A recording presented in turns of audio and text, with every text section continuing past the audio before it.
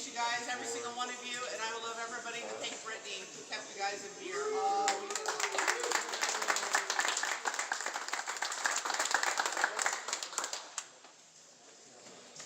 You gonna go fire them up? Yep. Okay. Sweet, cool.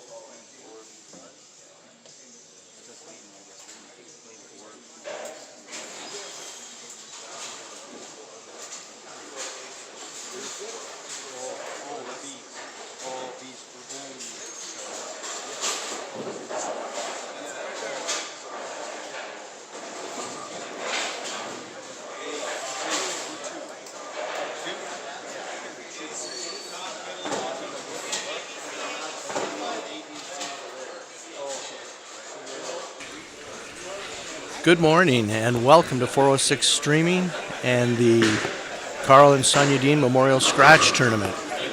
We're just starting match play. I'd like to thank all of you for tuning in, and hopefully we have a great day today. The pattern is 43 feet. It's a reasonable volume, so there is some urethane going down the lanes, but the majority of the equipment being used right now is reactive with surface. And the play seems to be outside early. Yesterday in qualifying, that was the play. The success early was outside, and then things migrated in. Again, thank you for watching. If you have not subscribed to 406 Streaming, please do so. It'll help Tom out greatly. It's appreciated. We'd like to thank the sponsors of this tournament: Alley Cat Bar and Bowling, Dale Boma Trucking, Chicken on the Way, Opportunity Bank, Grizzly Auto, Desch's Auto, Contract Flooring, Remus Chris and Tammy Hinedin, Bootlegger Casino, Lucky Strike Lanes, Van Setten Custom Stacking, Christensen Construction, BSW Properties, Keith Dean, Kristen Dean, DGI Concrete, New Look Pro Shop, Little's Lanes, United Fiber, 406 Streaming.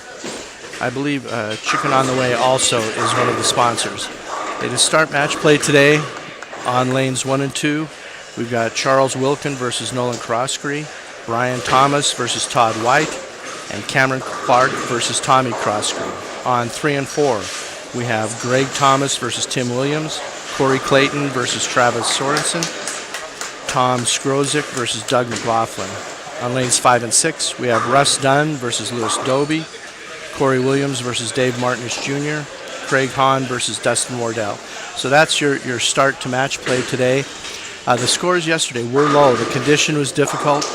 There were only, I believe, 3 or 4 people over at the end of the day.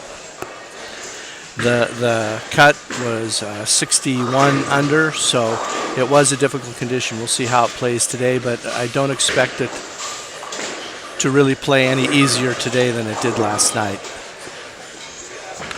As far as the pairs go, yesterday in qualifying, 3 and 4 played fairly tight. 1 and 2 was the most scoreable pair.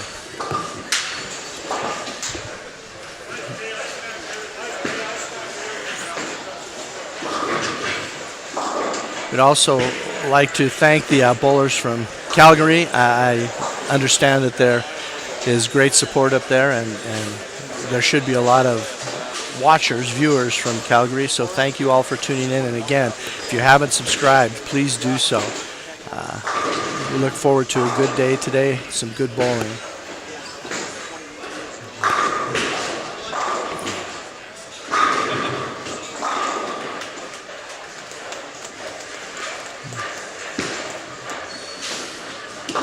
I hope all of you enjoy the commentary. I know that it does make it a little easier to know game to game what's going on, rather than trying to keep track of the scores at the end or wait for the scores posted on Tournament Bowl. So I really do hope that this is a help for all of you watching and makes the experience more enjoyable.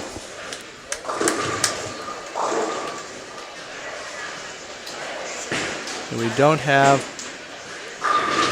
have a great deal of striking going on yet. So it is playing, it looks like it's playing difficult as it did yesterday.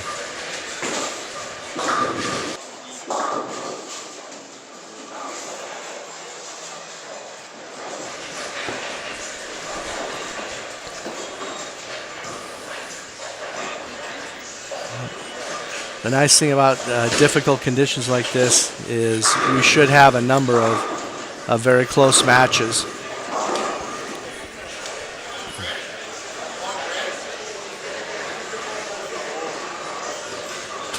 In the field, last year's tournament winner Jeff Karl did not make the cut today. Last year's second place finisher Nolan Krosky did make the cut, so it'll be interesting to see what his progress is today. If he can repeat, move up the standings, and maybe get a win this year after finishing second last year.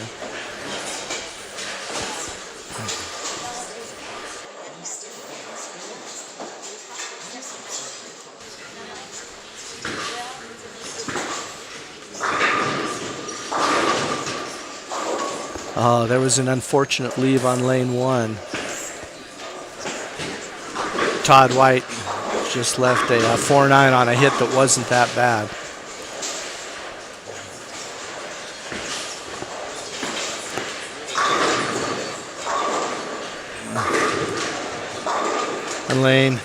On lane 3, we just had Travis Sorensen cross over to double, so that keeps him even in his match with Corey Clayton. Corey did re-enter yesterday and made it on the re-entry, but he would have just squeaked in on his first set. So he got a little insurance with the re-entry, but he didn't need it as it turns out.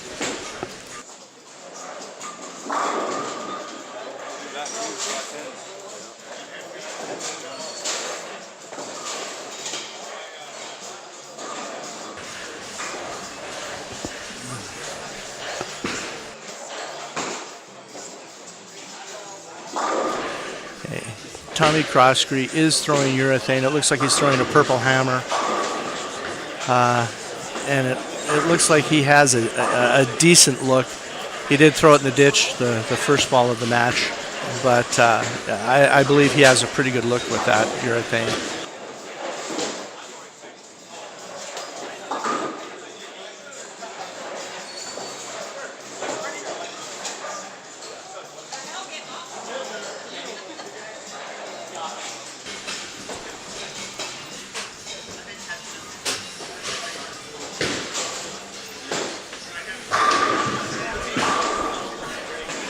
Yeah, we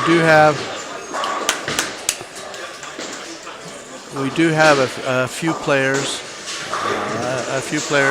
Travis and Corey look like they're locked in a little bit. Lewis Doby also looks like he's solid right now. Nolan just struck on 2. I believe he's throwing a UC3. So the quasi-urethane going down for Nolan.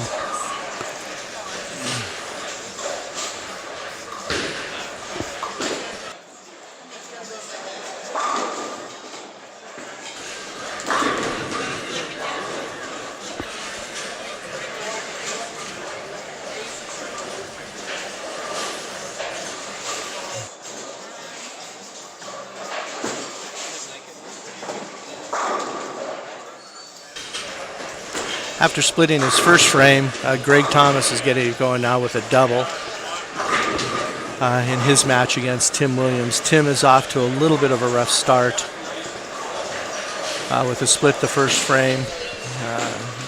He's clean after that with a couple of spares. But it looks like with what Greg's got going right now, he is going to have to pick it up a bit soon.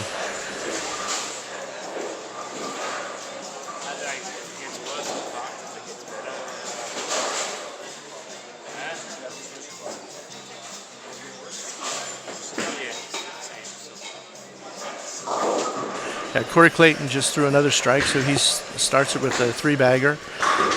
So that match, if Travis is also lined up like it appears, that match could be a pretty high-scoring one to start the day.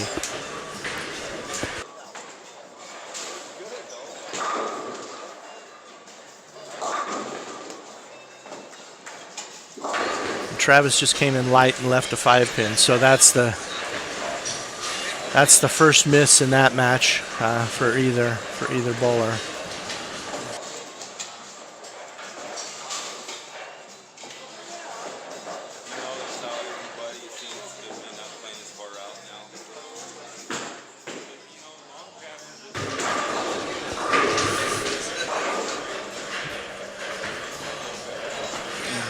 Yeah.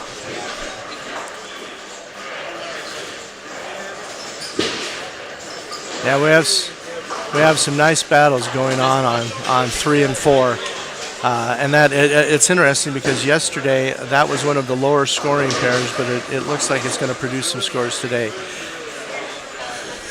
7 and 8 right now. We have a couple of people that are lined up and a couple of people that are still searching a little bit.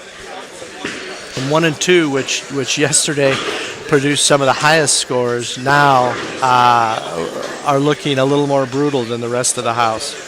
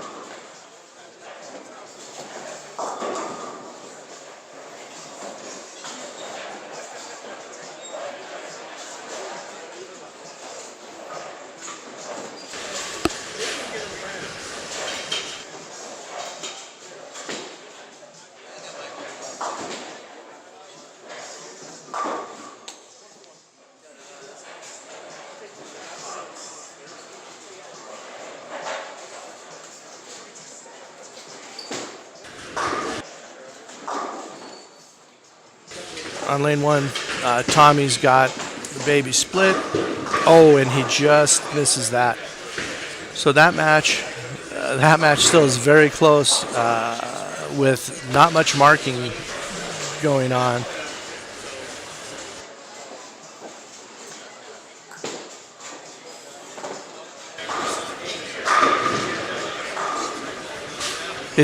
Yesterday did not take long for a little bit of hook room to develop right.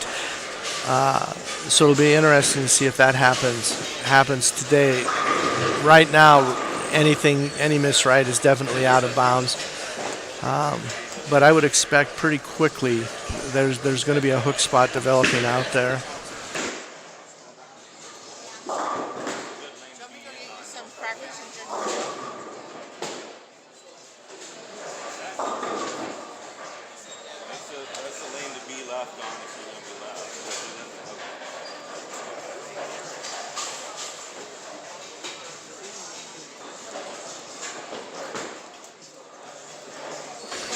Oh, on lane 2, Cameron just flagged the 1-2-4, and that really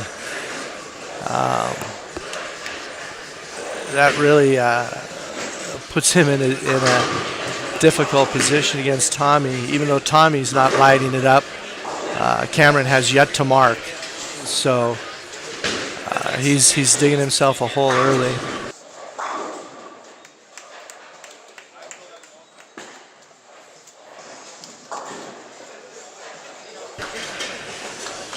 On lane 3, Corey Clayton has a 4-bagger going, and he's starting to open up a bit of a lead against Travis. Travis, after starting with the double, has gone spare. So Corey looks like he is the most locked in right now to start the day.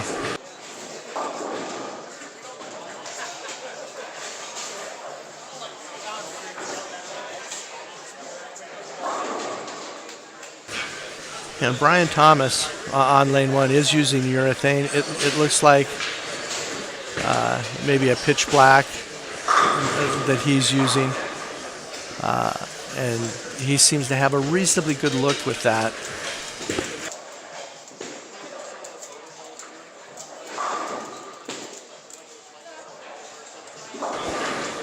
And Tim just left a washout on lane 4, and he has yet to find a comfort zone.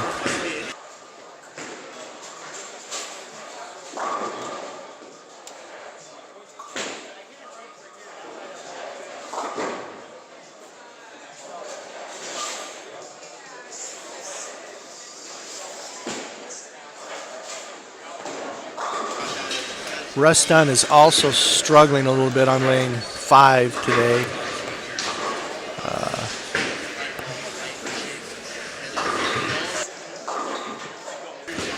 And Tim does not convert the washout, so he leaves an open frame. And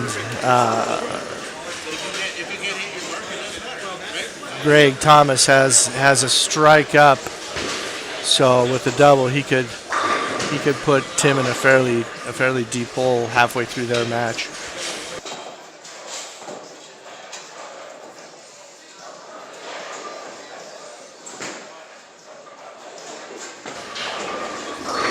Tommy just left 210 on 2.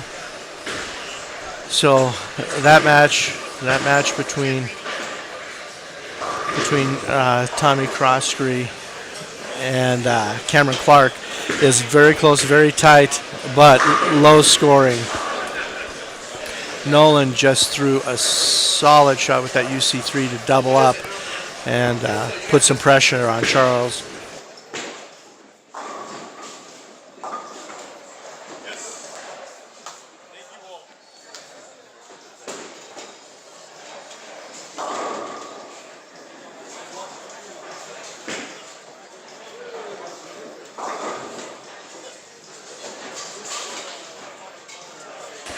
Tom Skrozik right now is nice and steady and putting a lot of pressure on Doug McLaughlin.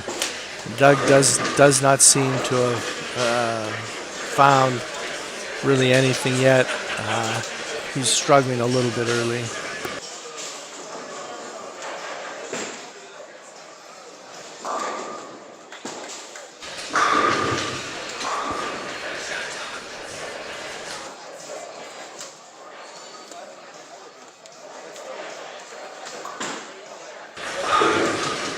Okay, Charles Wilkin on 1 just got a strike, much needed strike to stay close to Nolan, who seems to be getting into a little bit of a comfort zone.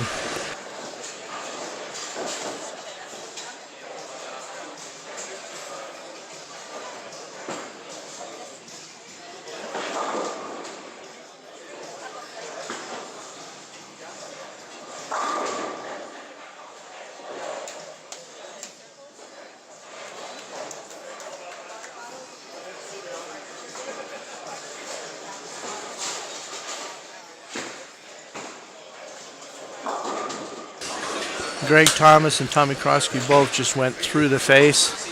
Tommy leaving the 410, but Tim left the 4.7. So 2 similar shots, different leads.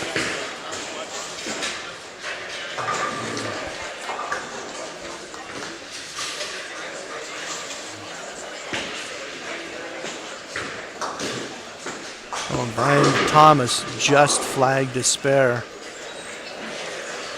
Just flagged a spare on lane 2, and that's going to let Todd right back in this match.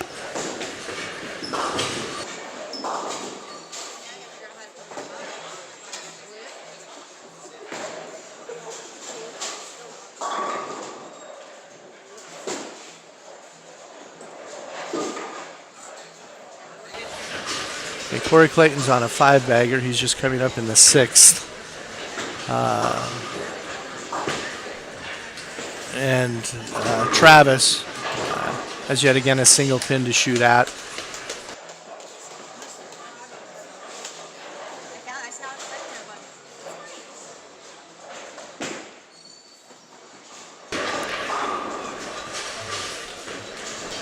And Corey just struck again for a 6-bagger, and now he's got Travis in a pretty deep hole, even though Travis is throwing the ball as well as anybody this morning other than Corey. And, you know, luck of the draw, you throw the ball reasonably well out of the gate, and you're up against somebody that's just on fire. So a difficult draw for Travis to start today.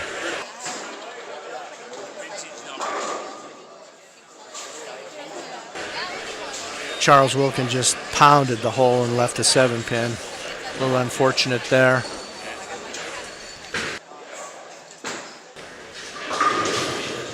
Nolan has a chance to take a little bit of a lead here if he can strike. And he does for a 3-bagger. So he takes a lead late over Charles.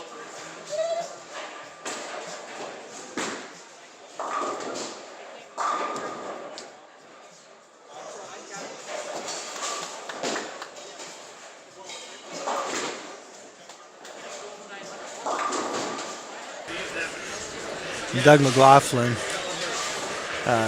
just got a much-needed double to close in just a little bit on Tom Skrozik.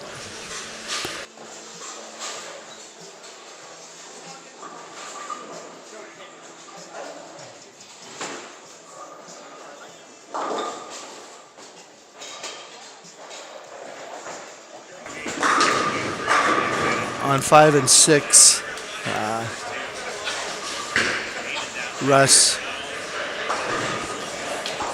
Dunn and Lewis Dobie match is still being pretty firmly controlled by Lewis.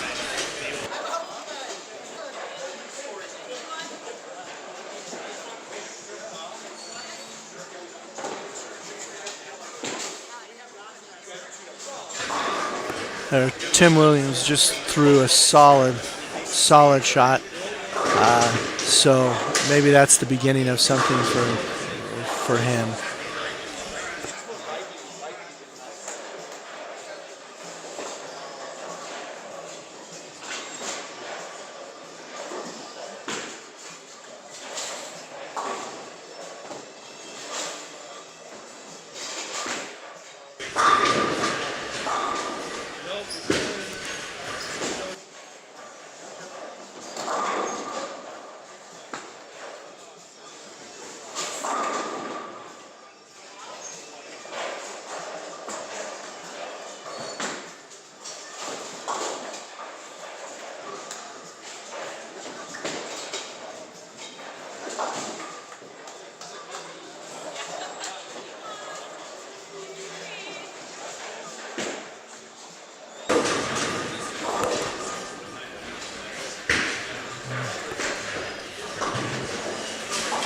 And Corey Williams just spared, and Dave Martinich just opened, so that opens the door just slightly for Corey. He's still in a bit of a hole late. They're through 7.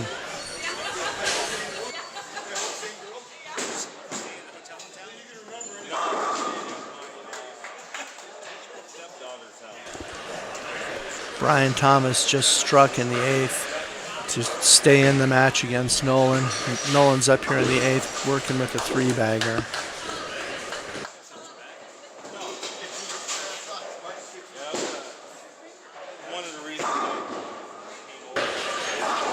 And he went through the face, left the baby split.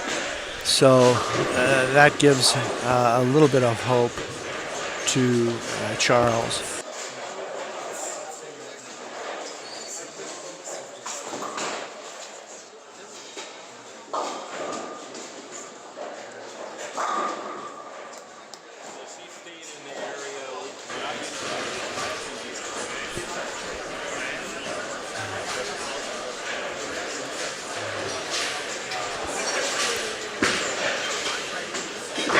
And Nolan does not convert that baby slip, so he opens the 8th. He's got 166 through 8.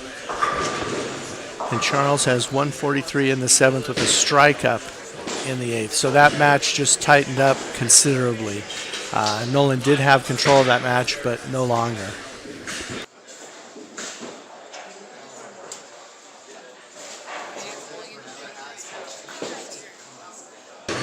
And Corey Clayton's string came to an end in the 7th. He has a 9 spare in the 7th after that 6-bagger, but he is well in control of his match.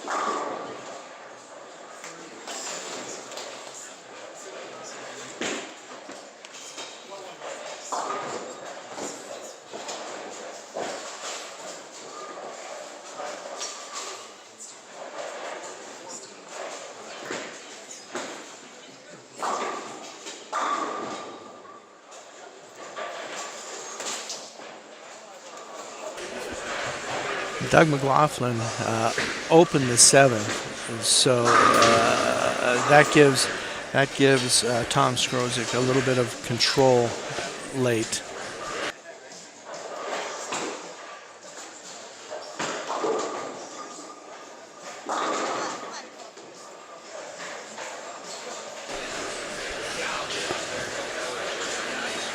Tom Crosby just left a 4-pin on lane 1, and if he converts this, that will give him a slight lead late against Cameron Clark.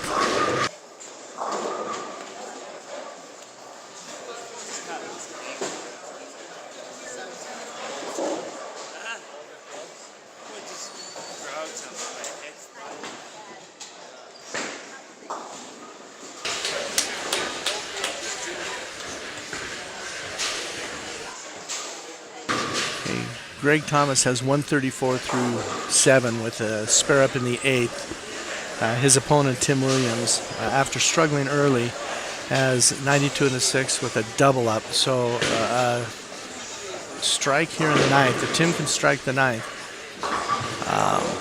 that will give him some hope for a match that he struggled early.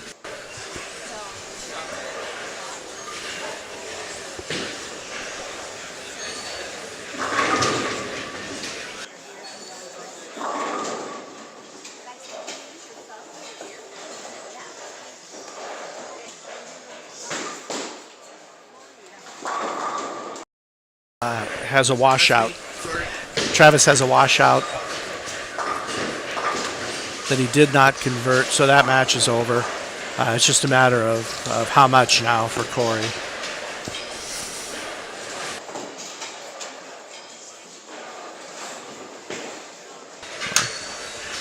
Todd White just left a ring in 10 in the 9th.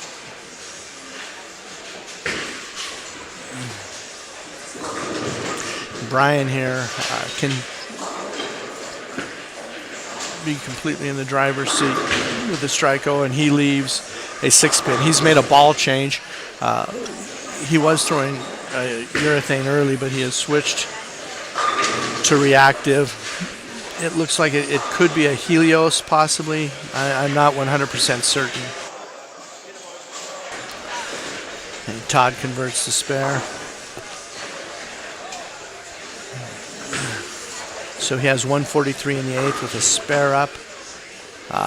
If Brian converts here, that'll give him 153. So he'll have a 10-pin lead going into the final frame if he converts.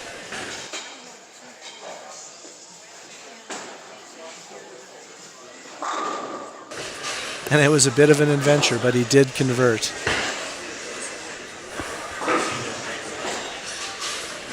Down on 5 and 6. Louis Doby, it looks like he's going to win that match against Russ. I'm not sure Russ can get there from here, so he's looking good. Oh, on lane 4, Tim just threw it through the face on that double. So his run from behind may be over with that shot.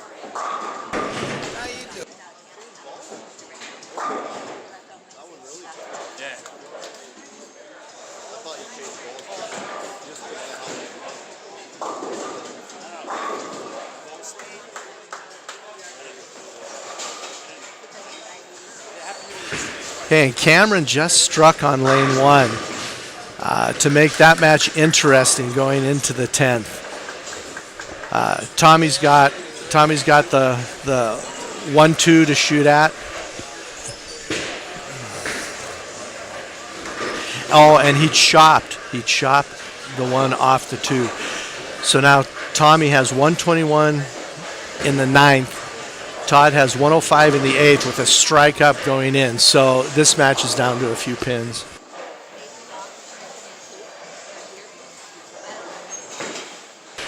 Nolan just left a Greek church in the 10th, and that may be the end of his match against Charles. Charles has a double up.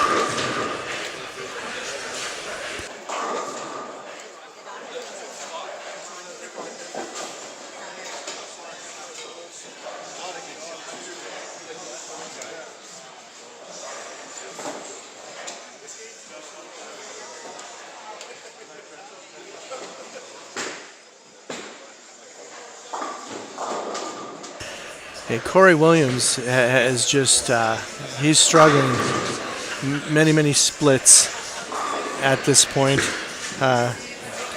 in his match against Dave Martinich. Dave Martinich has had a couple of splits, but he's pretty much sailing along. Nolan finishes with 188. Brian has left a 10-pin, and he's going to win this match. He missed the 10-pin, but he didn't need it. He shoots an even 200 against Nolan's 188.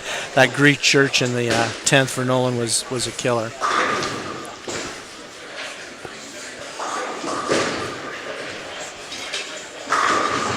Todd just threw one through the face, left a 3-6-10 on lane 1.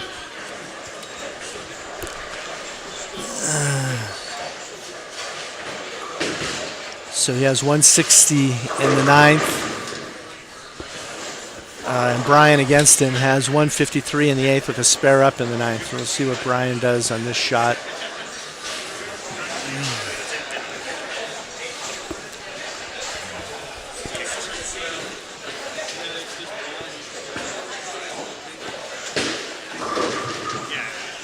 And Brian leaves the bucket. The ball was very late, very light. Todd converts the 3-6-10. So he has a possible 180. Brian has 169 up with this bucket to shoot at, so he needs to convert this to shut Todd out.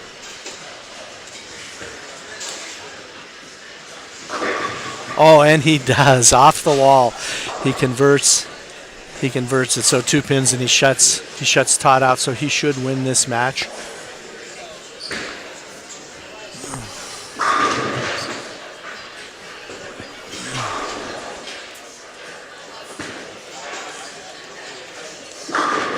And Todd finishes with a strike to shoot 180, but it's too little, too late.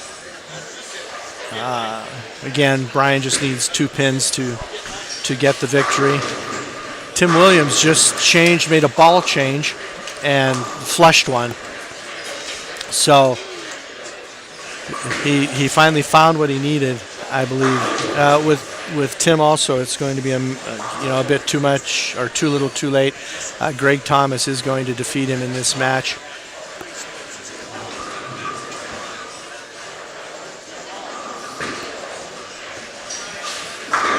Yeah, Greg just threw another strike. Down on 5 and 6. Louis Doby is going to defeat Russ Dunn. Russ Dunn shot a $150 game and change. And Lewis has got a 3-bagger going in. I cannot see exactly his score, but it looks like he's going to shoot 230, 240, something like that. 240s, I believe.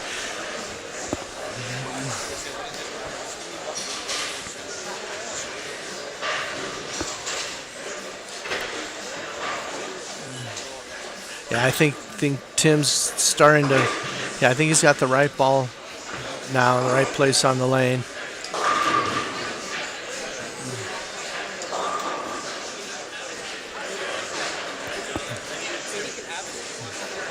Yeah, Brian Thomas, that ball change, I'm not sure that's working for him. Okay, Tommy just missed right, but it hung on and came back, and he did strike on lane 1.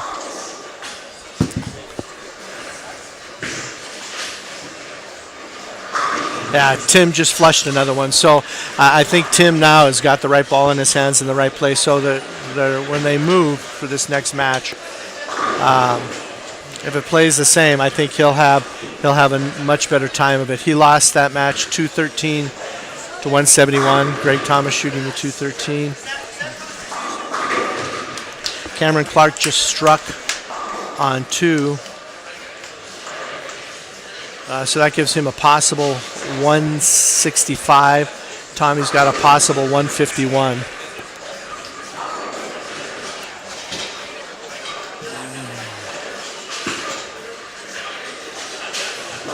Oh, Tommy just threw it through the face, so that match is over.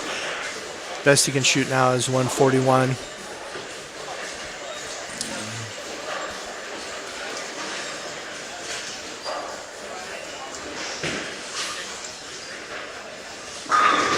Corey Clayton just flushed another one on lane 4.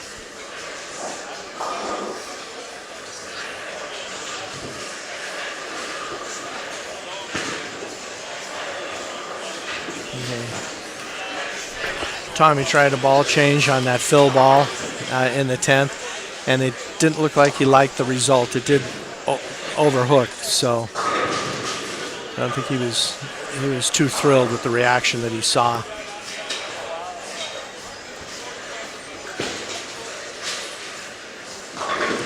And Cameron Clark finishes with 151, so he defeats Tommy 151 to 138. So on lanes 1 and 2, you had Charles Wilkin defeating Nolan Crosby, Brian Thomas defeating Todd White, and Cameron Clark defeating Tommy Crosby.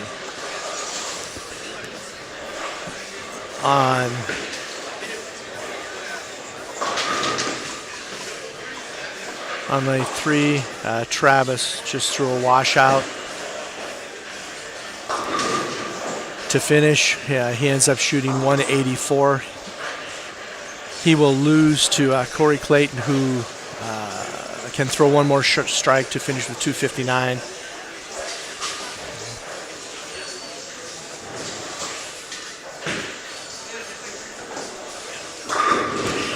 And he does. So Corey Clayton shoots 259 to win that match. So on lanes 3 and 4, we have Greg Thomas defeating Tim Williams, Corey Clayton defeating Travis Sorensen. On lanes 5 and 6, we have Louis Doby defeating Russ Dunn. And we have Dave Martinich Jr. defeating Corey Williams.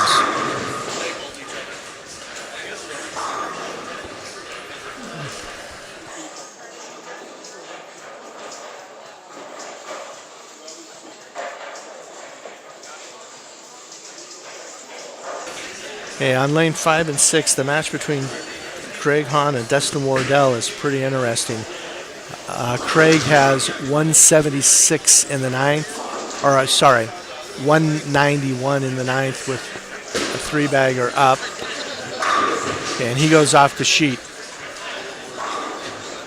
to finish with 226, I believe, 225. Dustin Wardell has 173 in the eighth with a strike in the ninth and a strike up in the 10th.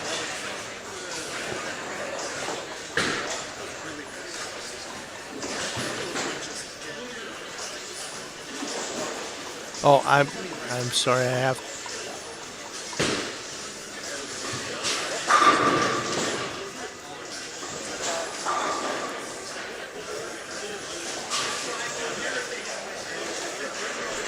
And Dustin strikes to give him that match. He just needs 3 pins, and he will be a winner down there.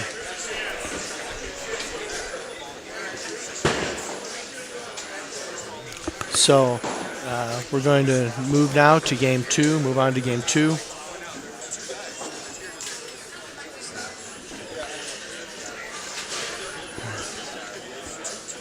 Again, we'd like to thank all of the sponsors. Chicken on the Go, Alley Cat, Dale Boma, Opportunity Bank, Grizzly Auto, Dashes Auto, Contract Flooring, Chris and Tammy, Bootlegger Casino, Lucky Strike Lanes, Van Setten, Christian Construction, VSW, Keith and Kristen Dehn, DGI Concrete, Newark Pro Shop, Little's Lanes, United Fiber, and 406 Streaming. Those are your sponsors. And again, another shout out to the viewers in Calgary. We have a number of Canadian bowlers down here. It's great to see. And also a reminder, if you have not subscribed, please subscribe. It helps keep this channel going, and we hope that you're enjoying the content.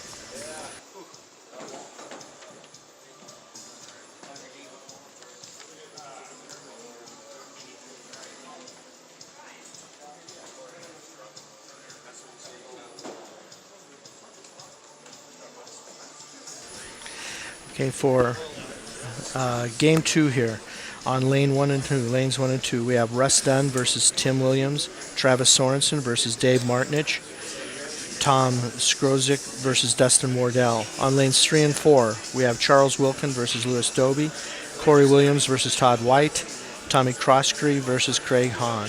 And on lanes 5 and 6, we have Nolan Crosscree versus Greg Thomas, Brian Thomas versus Corey Clayton, and Cameron Clark versus Doug McLaughlin.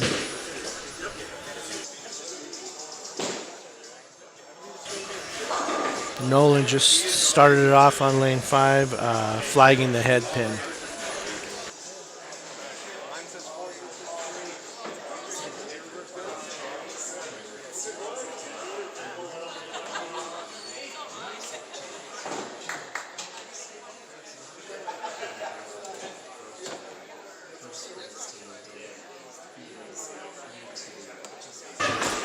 And Greg Thomas is flush on 6 to start his match.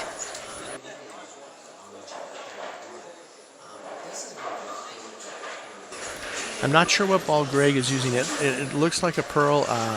It could be an RSTX2. It looks like it's kind of that color, but I'm not certain.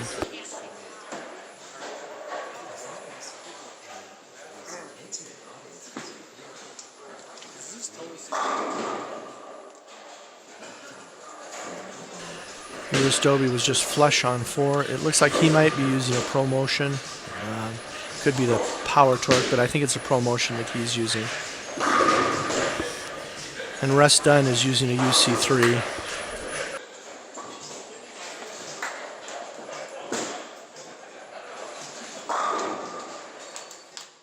Charles Wilkins strikes. It was flush as well, so we may have a high-scoring match with Charles and Lewis.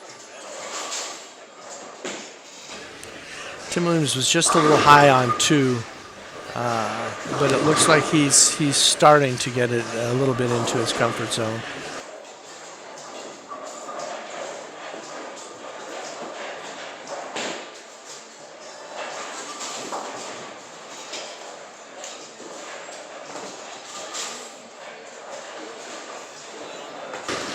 Brian Thomas just had a light shaker, carried it down there on lane 5. Oh, Corey Williams, flush left an 8-pin on 3.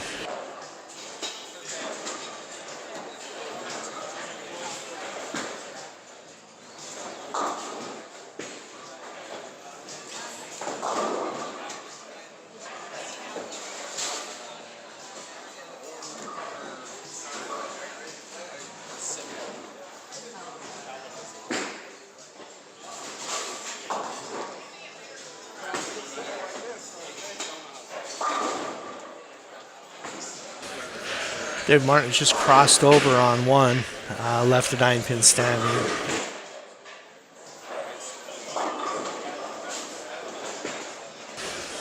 Travis with a spare to start his match against Dave.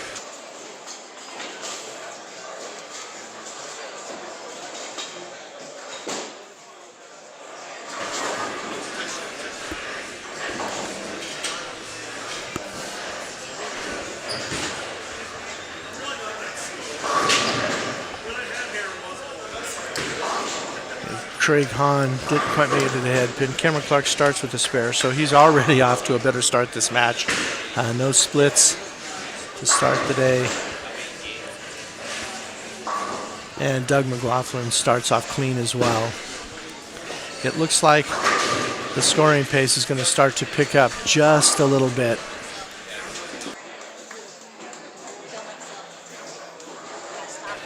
Dustin Wardell starts with a strike.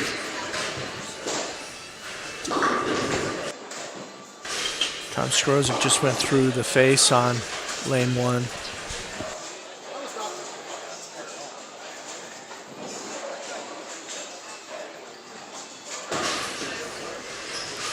Greg Thomas with a strike on 5. So he starts his match with a double.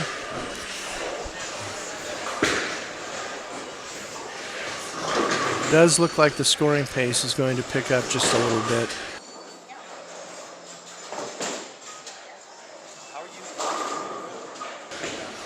Oh, and on lane 1, Tom Skrozik just flagged the 3-6, took the 6 off the 3.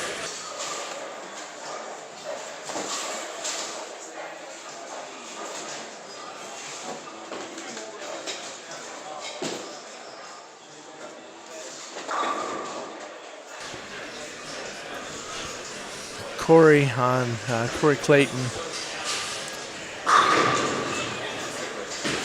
on lane 7. Just left a 10-pin.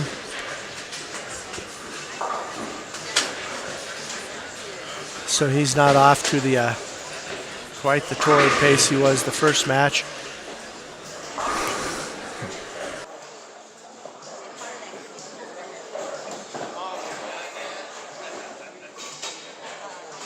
And Corey flagged the 10-pin.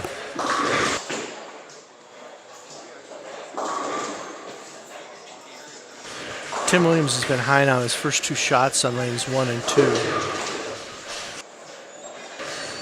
He's left a baby split on 1.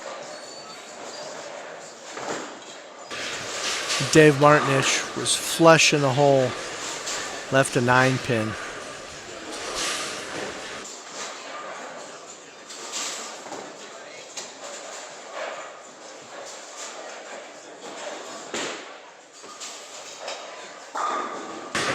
Tim converts the baby split, and Doug McLaughlin just packed one for 10 back.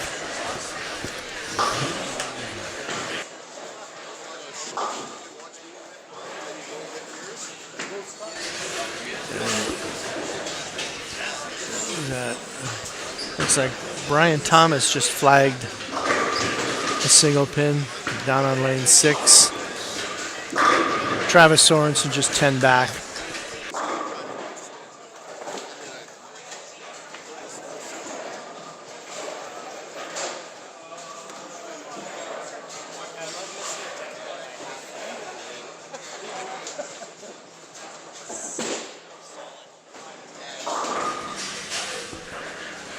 Hey, Doug McLaughlin is struggling a little bit early here. He opened the first frame, and he's left the 6-9-10 here in the second. On lane two, Tom Skrozik just left the big 4.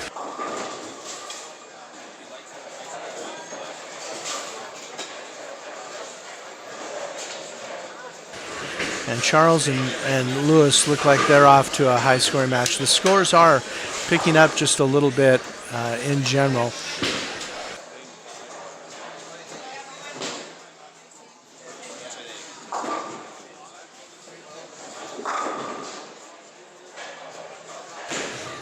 Oh, single pin.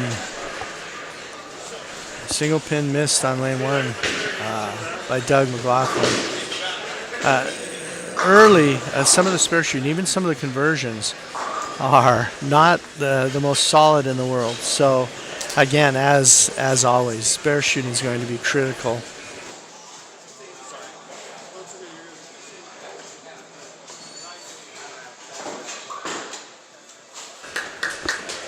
Russ Dunn is still using the UC3, and he just packed 10 back in his match against Tim Williams.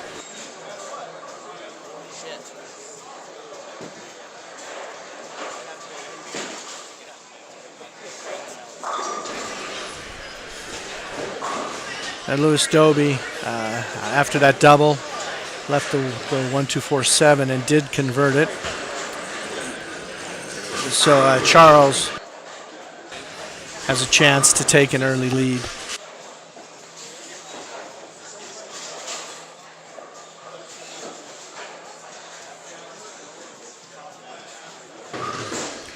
And Charles was a little light, left a 7 pin. Down on lane 6, Greg Thomas has taken control early over Nolan Croskrey. Greg's got a 3-bagger, and Nolan only has 1 mark in the first 3 frames. Dave Martin was just high on lane 1 to leave the 4-9.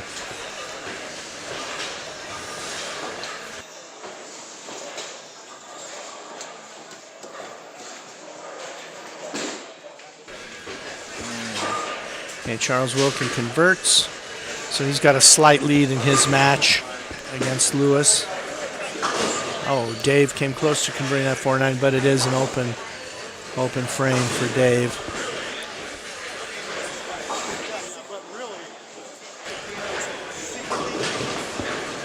Travis Sorensen can strike to put a little bit of heat on Dave, but he washes out instead.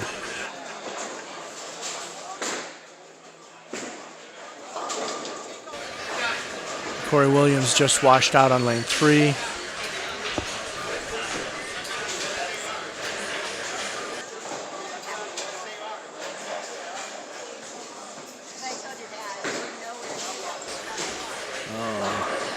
Tom Strozik, just a flat 10. And Craig Hahn, ring 10.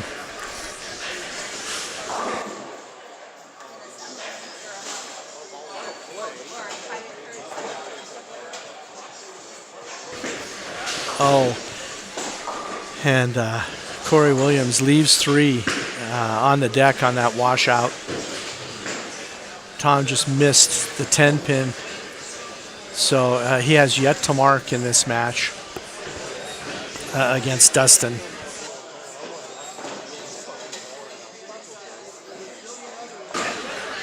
And Dustin strikes, so Dustin's going to strike, open strike. So he has a little bit of a lead over Tom to start.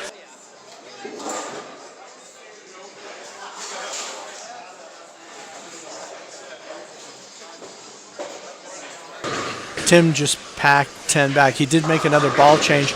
The ball he was using was a little pearlized. This ball looks like a solid. And that was a nice shot, 10 back. And kind of necessary for him with Russ having, a strike up.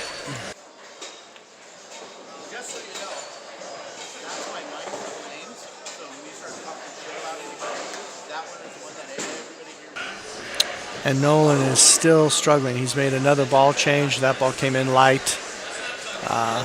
Left a 10 pin.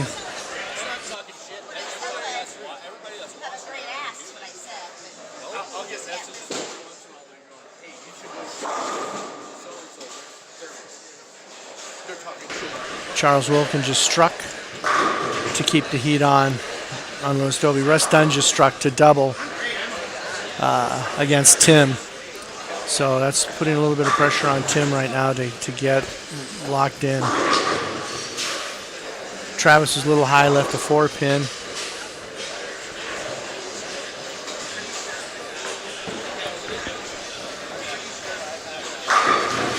Oh.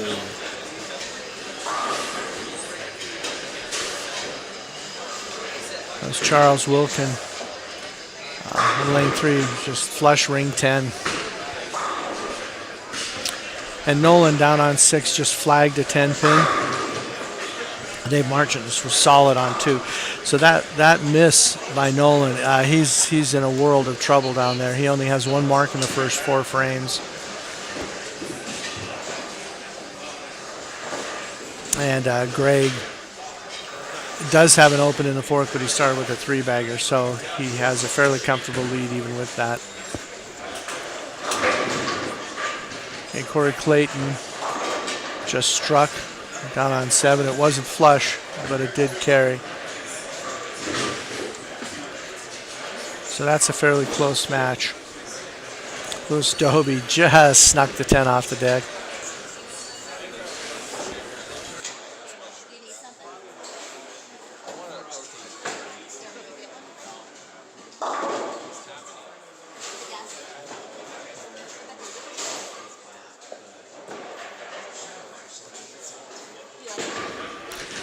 Tom's line leaves the 2-8. Corey Williams converts the 3-6.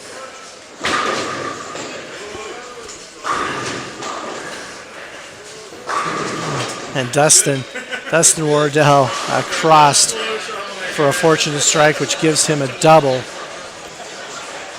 in that match against Tom Skrozik. So there's a considerable amount of pressure on Tom right now to convert this spare. He doesn't have a mark yet this game, and he did convert the 2-8. So that keeps him in the match.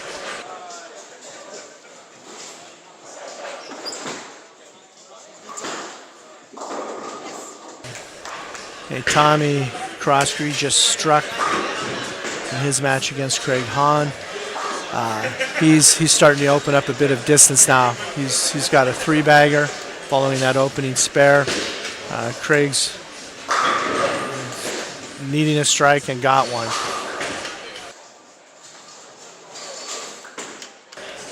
Cameron Clark just struck on 6, so that helps him tighten that match up just a little bit. Tim Williams just crossed on lane 2 for a strike. And that gives him a double. Russ converted the spare, so he has a spare following his double.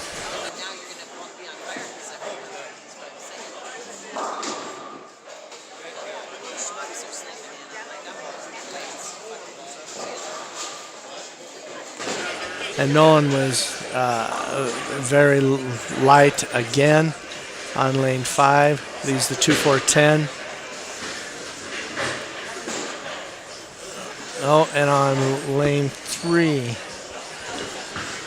we just had a ball in the ditch by Charles Wilkin.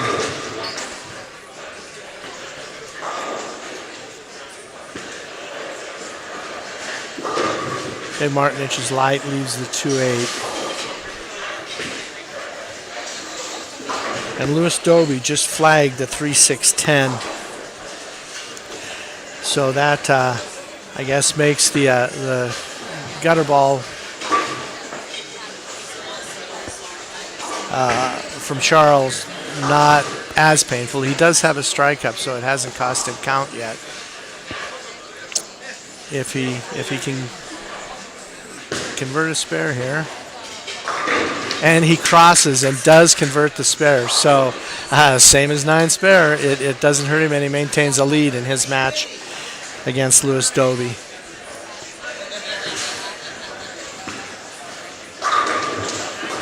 Dave Martinich picked up his spare, picked up the 2-8.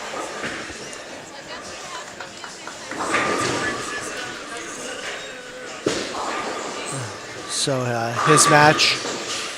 his match on lanes 1 and 2 against Travis Sorensen, he started to open up a little bit of a lead.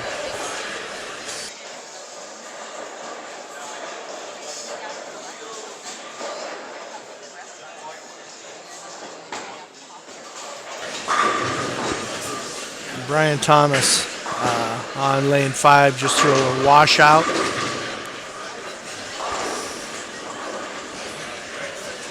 While Doug McLaughlin strikes down there on lane 6.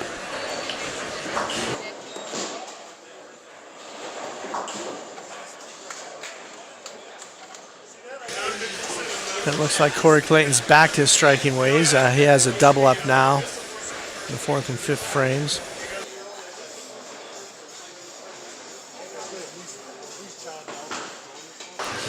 And Brian Thomas leaves an open. Tom on lane 1 spared. So he keeps himself from getting in a deeper hole. Russ Dunn was just flush on lane 2. So that gives him a strike up in the 6th with 107 in the 5th. This is a big shot for Tim Williams on lane 1.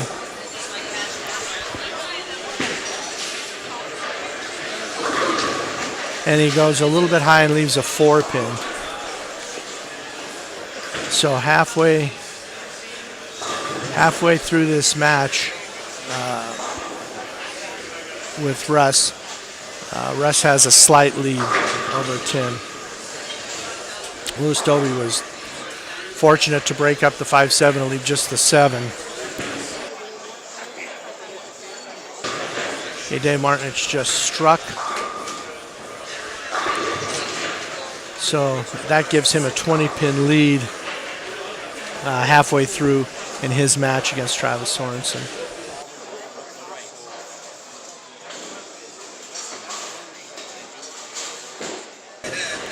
Tim converts the 4-pin. So he's got 106 in the 5th with a spare up. And Russ has 107 in the 5th with a strike up. Cameron just had the super washout and only got 1. So that hurt him considerably to get a total of 6 in the 5th frame. Travis was just flush for a strike.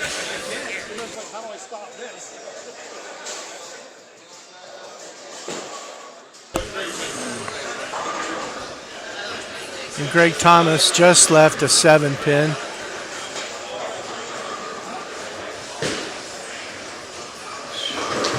Or no, yes, he did leave a 7-pin. I looked at it wrong for a moment. And he has a fairly comfortable lead in his match with Nolan still.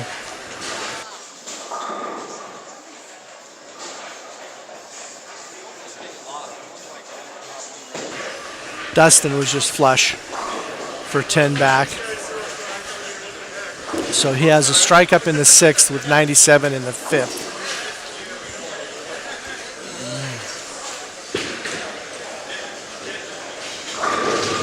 Tom left a 2-pin. He was light.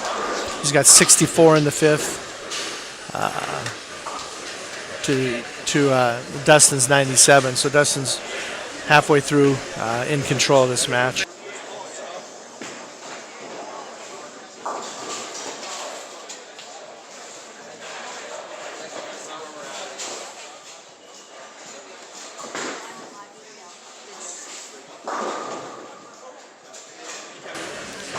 Todd White and Corey Williams. Corey has a chance to double here to close their matchup some. Tom converts the spare on lane 2. So he's trailing by about 30 in his match against Dustin Wardell.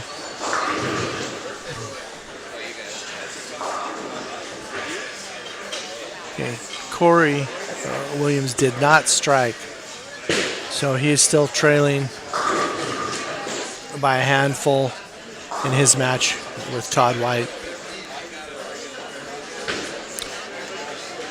And this is a big shot for Tim Williams in the 7th. Russ Dunn did double in the 6th and 7th, and he's up by 1. And Tim leaves a 10 pin. So he's going to trail by about 10, 12 here, getting late in this match.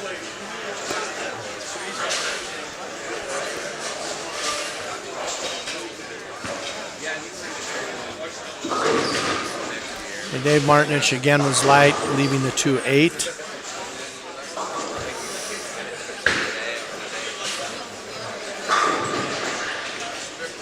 Doug McLaughlin just flagged the head pin, left the rail.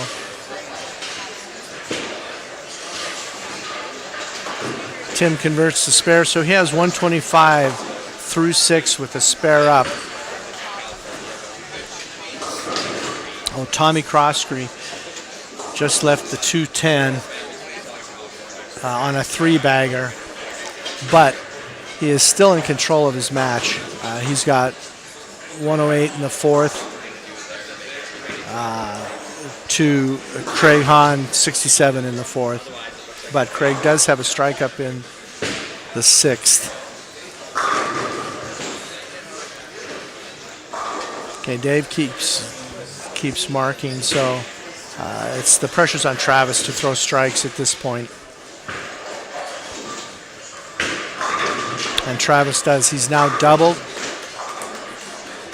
to start to put a little bit of pressure on Dave.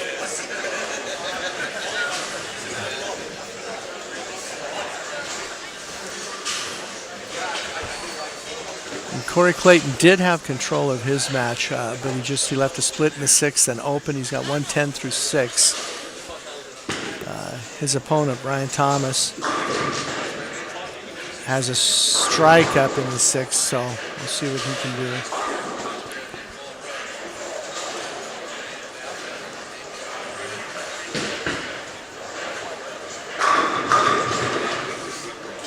And Corey Williams just struck.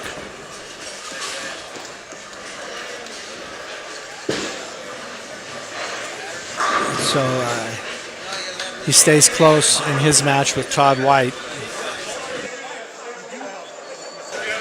Dustin Wardell struck again, so he's starting to open up a little distance in his match with Tom Skrosic.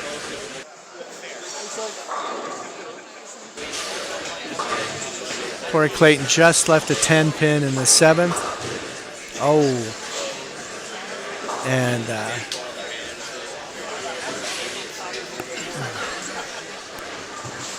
yeah, Louis Dobie just missed.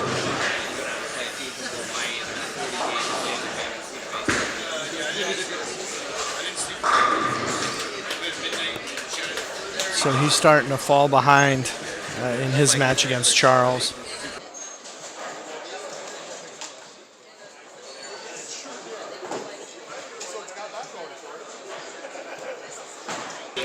Okay, Todd White strikes.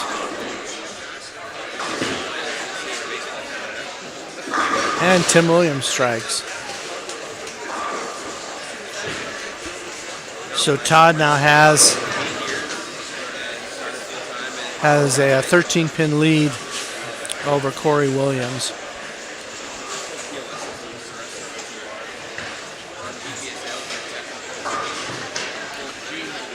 And Brian Thomas again has a split and doesn't get good count. It looks like he has 96 through 7. And Corey Clayton has a spare up with 100 through 6. So even though he's nowhere near the pace, that 259 he had last game, he's still in control of that match. There are no real big games going on. Russ Dunn does have the opportunity right now to put up a big score. He's sitting on a three-bagger with 107 in the fifth. But when I said earlier it looked like the scoring pace was going to pick up a little bit, I was wrong. And spares again are a premium. Travis Sorensen just missed a 10 pin in the 8th frame to trail in his match.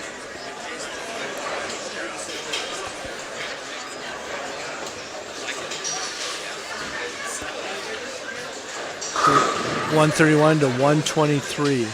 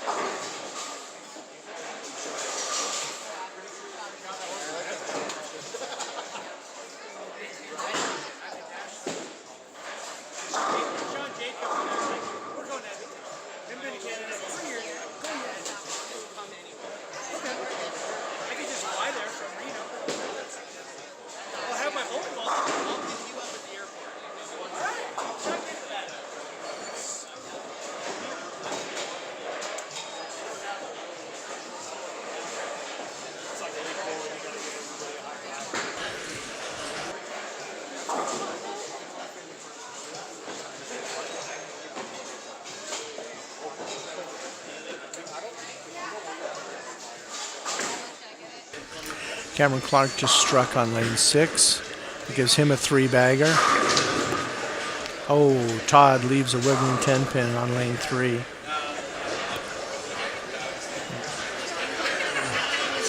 Cameron has made a big gain down there on Doug McLaughlin. So that match has tightened up considerably. And Doug just flagged the head pin to leave the 1-2-4. Dave Martinich goes high and leaves the 4 pin in the 9th. He has an 8 pin lead in his match with Travis Sorensen. Tim Williams converts the baby split. He's got 165 through 8. So much better score this game for Tim than the last, but Russ is starting to put it on him now. Dave converts the spare. So he has 131 through 8, spare up in the 9th. We'll see what Travis does here.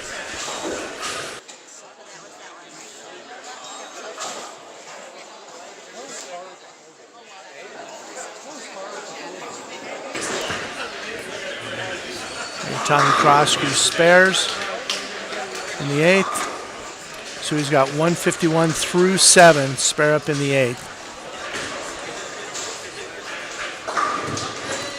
And Greg Thomas just spared.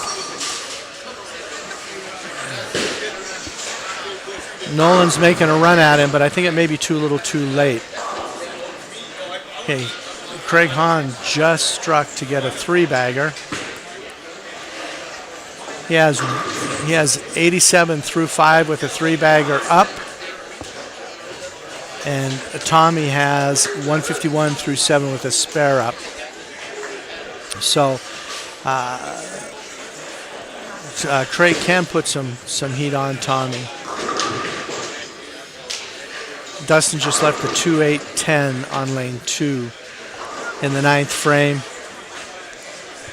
And Tom struck in the 8th. I think it may be too little too late for Tom. We'll see how that plays out.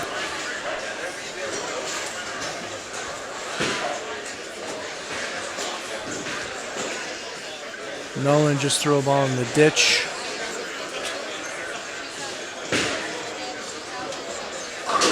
On lane 7. That was following a 3-bagger that looked like it might be able to get him back in the match, but that is devastating. That ball in the ditch on 7 for Nolan's hopes this match.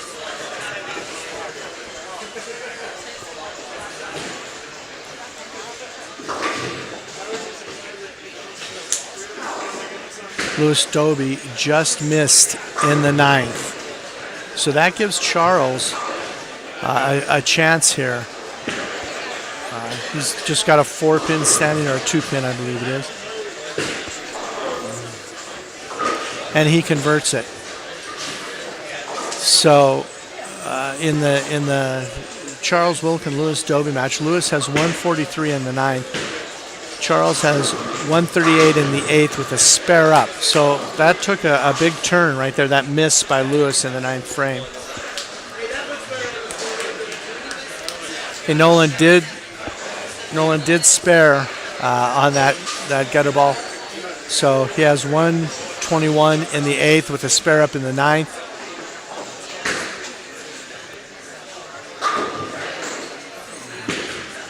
His opponent has 162 in the 8th and a spare up in the 9th. So again, that was just a devastating miss for Nolan.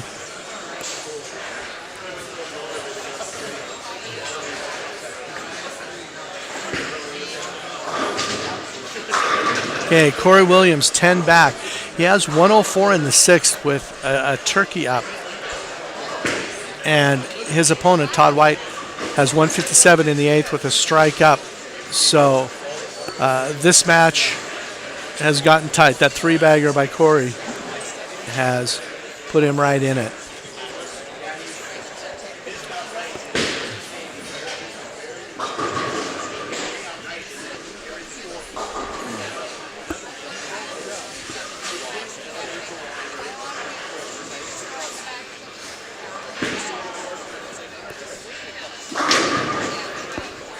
Okay, Russ Dunn and Tim Williams have just finished up on 1 and 2 with Russ Dunn winning that match 223 to 202. So Russ Dunn over Tim Williams 223-202.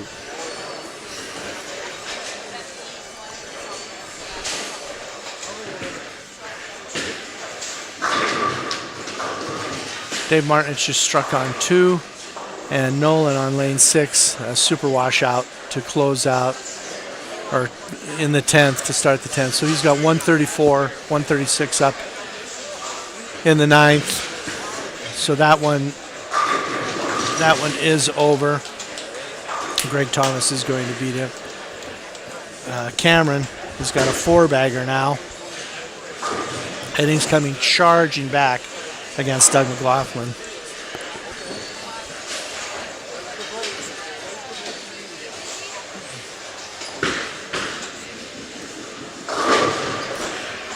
Hey, Tommy Croskery just left the super washout.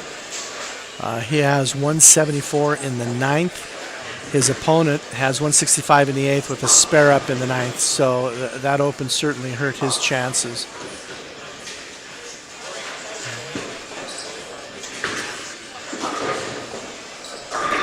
Travis Sorensen spares in the 10th. So he has 143 in the 9th with a spare up. He has a possible 163. And Dave right now with that, even with that super washout, if he doesn't get anything, has 166 in the books. So Dave is going to win that match. So Dave Martinich is going to defeat Travis Sorensen. Russ Dunn defeated Tim Williams.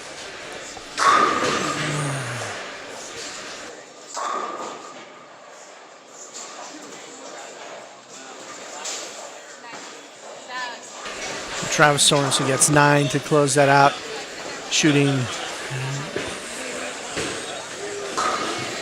162. Dave gets a couple off of his to shoot 168.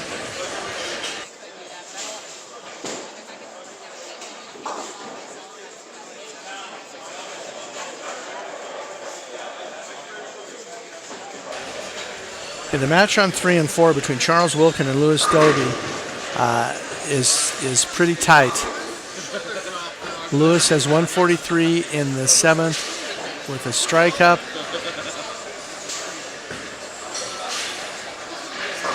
Oh, and that will end it. Louis Dobie is going to be defeated by Charles Wilkin. Dustin just left the 4-10. His first ball in the 10th. And Tom leaves the 1-2-7, his first ball in the 10th.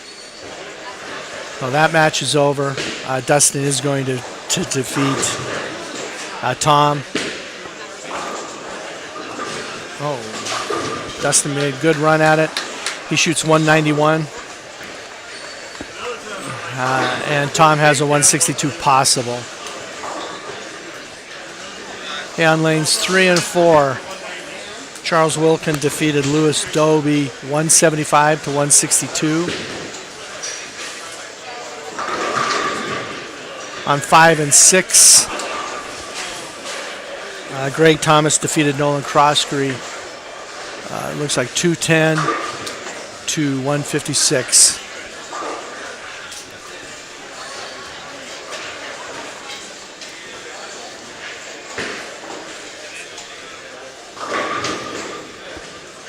Okay, and Corey Williams just struck again. And that's a 4-bagger. So that puts the pressure on here. This is must strike time for Todd. And he does, 10 back. It was flush. So Todd has a possible 217. And Corey has a possible 224. Cameron just struck again on lane 6. He's got a 5-bagger going. Definitely coming back in his match against Doug McLaughlin.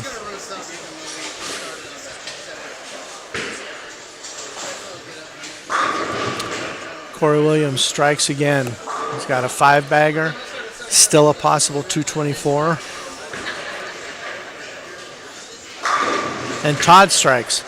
So still a possible 217 there.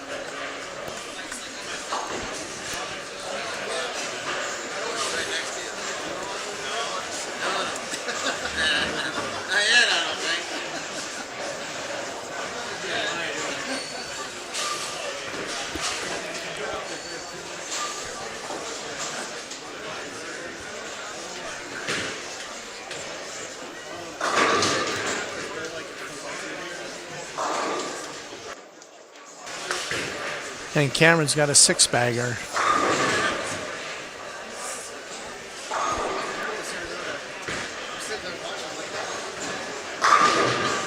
Okay, Todd finishes with a strike to shoot 217.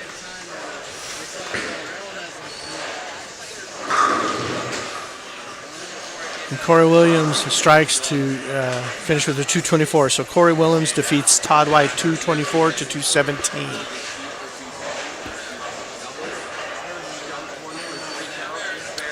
And down on 5 and 6, Corey Clayton defeated Brian Thomas. Looks like 177 to 158.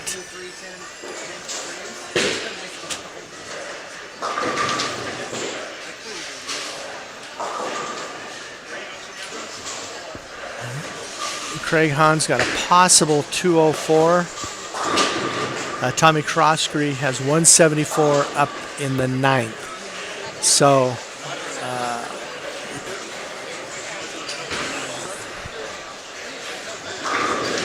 and Tommy does not strike. He leaves the 4-pin.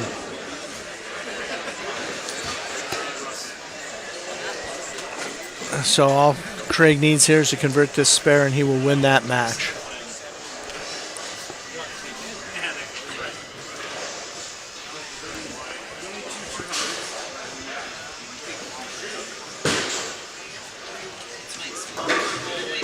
And he converts. So he wins that match. Craig Hahn will beat Tommy Croskery.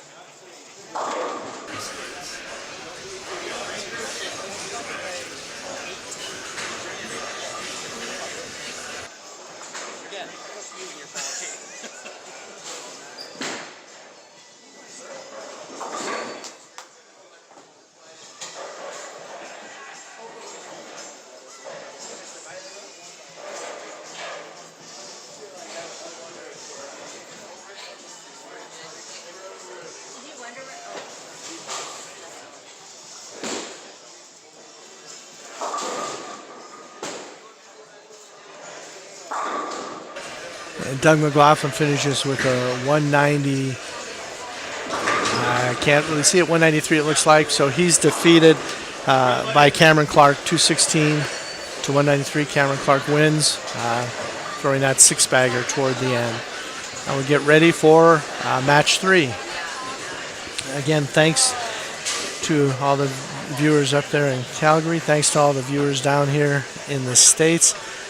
Please, if you haven't subscribed to the channel, do so. We'll get ready here for match number 3.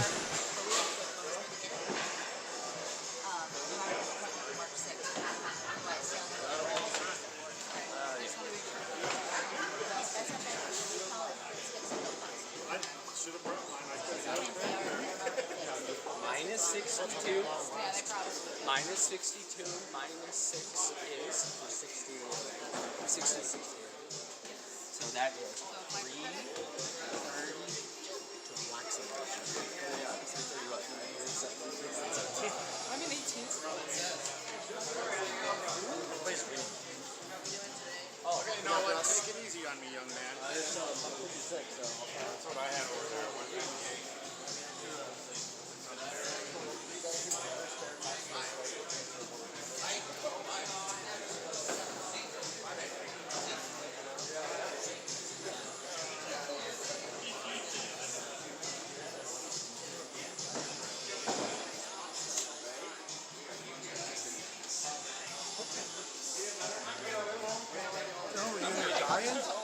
Yep. I waited forever. I'm like, I'm into the ladies' room. I can't wait.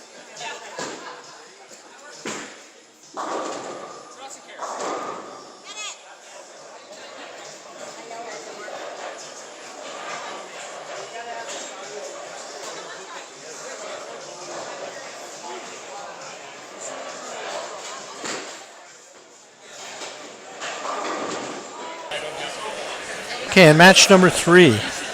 On 1 and 2, we have Greg Thomas against Charles Wilkin, Corey Williams against Corey Clayton, Doug McLaughlin against Craig Hahn. On 3 and 4, we have Nolan Croskery versus Russ Dunn, Travis Sorensen versus Brian Thomas, and Cameron Clark versus Tom Skrozek.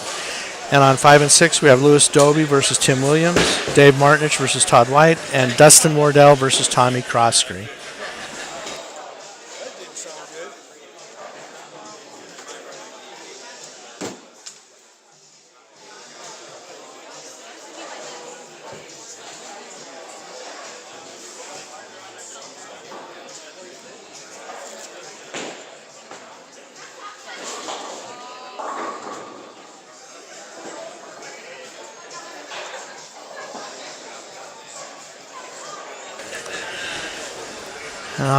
On 3 and 4, Nolan's days not getting any better. He just flagged a spare, and Russ Dunn started with a strike. So Russ Dunn's been pretty hot here, halfway through that second match and starting this third one. Corey Clayton's first shot on 2 leaves a 10 pin. And Travis on lane 3 goes through the nose.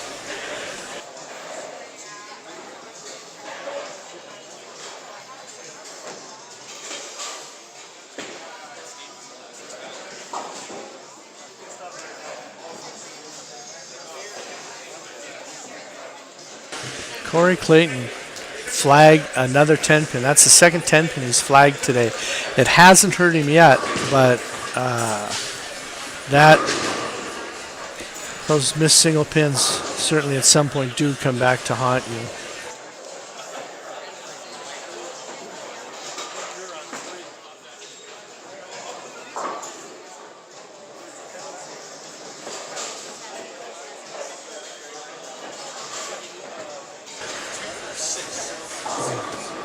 Dave Martinich starts with the strike down there on 5. Oh, Craig Hahn on lane 2 just missed the head pin left.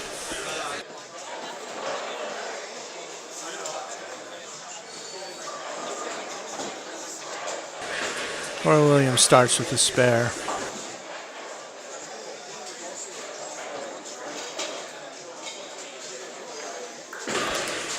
Cameron Clark crosses and carries. And Tim Williams down on lane 6 starts with a 2-8-10. And Tom Skrozek starts with a washout.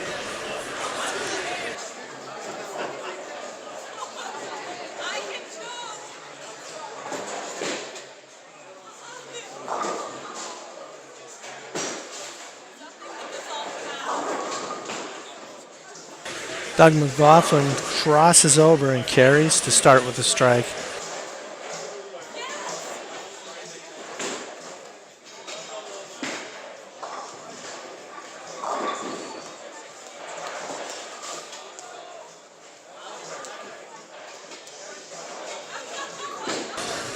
Russ Dunn stays hot. He doubles to start his match.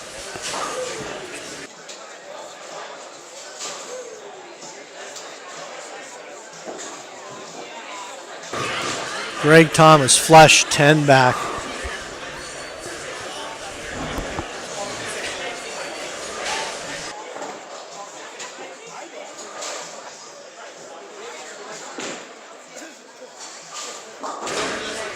Nolan Crosby was light to leave the 4-10, so his day certainly has not taken a turn for the better yet.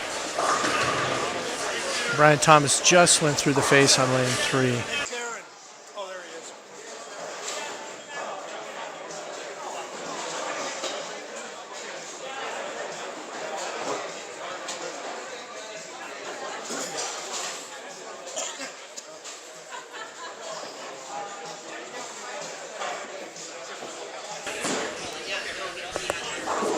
And on lane 1, Charles Wilkin just converts the 6-10.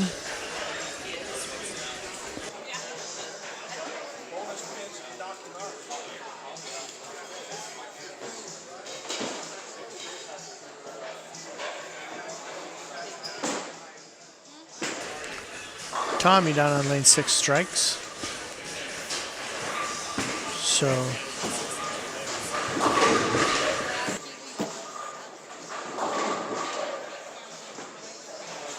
Brian Thomas converts his spare, not the easiest spare in the world, but he converts it.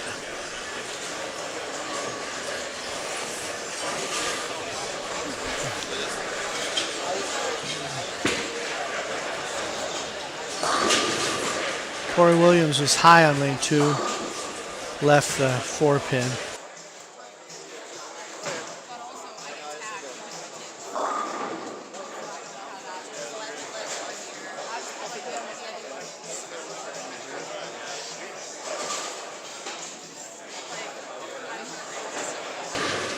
Greg Hahn just threw a shot, 10 back.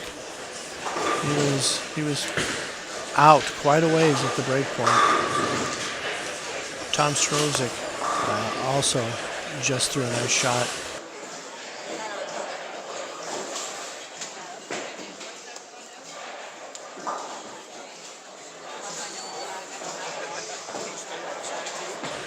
Oh, Travis Sorensen just chopped the 10 off of the 6th. So again, spare shooting today has not been solid.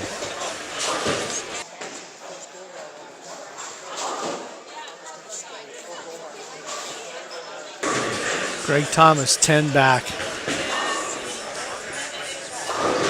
Looks like he might be getting locked in on 1 and 2. He did leave the 10 pin the first frame, rung a 10, but the next 2 shots are solid, 10 back.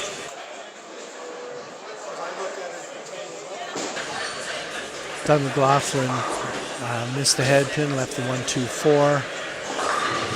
And Cameron Clark just went high and through the face.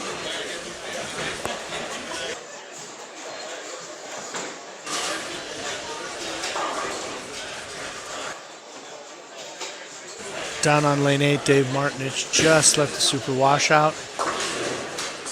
Nolan Crosby spares on lane 3.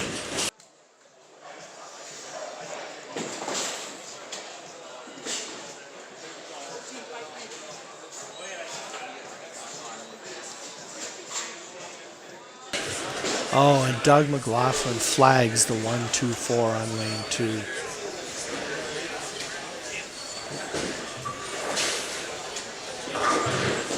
Cameron picks up the 369.10.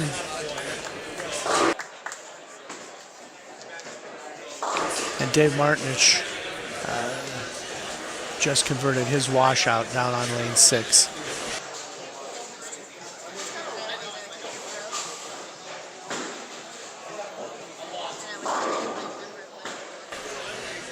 Tommy Crosscrew just left the super washout down on lane 5.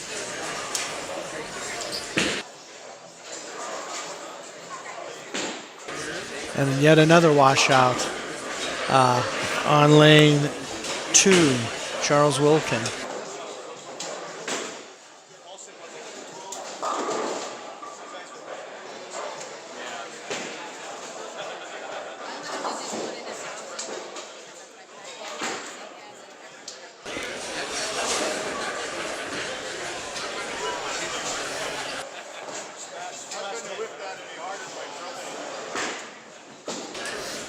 And Charles does not convert the washout.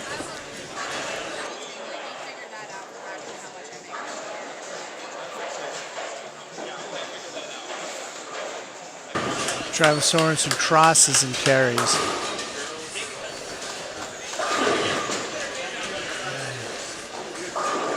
Tim Williams finally strikes in the third frame after splitting the first two.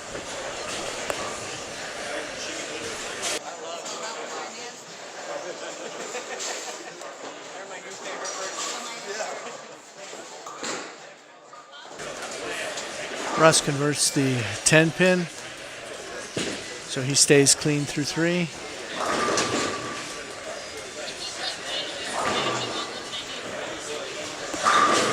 Corey Clayton just left the 2-8. Lewis Dobie just struck.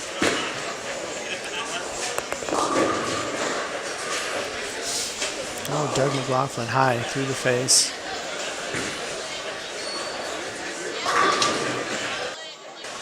Cameron Clark with a fast 8. Todd White strikes down on lane 6. And Corey Williams strikes on... Oh no, that was Brian Thomas. My mistake. Strikes on lane 4.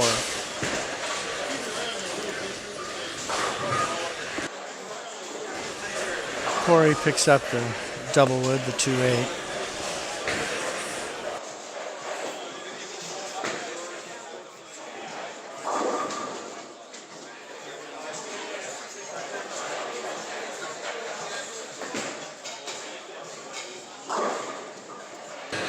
And Doug converts the 3-6-10.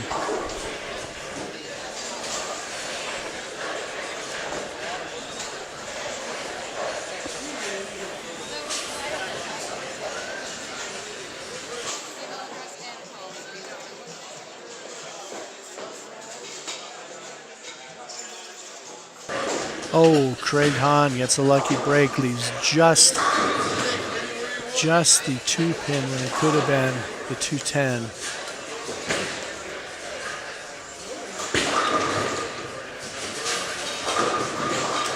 And Russ Dunn comes in light. He's the 6-9. And Dave Martinich just flagged another spare. Right on lane 5. So on the scoreboard right now, as you look across the house, it's in many cases strike or no count. The spares are few.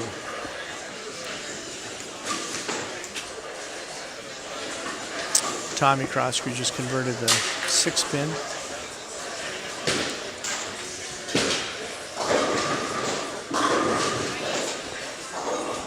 And Dustin just struck.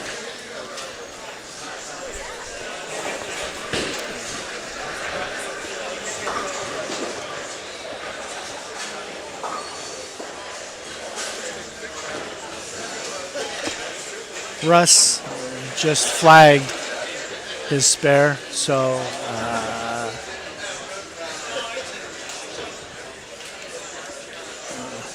that can let Nolan back in a little bit here.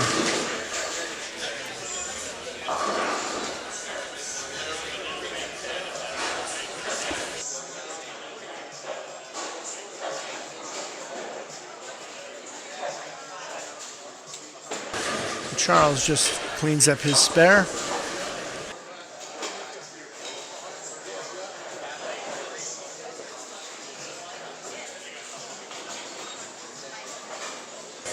So early on in this third set, most of the matches are close. We don't have any separation really going on yet. Oh, and Nolan just flagged single pin. He had a chance to climb back in that match, and his rough day is continuing.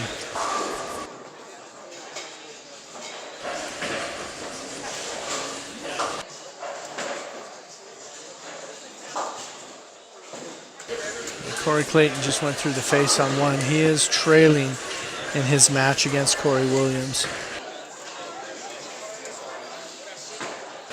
Travis just solid strike down on lane 4. Then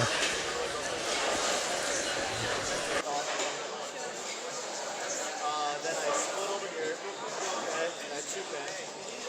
Then I 6-pin. Corey Williams went a little high but did carry. So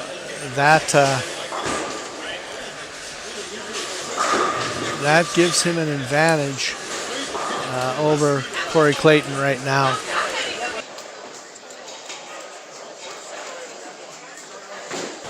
Corey Clayton converts the 6-10.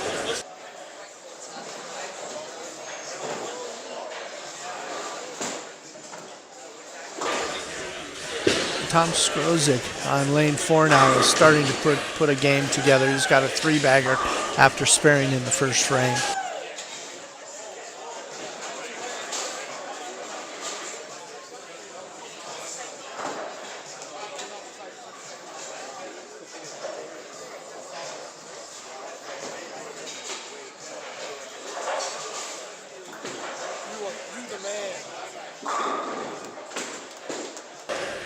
Craig Hahn just threw it through the face on lane 1.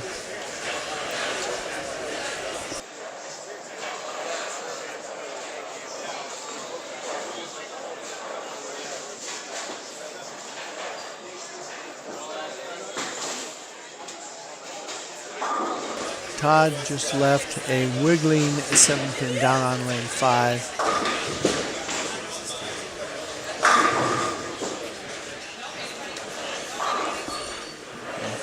Charles Wilkin on lane 2 just flagged the head pin. So he's not gaining any ground against Greg here.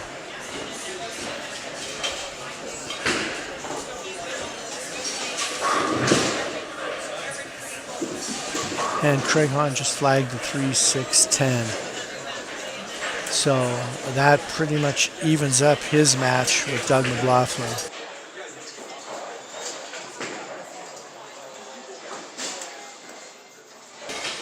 And Charles does convert the spare. Greg's up on lane 1.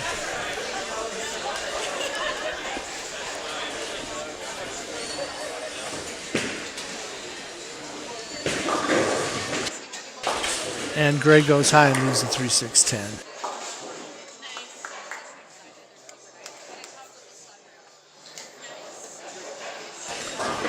Nolan got a spare to stop the bleeding a little bit there for him. Russ has left the 3-6-10 and converts it.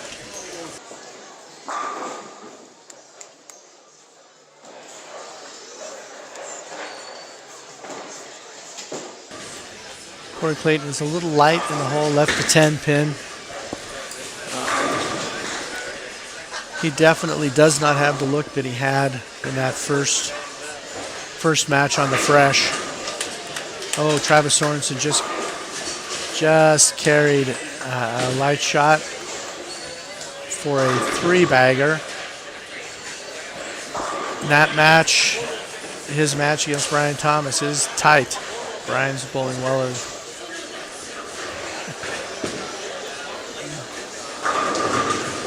Brian strikes for a 3-bagger to match Travis, and Greg converts his spare.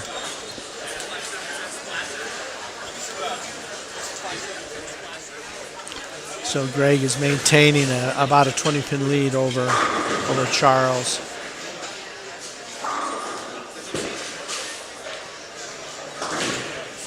Corey converts to 10-pin to keep his match with Corey close. Down on 5 and 6. All of the matches are still fairly close. No big scores happening yet down there, but the matches are close.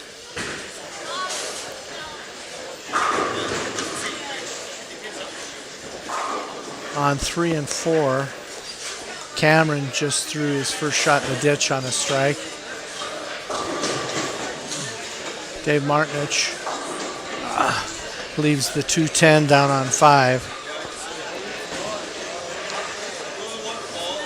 He was leading in his match with Todd, but Todd just struck, so that one could turn around.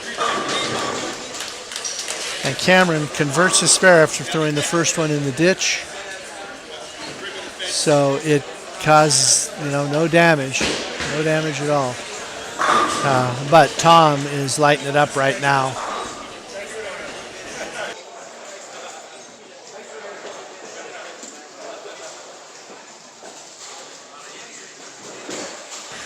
Nolan has made another ball change. He just came in light.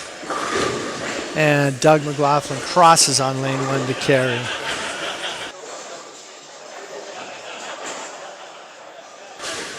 He's now taken a lead in his match against Craig.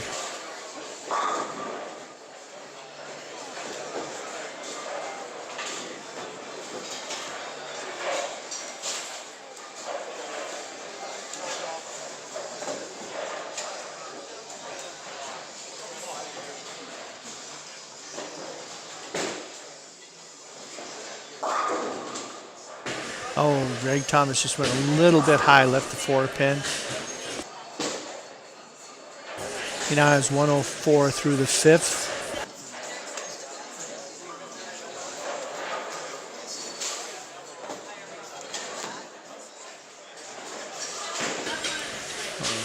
Travis leaves a 10-pin also, and he has 80 through the 5th. Dustin just flagged a 6-pin down there on lane 5. And that evens up his match with Tommy. Greg converts the 4. Lewis just crosses for a strike down on lane 6. And Travis goes through the face to leave the baby split on 5.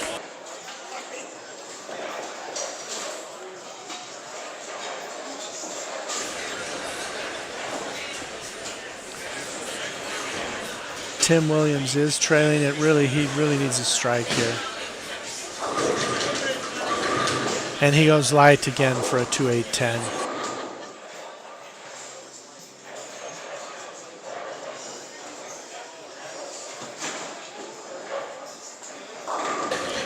Corey Clayton again leaving the 10-pin on lane 1. The ball looks, early on he was flushing everything, and now the ball is just coming in behind the head pin. It's a little bit late. Travis just missed the baby split on lane 4.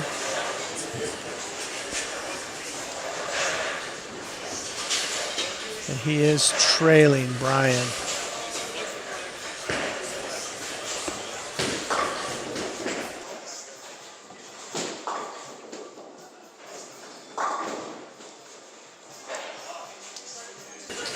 Corey converts the 10-pin on lane 1.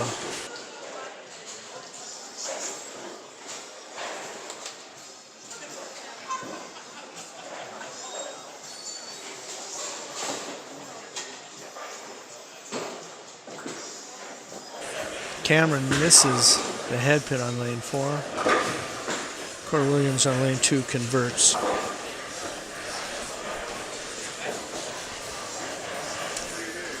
So Corey Williams and Corey Clayton, that match is close. Corey Clayton is still trailing but the match is close. Greg Hahn just crossed over to double.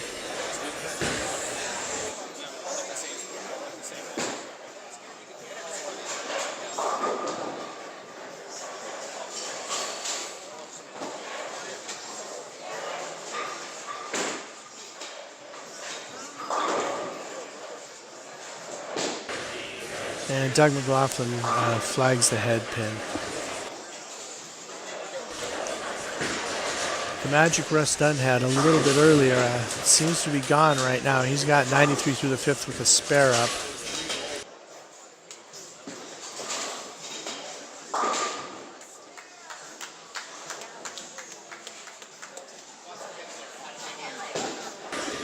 Greg Thomas went high and leaves a 7 pin. But he is still in control of that match. He's got about a 20 pin lead.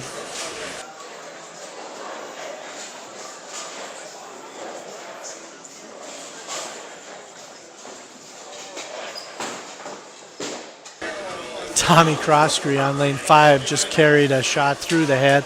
Should have left the split, but he got enough to carry it.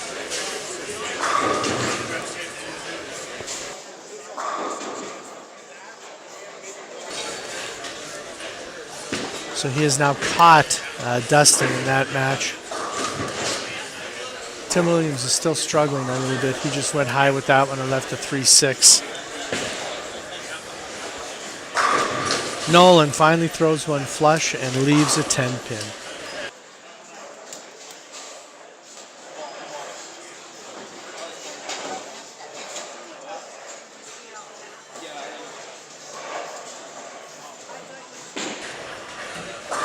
Charles on lane 2 with the 2-4-8-10. That's going to put him in quite a hole late in his match against Greg Thomas. Tim Williams converts his spare, and Corey Williams just struck on lane 1, so he's putting quite a bit of pressure on Corey Clayton at this point.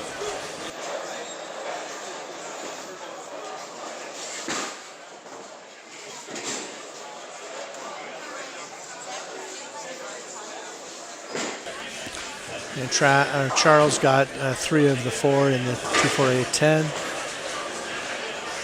Lewis Dobie just opened on 5. So that gives Tim a little bit of light. Todd just left a 10 pin on lane 6. His match against Dave Martin is just still very close. Corey Williams throws a strike. Corey Clayton throws a strike. So that match is still within 10.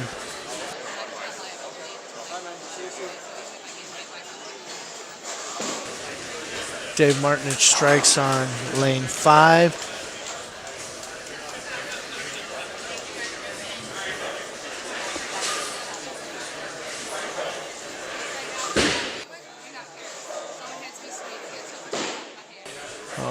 Greg Hahn does not carry on 2 on that double.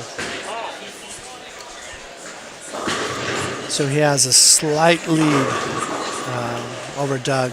Doug just struck. So he has 112 through 6 with a strike up. And if Craig converts the spare, he's going to have 114 through 6 with a spare up.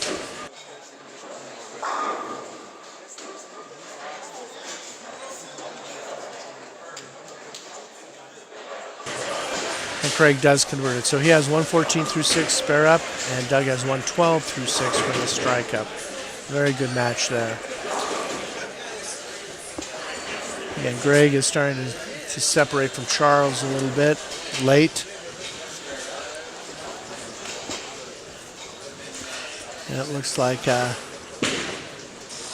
Tom has Cameron on the ropes. Cameron strikes though. keep just a glimmer of hope alive, but he's down by a considerable amount late. And Travis is also down by a considerable amount to Brian late.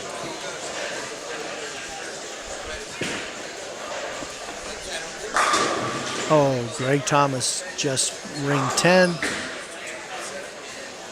But he has a comfortable cushion at this point. Nolan, a solid strike down on lane 4.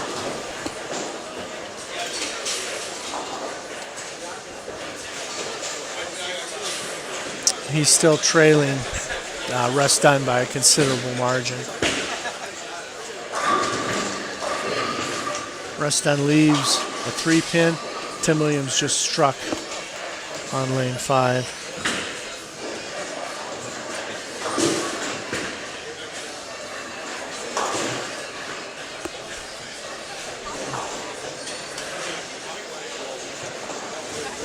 So Tim has a possible 181. Lewis has 120 through 7.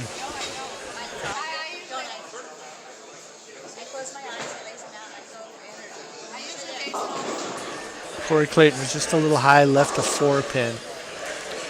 So he's not going to make any gains on Corey Williams here, barring Corey making a mistake.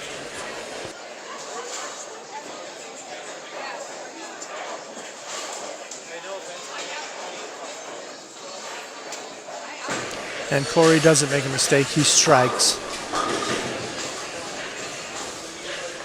So that gives him a double. So he's starting to separate himself a little bit from Corey Clayton.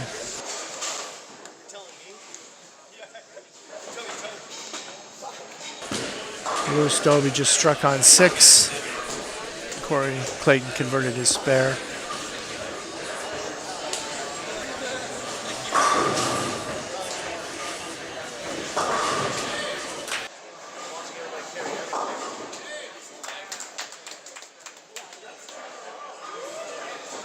Okay, Todd White converts a split. He has 112 through 7. His opponent has 72 in the 5th with a double up. Cameron strikes.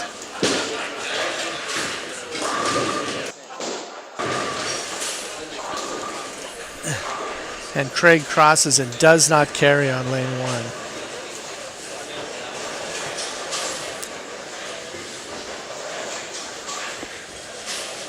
And he's starting to fall just a little behind late in his match with Doug McLaughlin.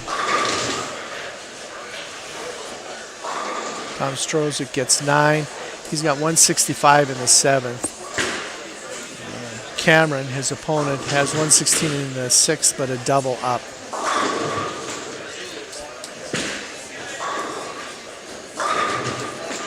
There, Charles strikes.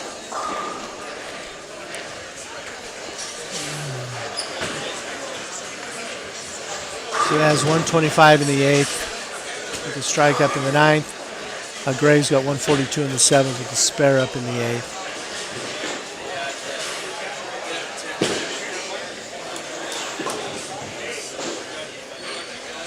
So that match is pretty much over.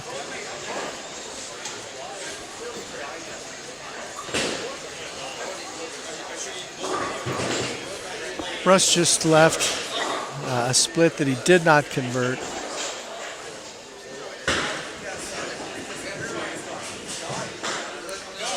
So he shoots 158. So he wins that match with that 158. Nolan cannot get there. He has 82 in the 7th with a strike up. Okay, Greg just washed out in the 9th. So he has 158 in the 8th. His opponent has 125 in the 8th. His opponent has a strike up. We'll see what Greg does with this washout.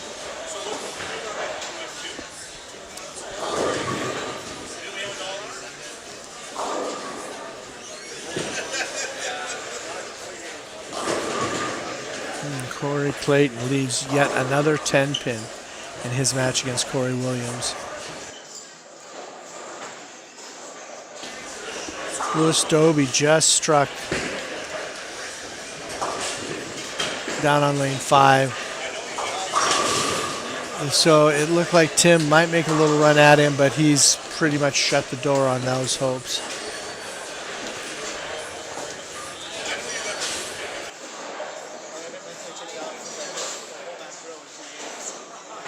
Oh, and Greg Thomas just ran the head pin around the 10 pin on that washout. So he gets 9 out. He's got 167 in the 9th, so a possible 197. Charles Wilkin has a strike up in the 9th with 125, so a possible 185. Corey Clayton converts the 10 pin to give him a possible 194.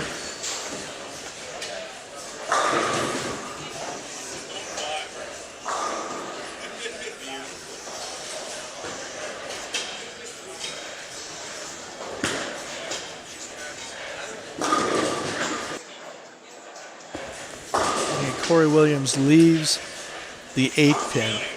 Shot was a little high, left the 8 pin.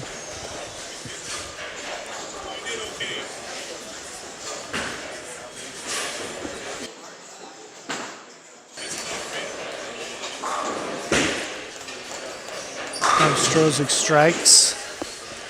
Craig Hahn leaves a 10 pin.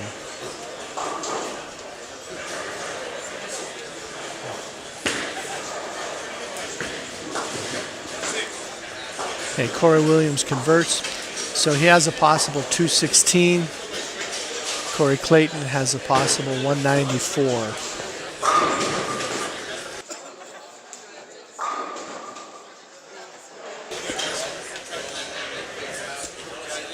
A spare in the 10th for Corey Williams will shut Corey out, Corey Clayton out.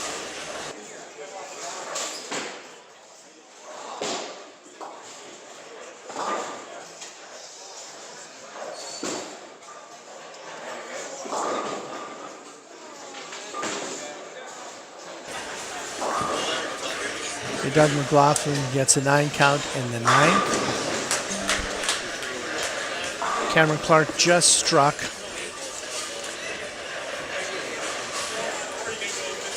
So he is yet again making a late run. And he has evened this match up. He's got a 3-bagger going. And Greg Thomas.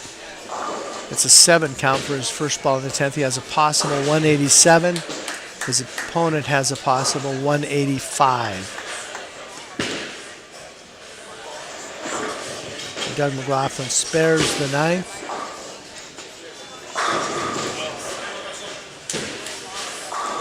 So that match is still in doubt. He has 161 through 8th, his opponent 152 through 8, and both have spares up in the 9th.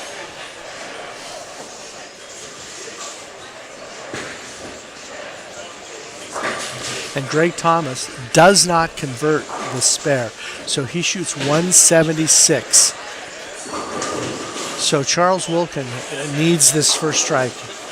He needs the first one.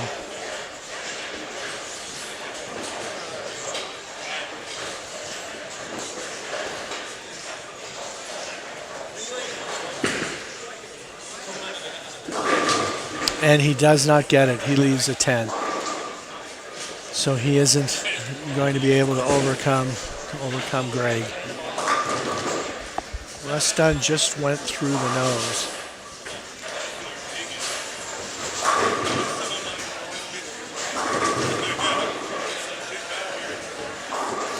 And Travis just struck.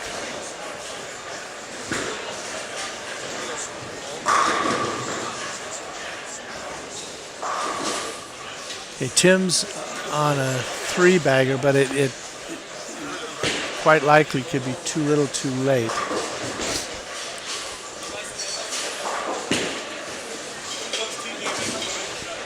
Charles converts the 10 pin, but it isn't going to matter. Best he can shoot 165. Greg's also already shot 176. Tim strikes again.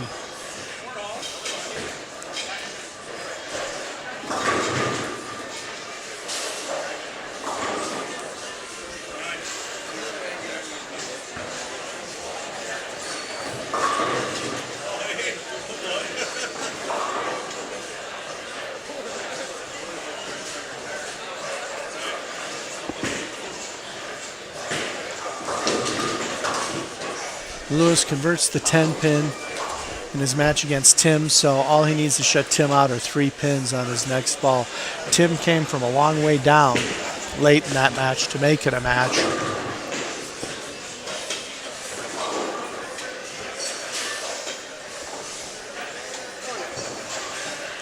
And Russ Dunn has defeated Nolan Croskery 178 to 140.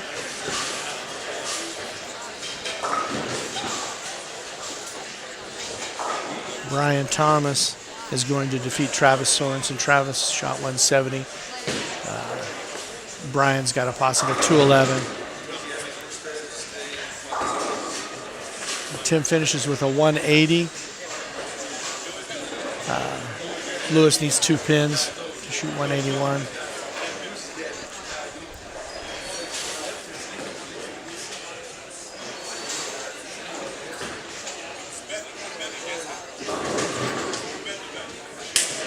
And Corey Williams is going to defeat Corey Clayton.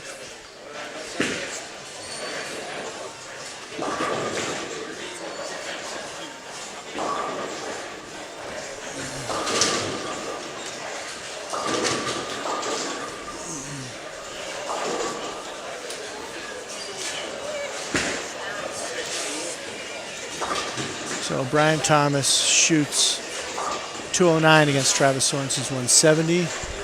So he wins that match.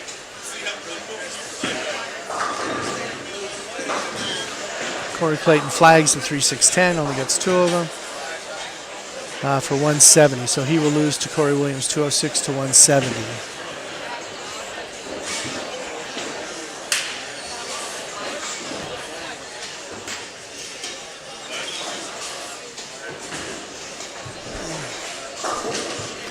Dave Martinich washes out. That gives him a possible 177 game. Todd White has the baby split.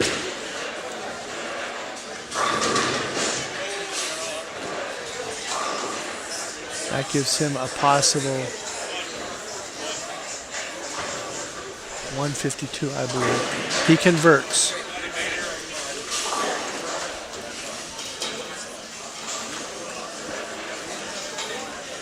So he has a possible 172. So Dave needs to pick up this spare to win this match. He needs to pick up the washout. And he does not. Dave does not convert the washout. So he shoots 165.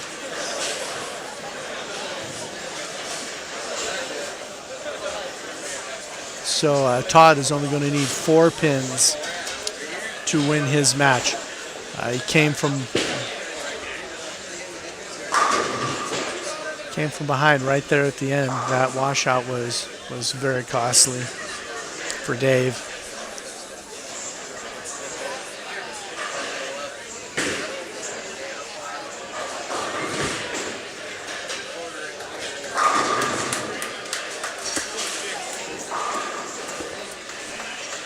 Tom Strozik defeats Cameron Clark 214 to 200.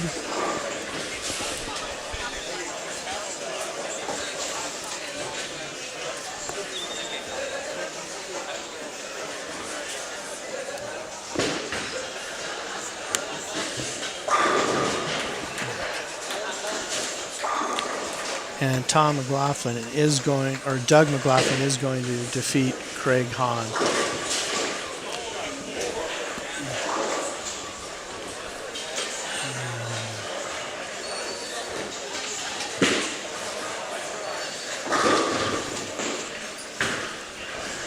So Greg Thomas defeated Charles Wilkin, 176-163. Corey Williams defeated Corey Clayton, 206-170. Doug McLaughlin defeated Craig Hahn, 200-190. Russ Dunn defeated Nolan Krosky, 178-140. Brian Thomas defeated Travis Sorensen, 209-170.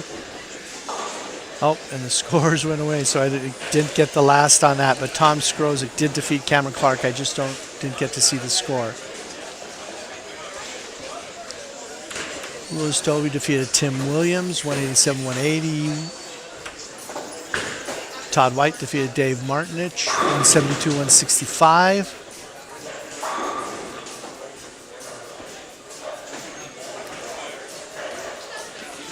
And Dustin Wardell defeated Tommy Krosky, 188-165. So we're halfway through match play. We have 2 more matches and then the position round to go before we go to the elimination bracket. So in this next match, you have on lanes 1 and 2, Tommy Croskery against Louis Doby, Dave Martinich against Brian Thomas, and Dustin Wardell against Cameron Clark. On lanes 3 and 4, you have Tim Williams versus Charles Wilkin, Todd White versus Corey Clayton, Doug McLaughlin versus Tommy Croskery. And on lanes 5 and 6, you have Greg Thomas versus Russ Dunn. That should be a good match. Those two seem to have the best look so far. Travis Sorensen versus Corey Williams, and Tom Skrozik versus Craig Hahn.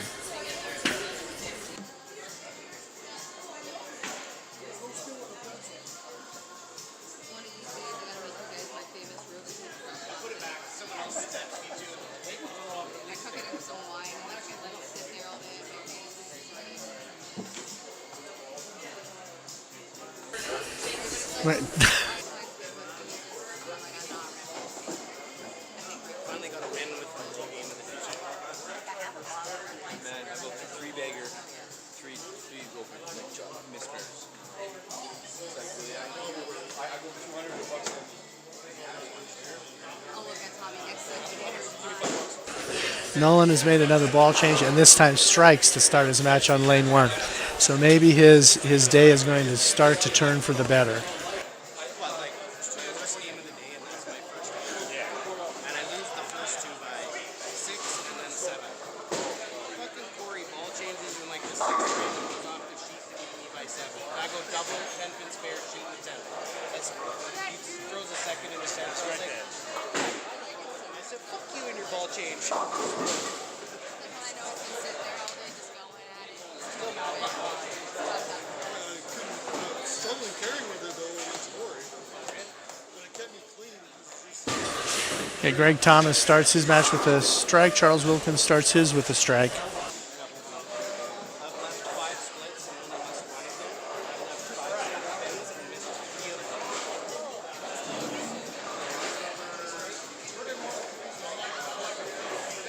of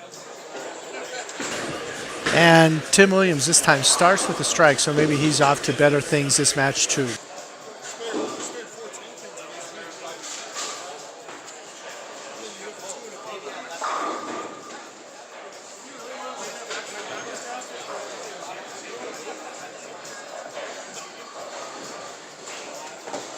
Oh, and Louis Doby is strong on lane 2. That ball was flush.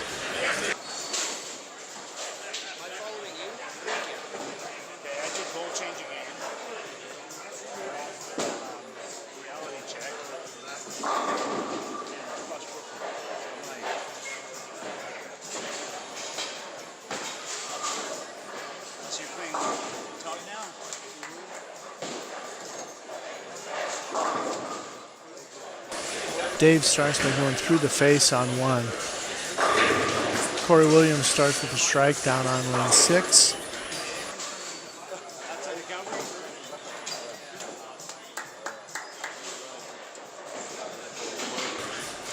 Oh, and Brian Thomas goes through the face to leave the big 4 on lane 2.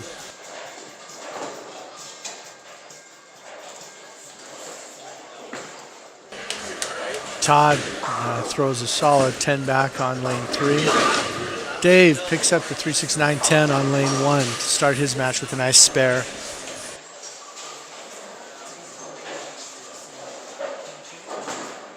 Tommy goes high on lane 4, leaves the 10 pin.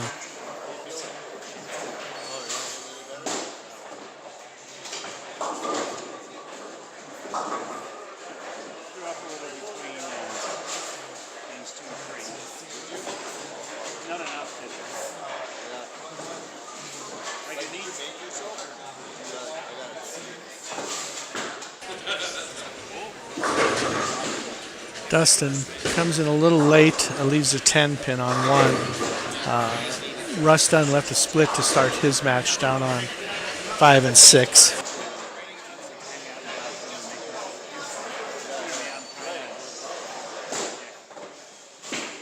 Tommy just does pick up the 10 pin on 5.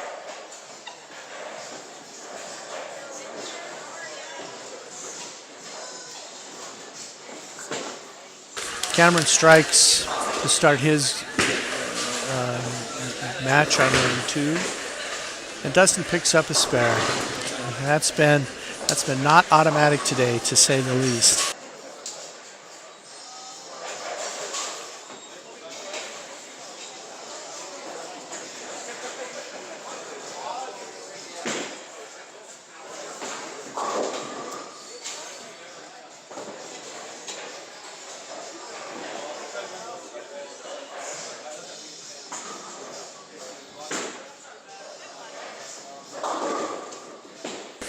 And Nolan leaves a 210 on lane 2.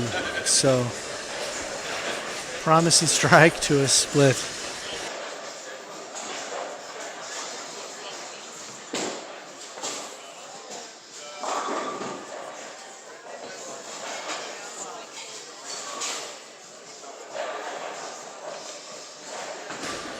Lewis goes through the nose, leaves the 3-6-10.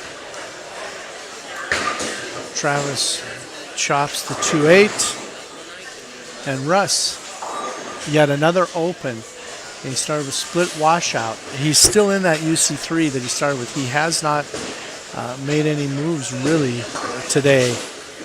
So that may be coming back to haunt him a little bit. It might be time for him to make a move, a ball change or a move on the lane. Greg just picked up a spare on lane 8, so he starts to strike spare against Russ's open. Watch the Jays get swept in Seattle last year. Corey Clayton is light in the pocket after a strike in the first frame. He leaves the 2 pin in the second. And Lewis misses the 3-6-10, leaves the 3 standing.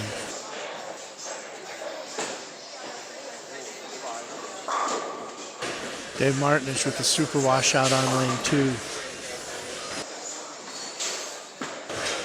Todd White strikes on lane 4. So he doubles to take an early lead on Corey. Struck and then left a 2 pin on his second shot. Very nice shot from Brian Thomas on lane 1.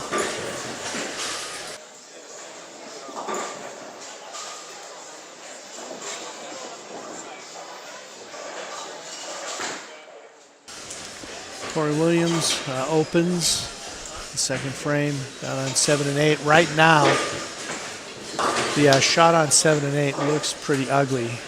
Dave on 1 and 2 only gets 2 out of that 5-pin super washout.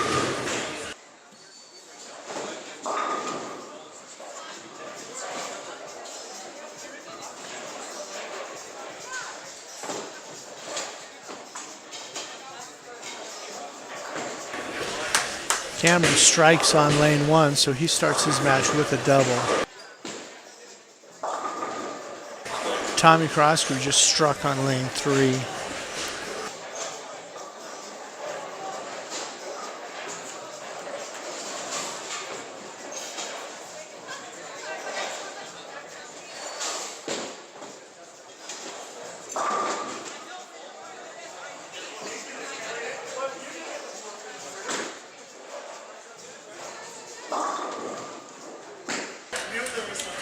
Doug McLaughlin converts the 3-6-10. And it seems like that particular lead, the 3-6-10, has been converted at about a 50% pace today.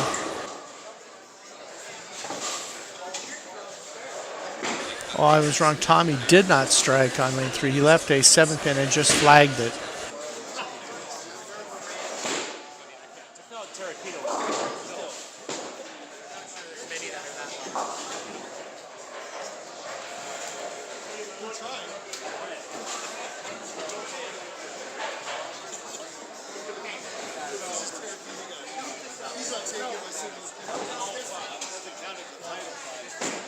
Lanes 5 and 6 are brutal right now. Through 2 complete, there are only 3 marks on lanes 5 and 6. 4 marks, my mistake. It's not looking very kind down there.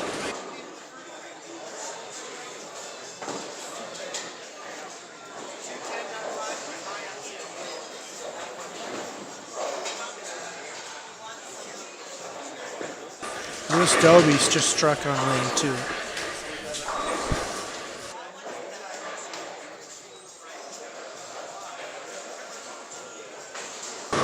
Tim Williams flush and 10 back.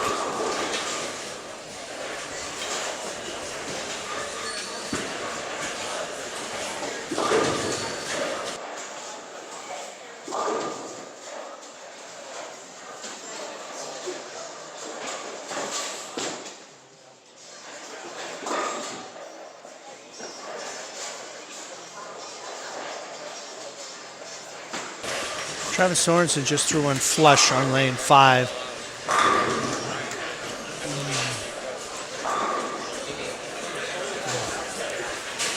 Travis and Greg seem to have a look on 5 and 6, and they are the only 2 that do. Russ Dunn with yet another open frame, so he has yet to mark in this game.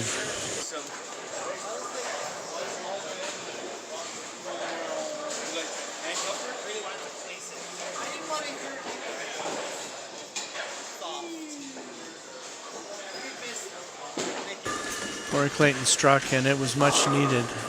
Yeah, Todd White with the first 3 against him on lanes 3 and 4.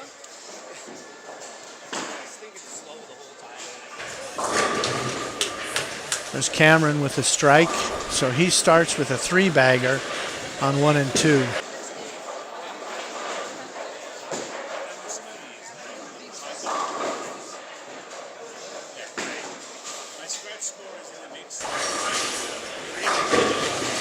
Oh my gosh, Doug McLaughlin just crossed.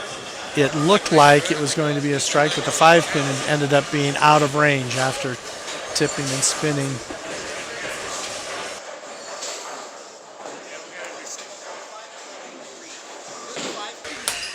Dustin converts a single pin on 1, and it was not solid, but he did convert.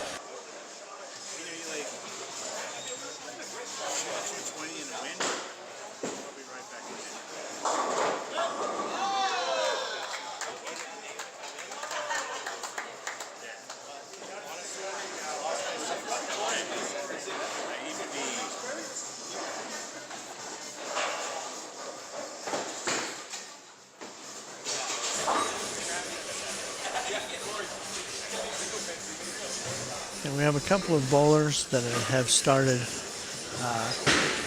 the strikes, but the strikes are not happening at a very high rate right now.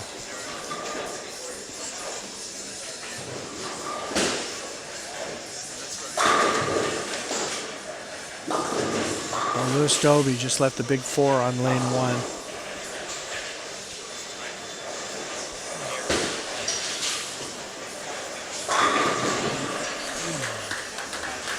Russ Dunn finally gets a strike in the 4th frame on 5 and 6 for his first mark of the game. Nolan converts a spare to keep his match fairly close.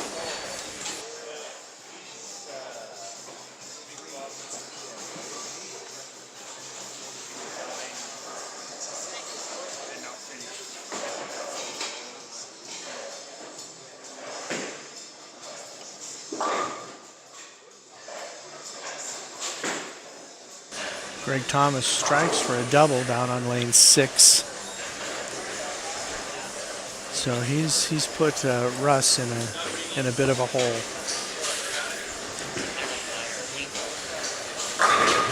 Oh, Dave Martinich just flushed one and left the 7-pin.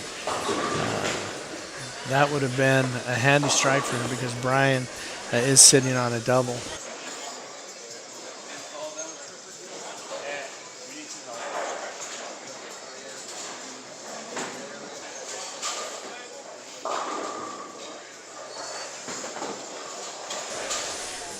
Turkey's not to be for Brian, though. The three-bagger doesn't happen. He leaves the 3-9.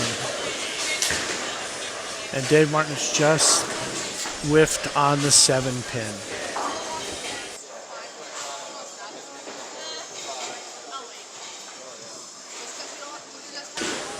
Doug McLaughlin, by inches, converted the 5-pin.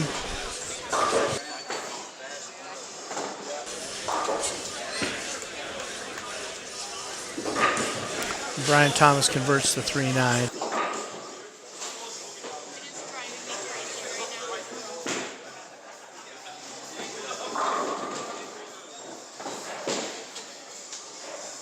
Destin throws it through the face to leave another 3-6-10.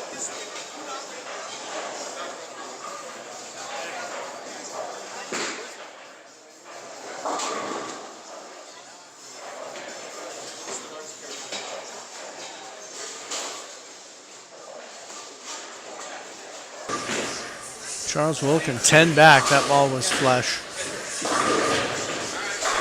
Cameron crosses to leave the 6-10.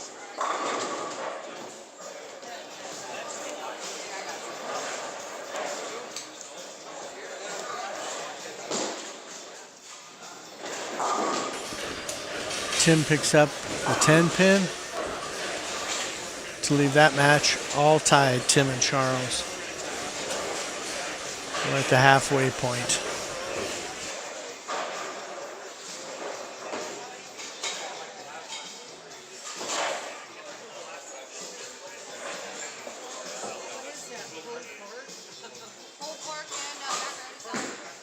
Corey Clayton through the face. Cameron Clark converts the 6-10 on lane 1.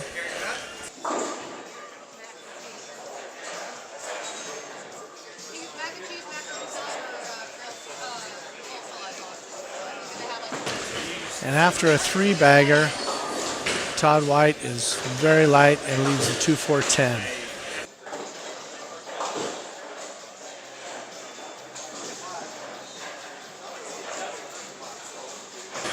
Dobie's light leaves a 2-pin.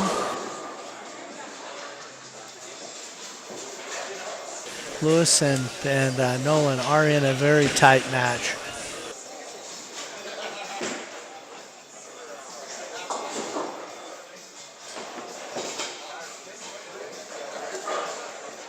Nolan throws a nice shot, strikes. So he takes a little bit of a lead in his match against Lewis. Some light in his rather dark day.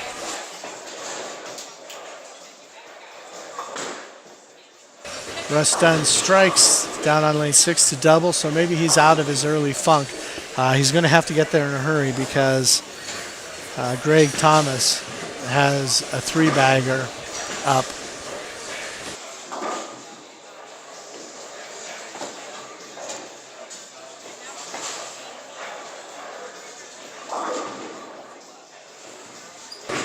Oh, Tommy, flush ring 10. Okay, Dave Martinish is up on 1. Corey Williams is up on 6. Corey's flush. And Dave is high for a 4-pin.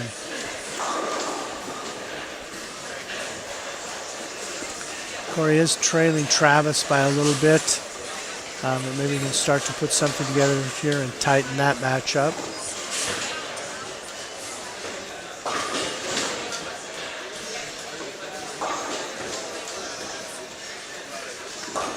Brian Thomas just left a washout.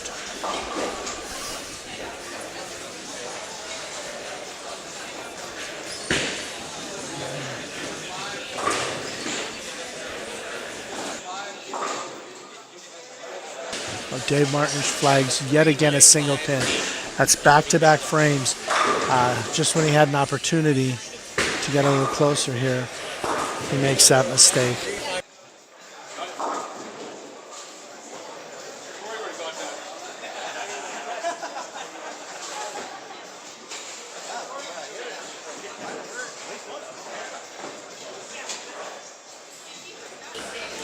Brian doesn't convert the washout.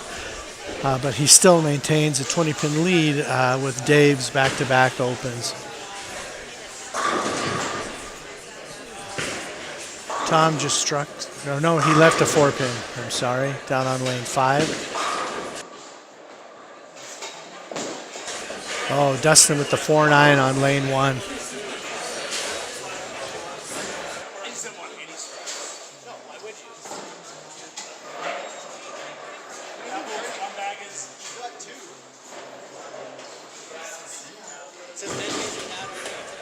Charles throws a strike on lane 4. And Cameron flush left to 10.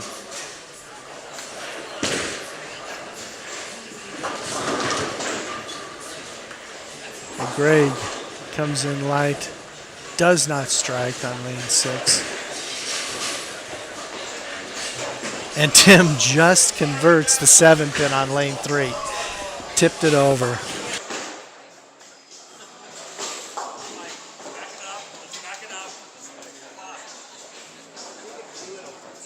Cameron misses the 10-pin on lane 2, and he still has a lead, but it's only a 24-pin lead right now, halfway through this match with Dustin.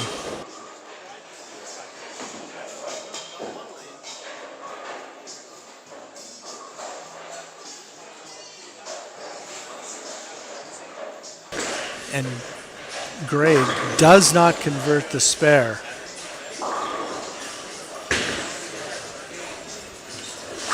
Which gives him 125 through 6. And Russ now has a 3-bagger with 25 in the 3rd.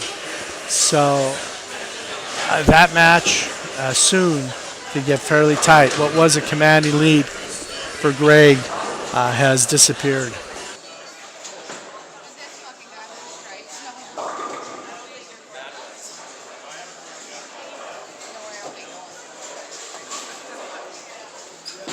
Oh, Tommy just left a pocket 7-10 on lane 4.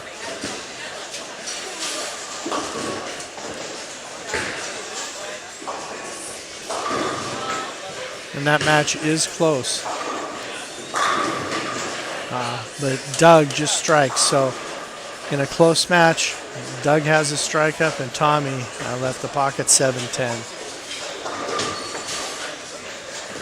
Travis doesn't convert down on lane 6.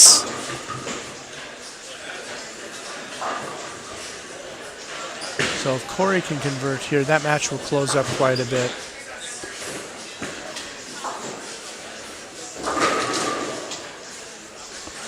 Brian leaves a 7-pin down on lane 1. It looks like too the shot is still playing. We're in the 4th game. And there hasn't been a big migration in yet, like there was yesterday in qualifying. A few bowlers have moved in, but you still have the majority playing considerably out, farther out than I expected at this point in the day. Charles just struck to get a 3-bagger in his match against Tim.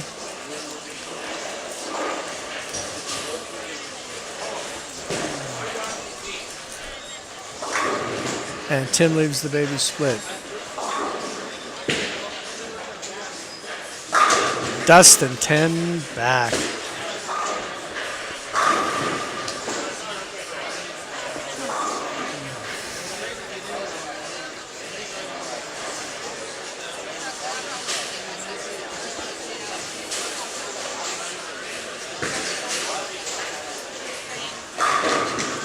Okay, Corey Clayton just threw a shot that he didn't like, but it was 10 back. Oh, and Cameron just leaves a solid 9-pin. Russ Dunn leaves the 6-pin. And Tim does not convert the baby split.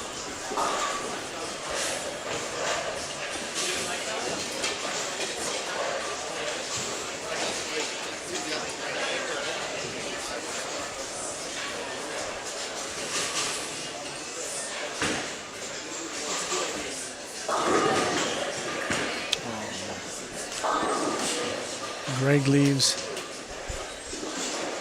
it looks like 9-pin.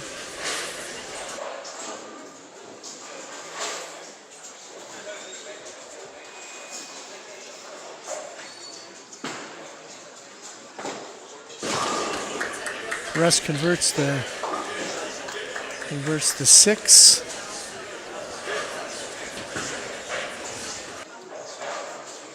So he now has 104 in the 6th. Greg has 125 in the 6th.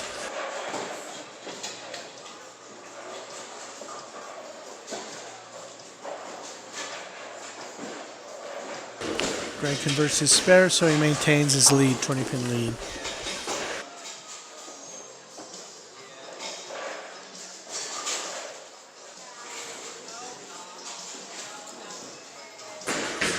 Nolan strikes on lane 1 with yet another ball change. That's like something like his 5th, 6th ball change today. So I think that's a good indication of how Nolan's day has gone.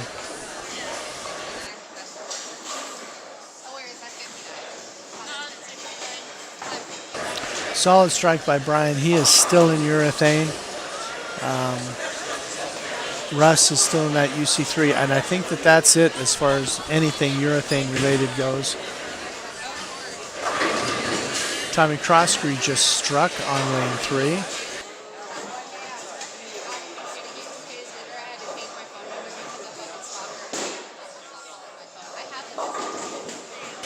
Oh, Dave leads the flat 10 on 1.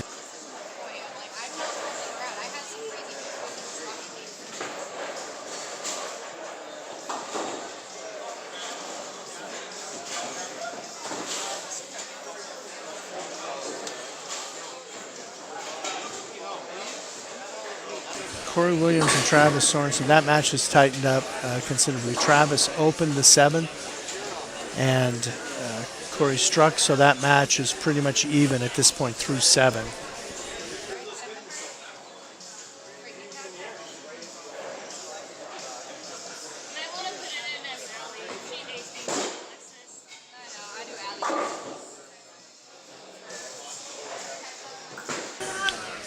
Oh, Cameron leaves the 4-6-7 on a shot that was just slightly high. Tom leaves a pocket 7-10 on 5. Dustin strikes on 1.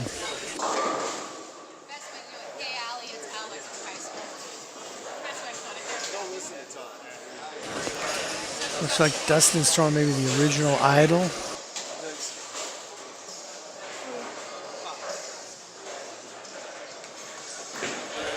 And Cameron gets 2. So in his match versus Dustin, that open, Dustin having a double up, puts it pretty square right now.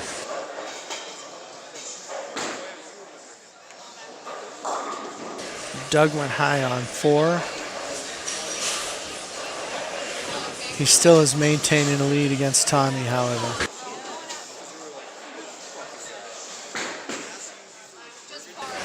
Tim Williams leaves the 10-pin, and he is trailing in his match against Charles.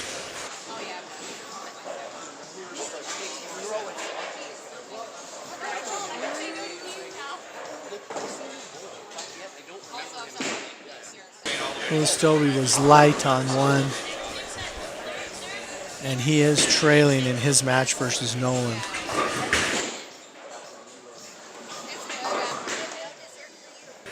Russ Dunn strikes on 5 to keep the heat on Greg.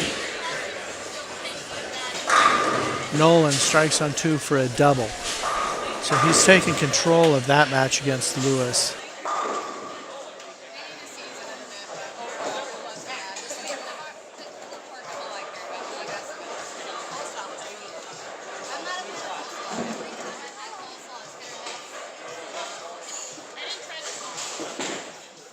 Travis is light and does not carry. Lewis converts his spare.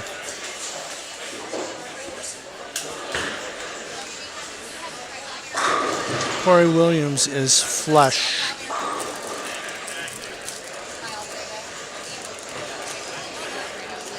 So he has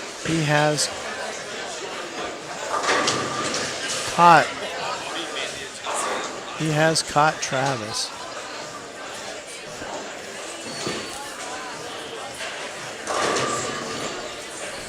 And Dave is light on 2.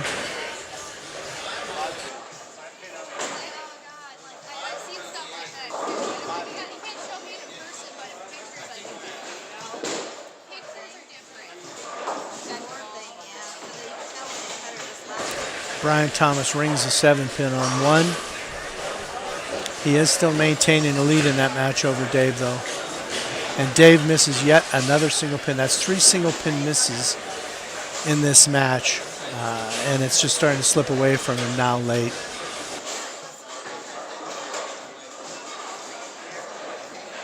miss that dog.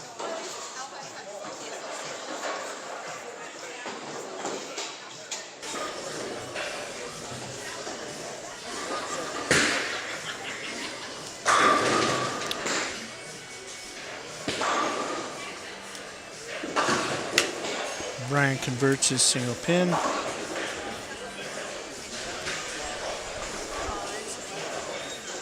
And that gives him about a 30-pin lead over Dave, like I said, late in the match. Dustin just struck again on 2.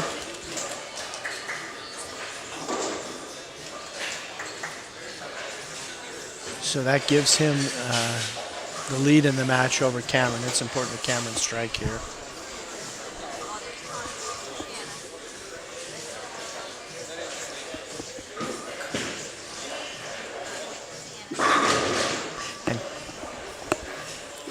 And Cameron does not.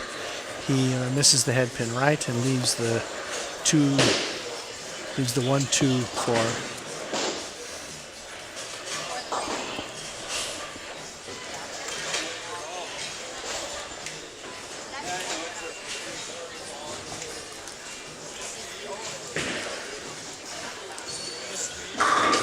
Corey Clayton is flush. That gives him a 3-bagger.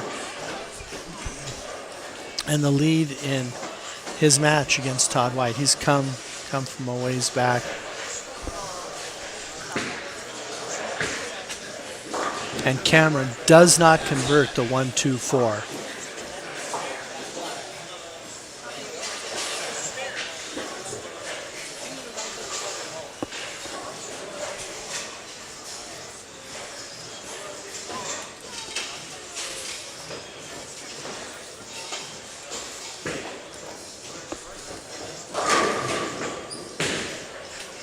There's Lewis, gets a strike. Tommy leaves the 2-8. So Lewis now has a possible 192. Nolan has still 220s possible. Oh, 4-9 for Nolan. 9th frame on a double. And down on 5 and 6, Greg has doubled in the 8th and 9th to put the pressure on Russ to do the same to have any kind of hope in this match.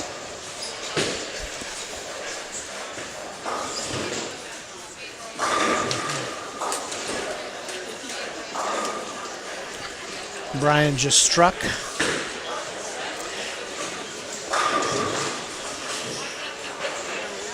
Russ did not strike. He left a 7-pin. And Nolan does not get either of the 2 that he left. So Nolan has 159 through 9, a possible 189. Lewis has 132 through 8 with a strike up, a possible 192.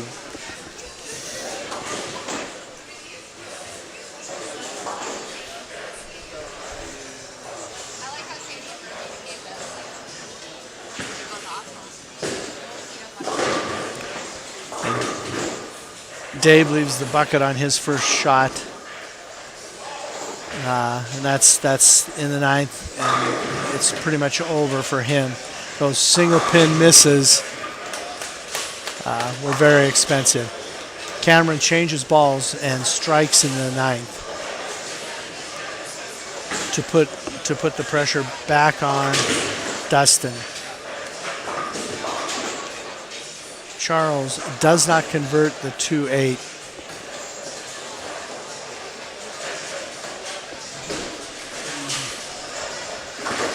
And Tim does convert the baby split.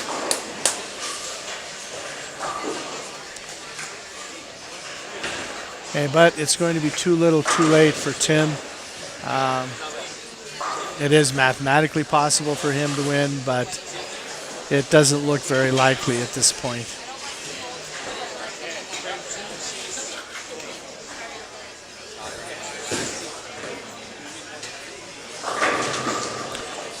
Corey Clayton just struck to give him a 4-bagger.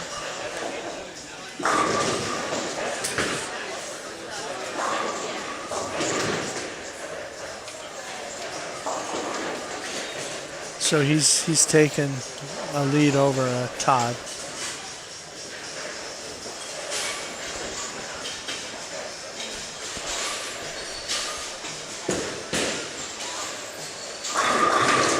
Okay. Nolan struck. First ball in the 10th.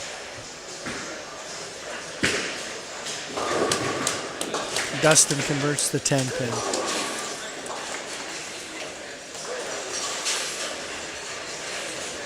So Dustin has a possible 211. His opponent Cameron has a possible 201.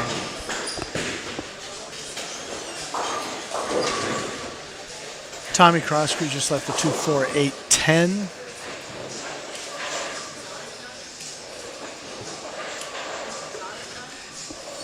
His match against Doug McLaughlin is a very low scoring match. Not a lot of striking going on there. Nolan doubles in the 10th to keep his hopes alive.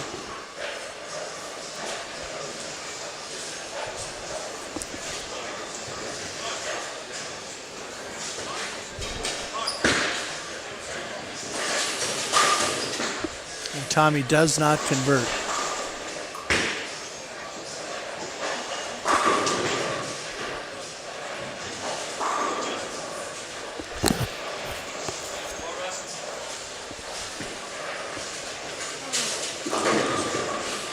Lewis does not strike the first ball in the 10th. So Nolan's bad day is going to turn around here a little bit. He is going to get the victory over Lewis.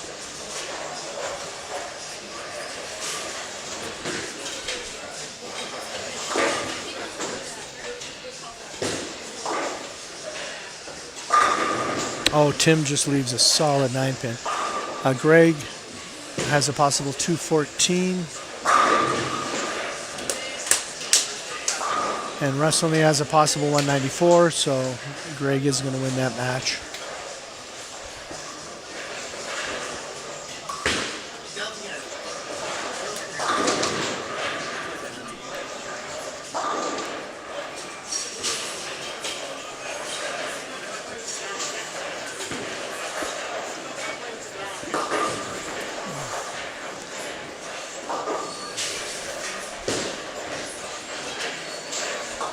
Tim converts the spare.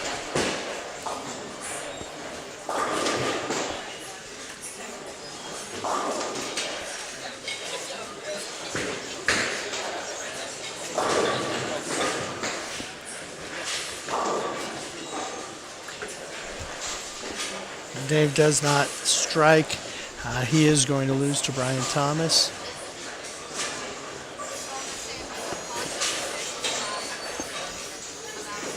So Nolan defeats Lewis. Ryan defeats Dave on 1 and 2.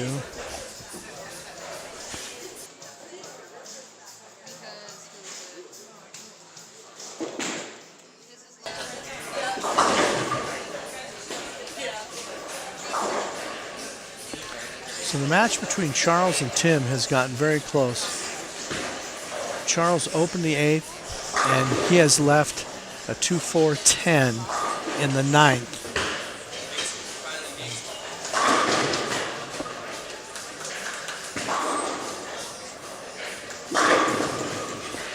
Lewis flushes one to finish, so he'll finish with one. He finished with 172. So Nolan defeated Lewis 189 to 172.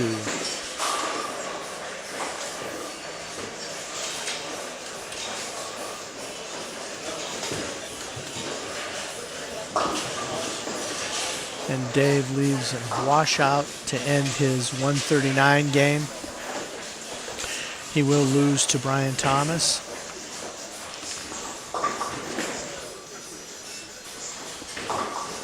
And Todd has just missed another 3-6-10.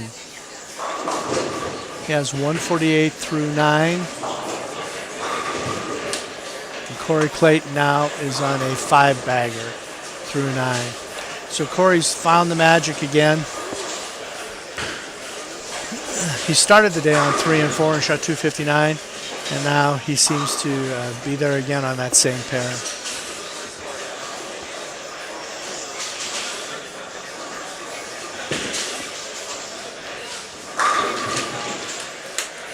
Okay, Dustin strikes on lane 2.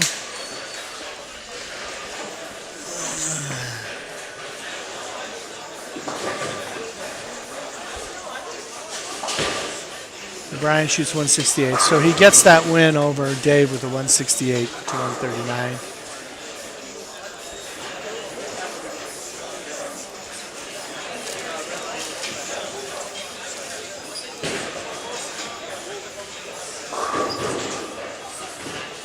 Okay, a strike here by Dustin will shut out Cameron. And he does strike, so Dustin is going to defeat Cameron on lanes 1 and 2.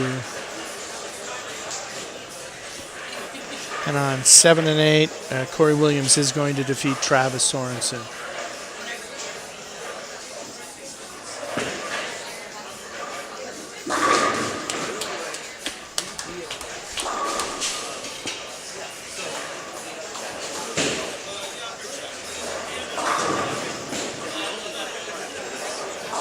Charles leaves a baby split.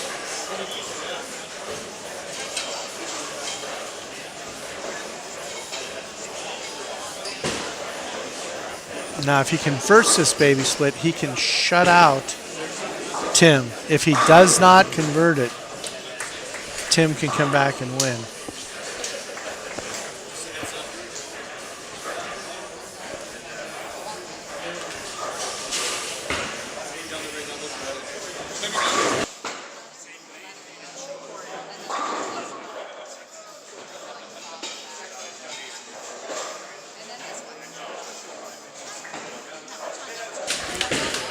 Cameron strikes again. Down on 5 and 6.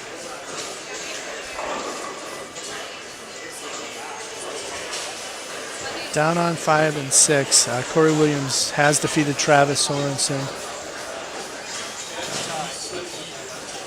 It looks like 186 to 168.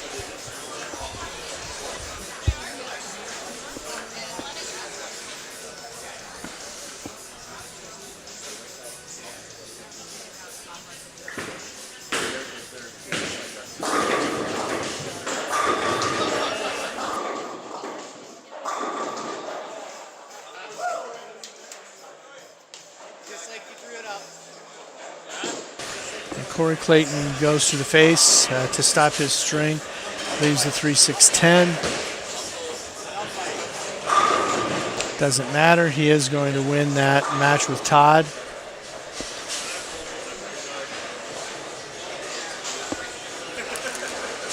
Craig Hahn just threw a strike. Down on lane 5. Oh, Corey Clayton misses the 3-6-10, and that the 3-6-10 conversions could be under 50% now for today. That spare is being missed at an alarming rate.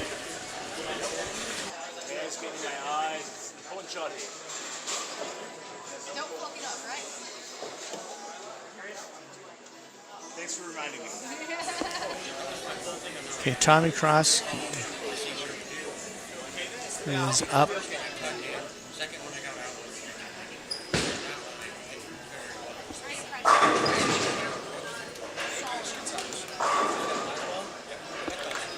Throws a strike.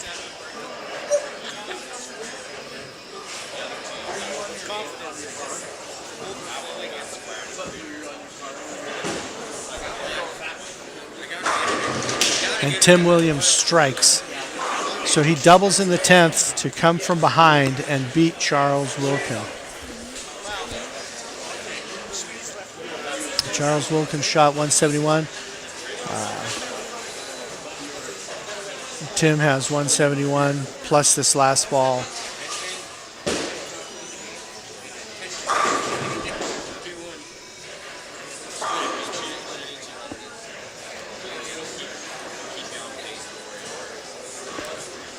And Craig Hahn's going to defeat Tom Skrozik as well.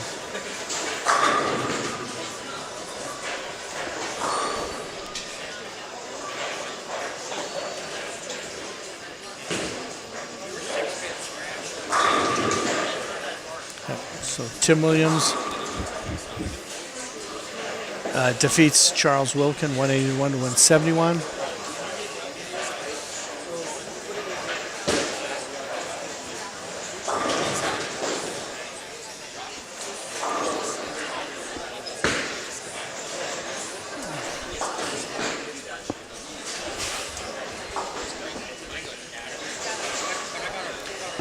And Tommy Croskery will be defeated by Doug McLaughlin.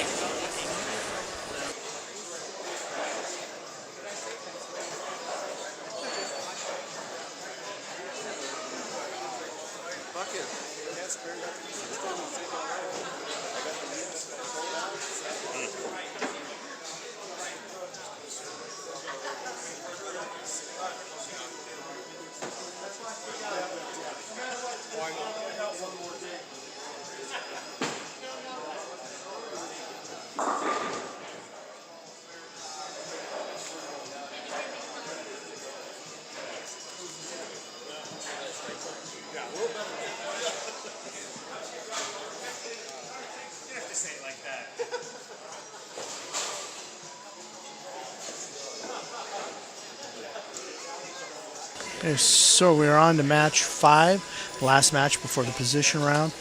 Lanes 1 and 2 will have Charles Wilkin versus Russ Dunn, Todd White versus Travis Sorensen, and Tommy Croskery versus Tom Skrozik.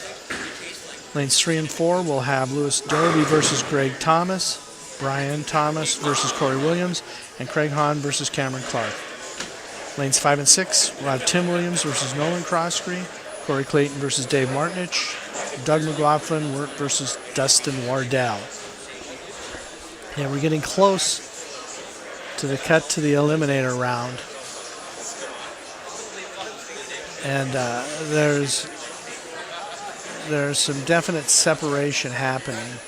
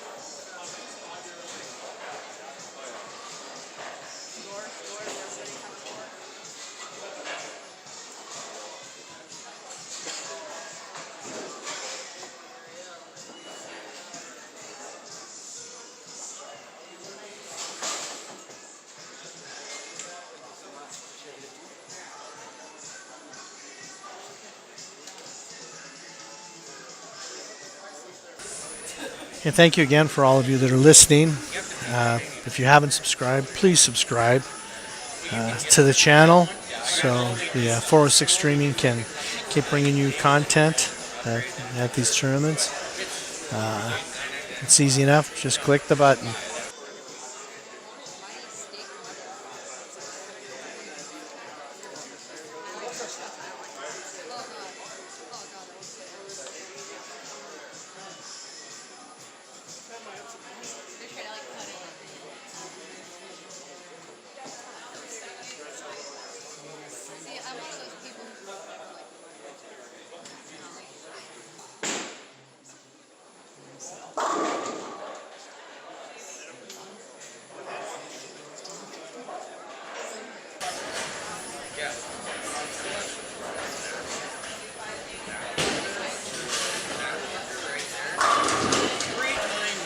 Hey, Greg Thomas starts where he left off in this match.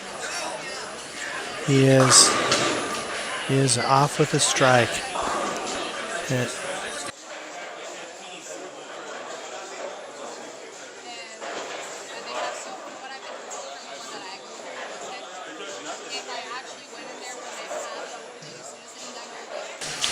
Nolan starts with the spare, 10 pin and converts it.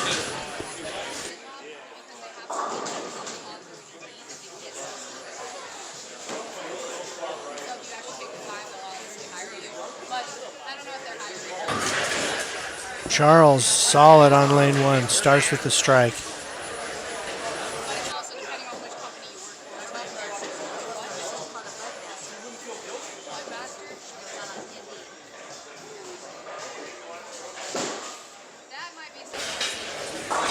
Russ Dunn is starting with the spare, and he is still in that UC3 that he started the day with. No ball changes. Most of the other competitors at this point have made ball changes and changes in where they're playing the lane. But Russ is still plugging away. It does help to be left-handed, but it's pretty remarkable that he hasn't had to make any changes yet today.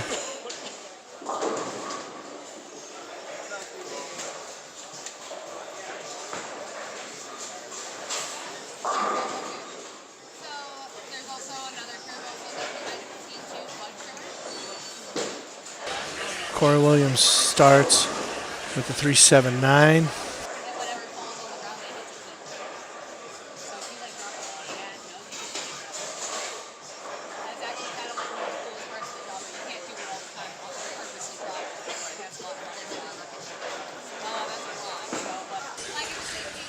And we have another split of Brian Thomas. Todd misses the 2-8.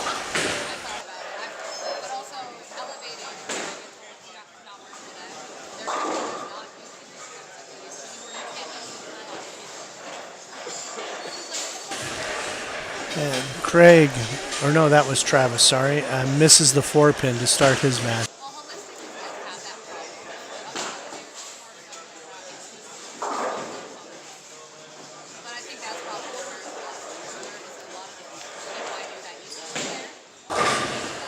Tommy throws a solid strike to start.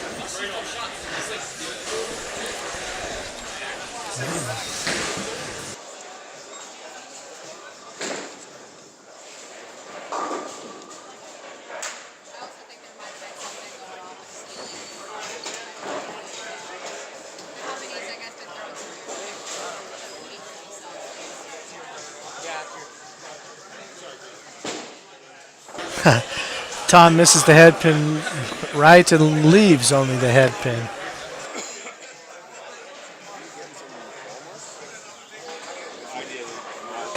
Doug McLaughlin starts with the strike. Russ goes through the face to leave the 4-7-10.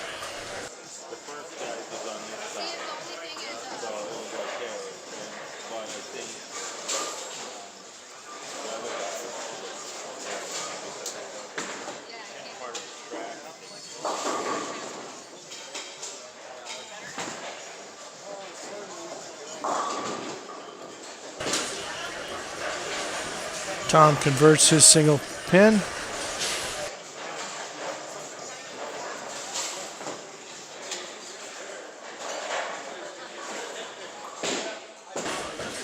Nolan leaves the 2-8-10. Russ does not convert that split, so he opens the first.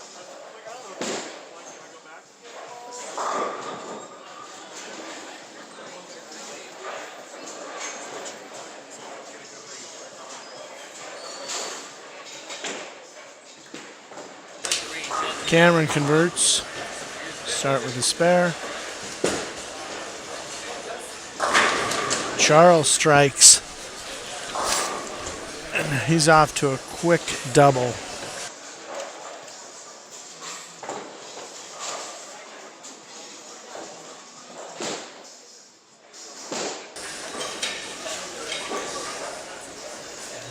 Craig picks up a single pin.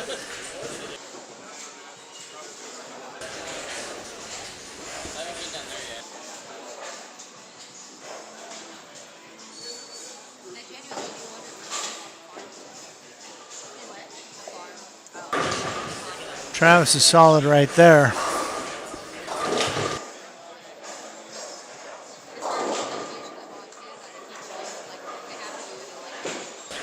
Todd goes through the face.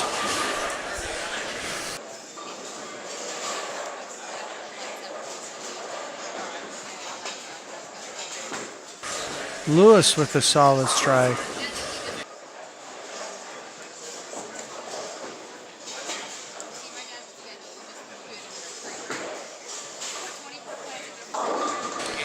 Dave carries a high hit. And he starts with a double.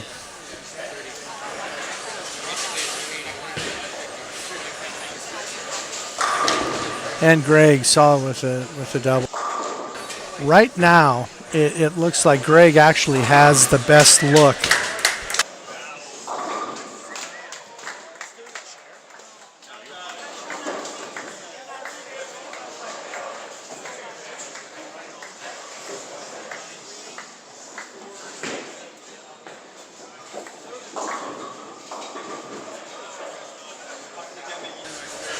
And Brian with a washout. Dustin strikes.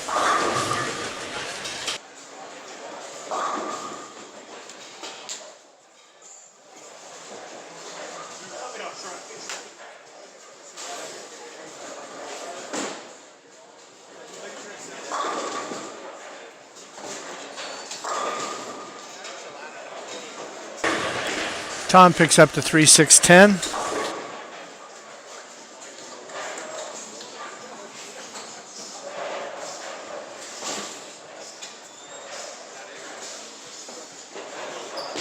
And Tommy converts his spare as well.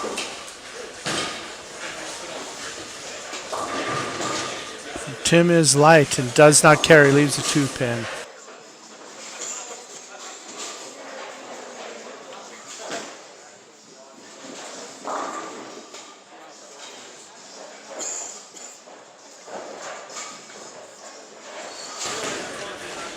Travis, solid again. He has a 3-bagger now, and he has a very good look on 1 and 2. As I said earlier, yesterday 1 and 2 were the higher scoring pair. Today that hasn't really held true, but that certainly was the case yesterday.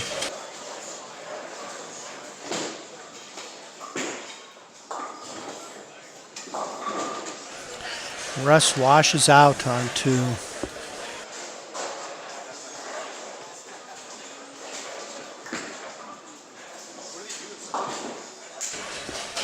Cameron just chopped the 10 off the 6.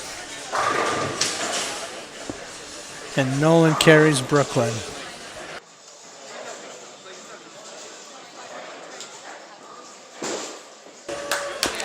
Todd strikes.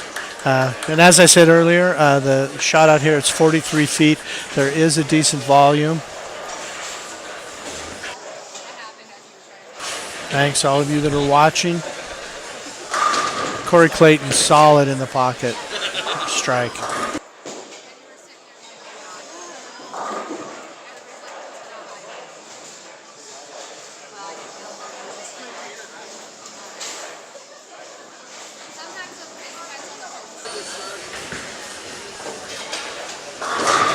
Lewis solid in the pocket.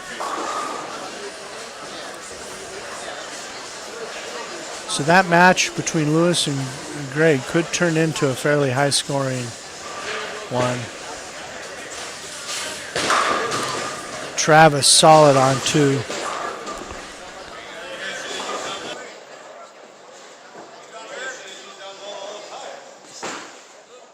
brownies are words of it. And I also have peanut butter. I could just get a big cup of that. Tommy solid on 1. Starting to see a few more strikes now.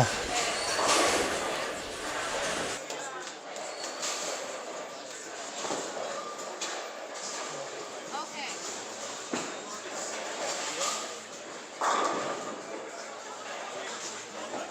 I'm not trying. You watch my like.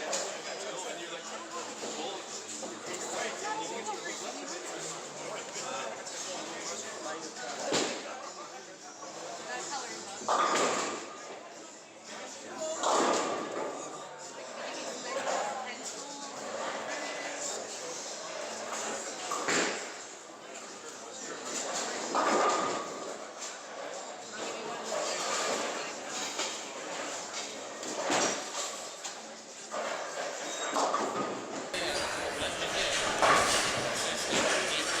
Oh, and Doug misses a spare.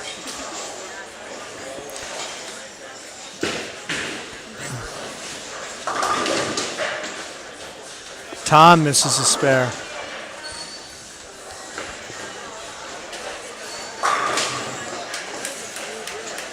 There we go.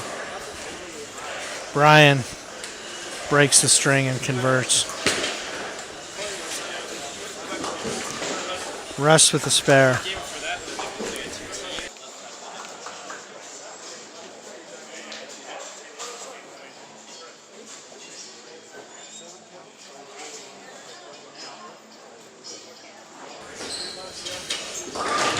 Oh, Greg Thomas had a split.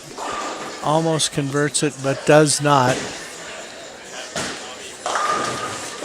And Travis's 3-bagger run comes to an end in the 4th frame.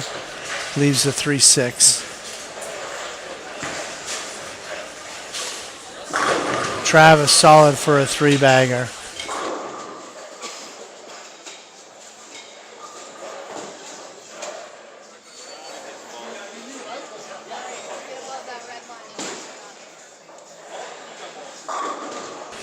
Tim with a strike down on lanes 7 or 5 and 6. I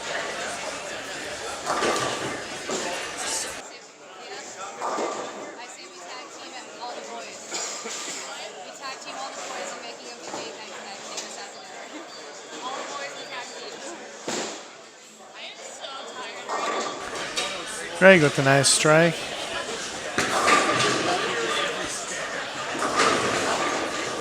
Tom leaves the 4-5.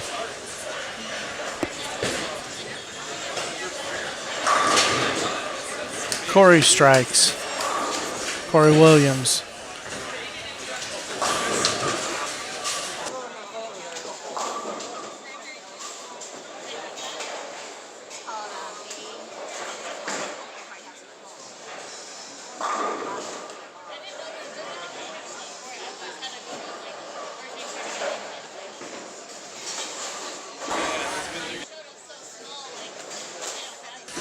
Oh, Tom almost converts the 4-5, not quite.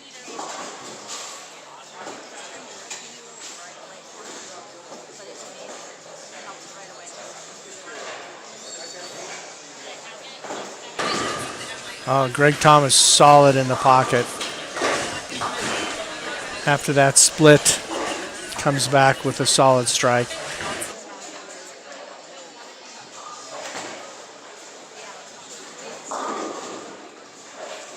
Or even just driving to town to Walmart where that probably Walmart would have is the Walmart right on the side of town. Like I said, it does.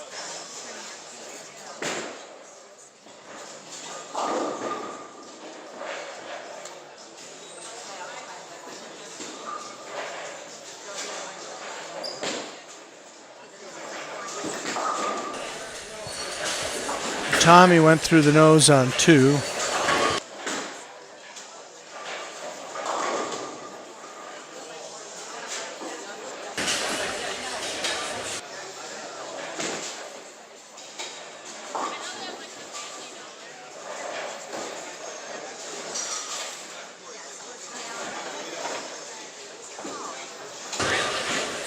Charles has opened up a decent lead on Russ here on 1 and 2.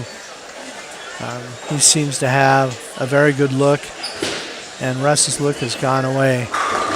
Tommy converts the 6-10.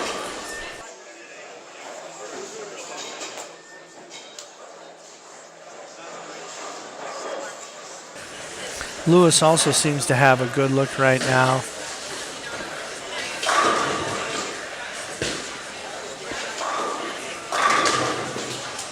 Corey Williams with a strike. He needs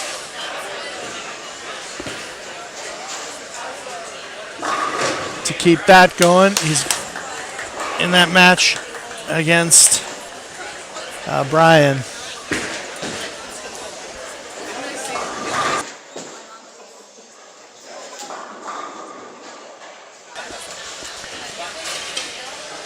Todd strikes, and he needs that to try and climb back in his match against Travis.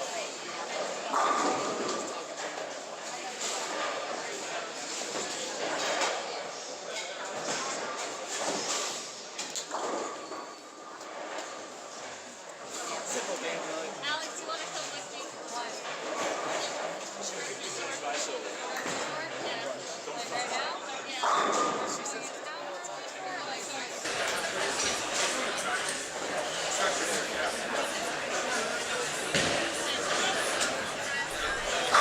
Okay, Corey Clayton strikes on lane 7. Russ Dunn converts the 3-10 on lane 2. That was a big spare for him. He's fallen quite a ways behind in this match.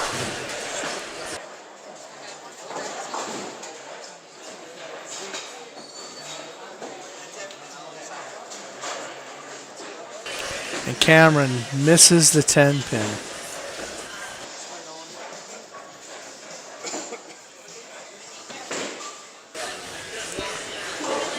Meanwhile, Dustin converts down on lane 6.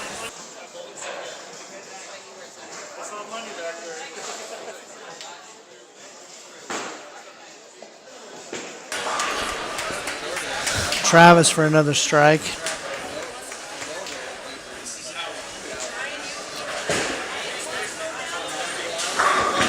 He's got a 4-bagger now after opening the first. It's going to be important for Todd to strike here to have his hopes stay alive.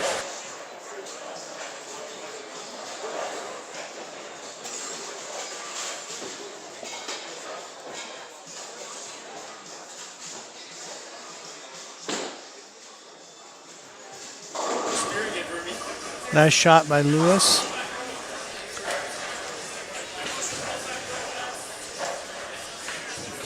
Lewis now has a 4-bagger in his match against Greg.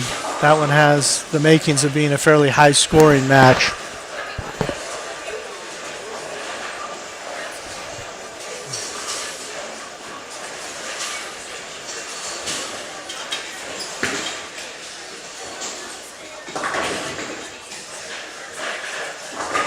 Tommy converts to keep his lead over Tom.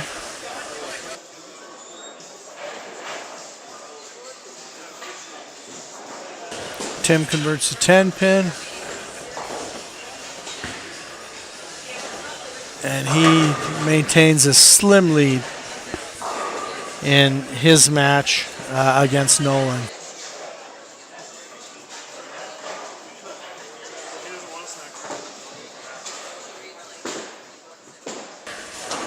And Travis leaves the 1-2-10.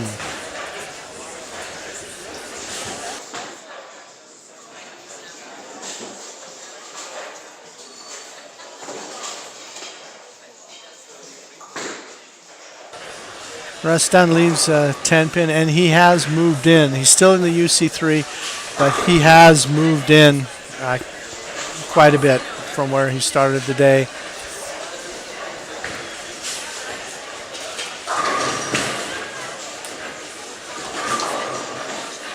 And Travis converts the 2 and the 10, but leaves the 1 stand.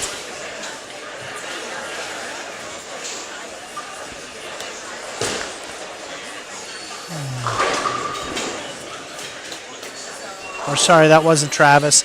That was Charles. And Russ converts the 10 pin.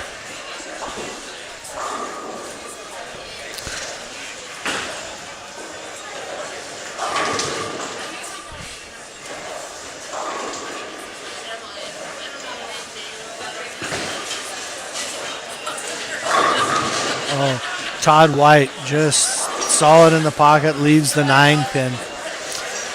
And he, you know, those breaks he can't really afford. Travis is lighting it up. And Greg leaves a 9 pin. Oh, Travis with a 4 pin.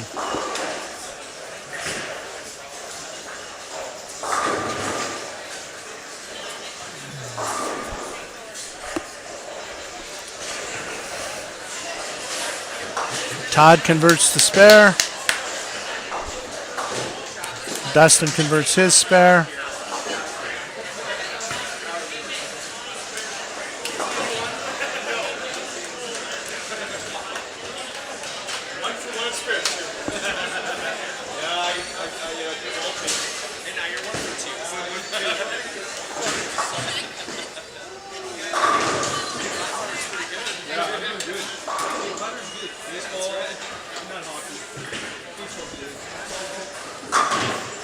Hey, I seem to be giving a curse to people just when I say it looks like Greg has the best look. He's fallen well behind Lewis in their match. Lewis seems to have a good look.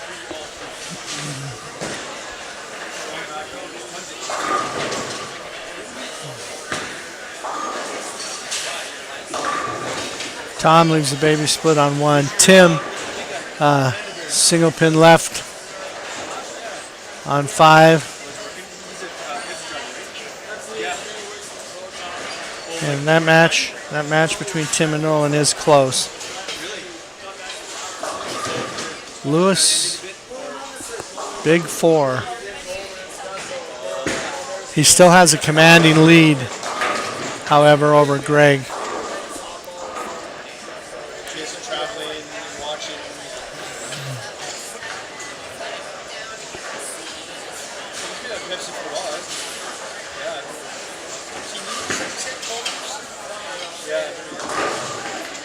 And Tom converts the baby split.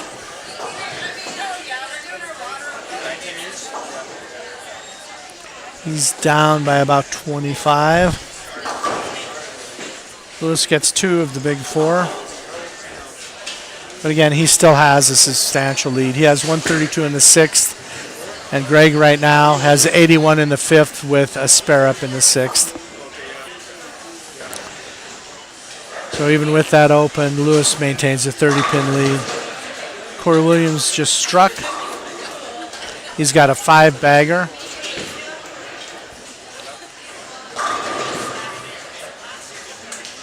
Versus Brian Thomas.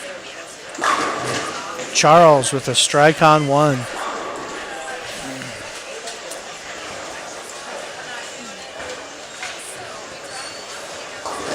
He's maintaining his lead over Tommy. Dustin strikes on 6.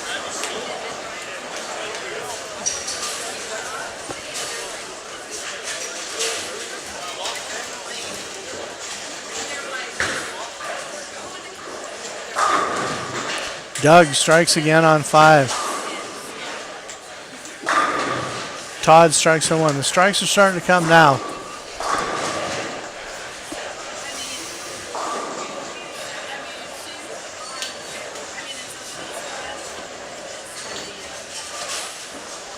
So right now in this 5th game, we don't have a lot of matches that are super close at this point.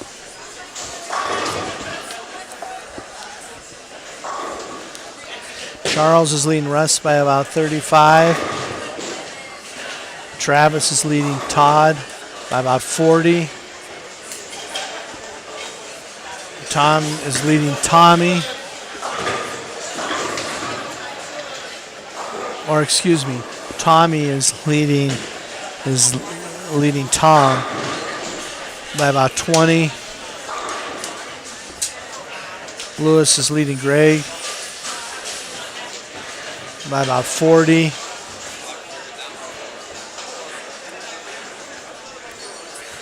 Corey Williams is leading Brian Thomas by about 40. Greg Hahn is leading Cameron Clark by about 30. We do have a few close matches on 5 and 6.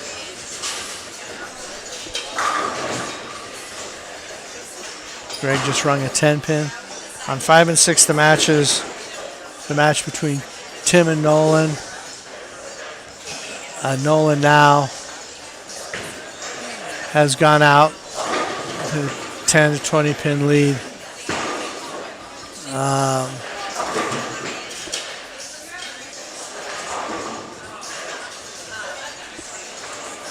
And Dave and Corey Clayton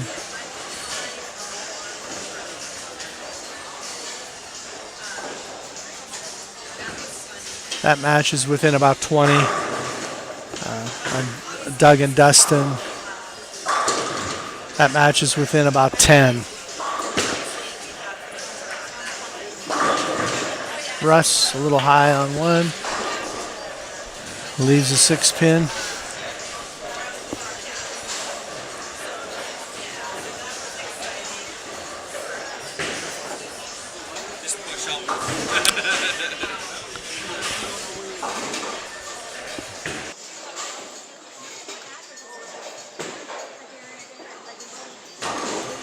Charles with another strike, solid.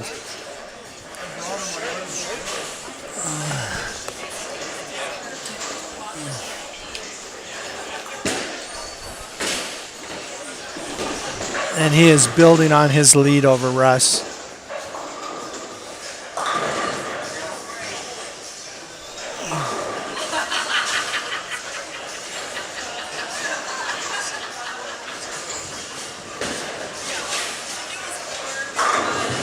Corey Williams building on his lead over Brian Thomas. Corey's got 6 in a row now. Todd doubles on 1 and 2 to close up the gap to Travis.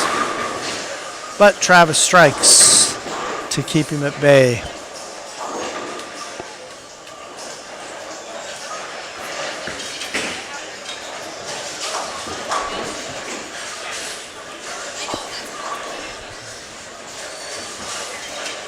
Doug opens the 8th down on 5 and 6.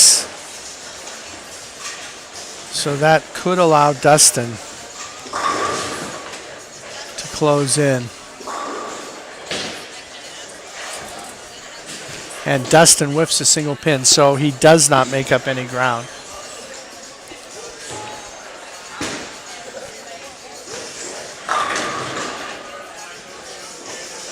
Tommy gets a 9 count, leaves a 10 pin. But he still maintains about a 30 pin lead over Tom.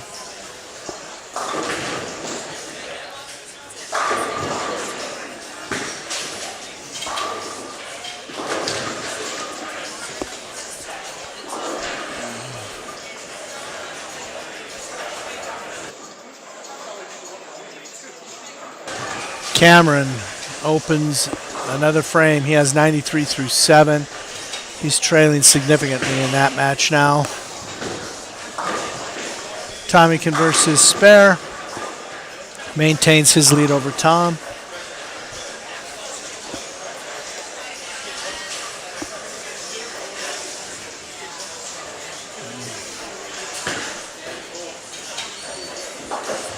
Tom converts his spare. Nolan misses the 10 pin down on 6. That gives him 181 through 9. And Tim has 153 in the 8th with a strike up in the 9th. So that miss by Nolan has opened the door for Tim.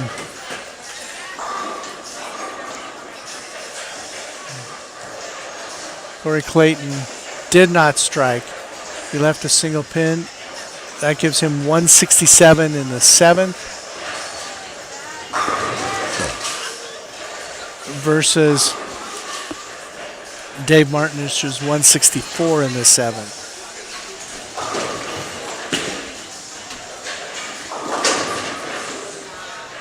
Charles strikes again. Dave Martinich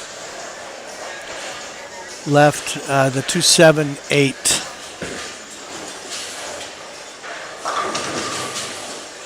Greg cannot strike. So 3 and 4 is not his friend.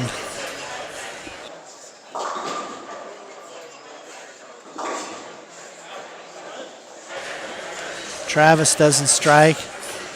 It gives a little hope to Todd. Todd must strike here in the 9th.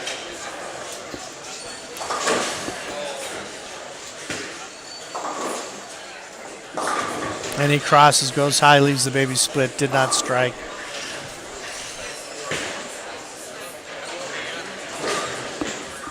Greg converts. Travis converts. Doug throws a strike down on lane 5.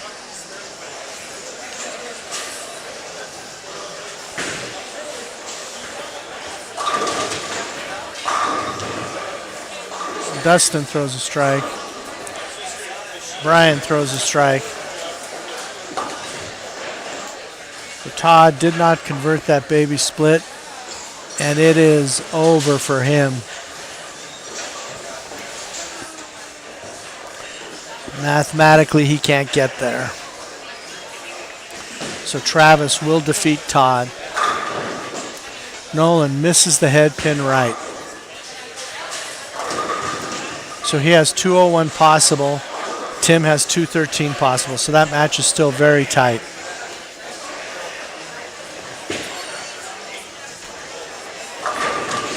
Tom strikes. That gives him 157 possible.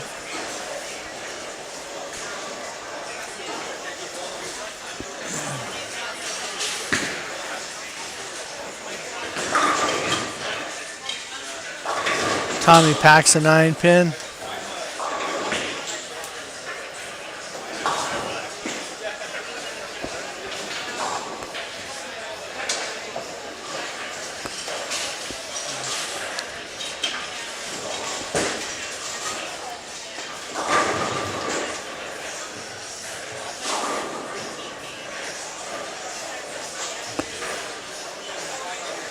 Craig gets 9.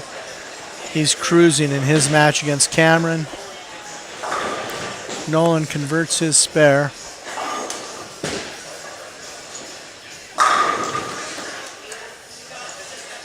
Charles strikes. He's got a 4-bagger.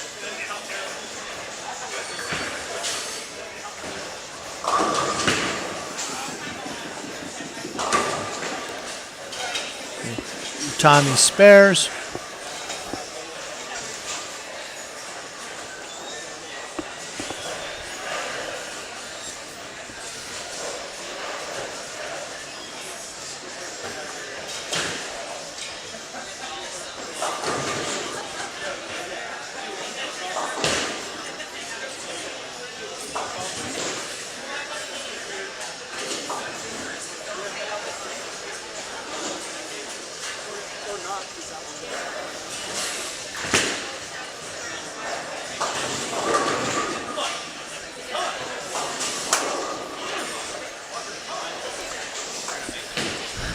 Russ did not carry, so he has a 170 possible.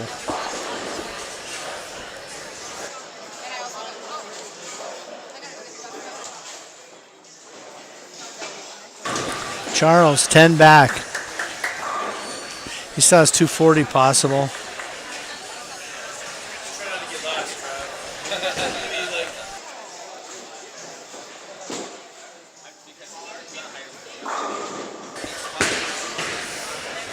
Yeah, exactly.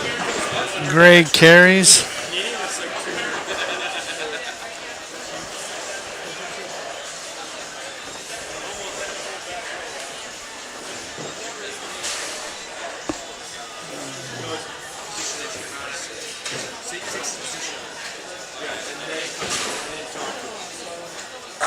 Six. Yeah, yeah. And then the stupid one, your brother, the whole thing. Lost a few others. Tim Williams has defeated Nolan Croskrey.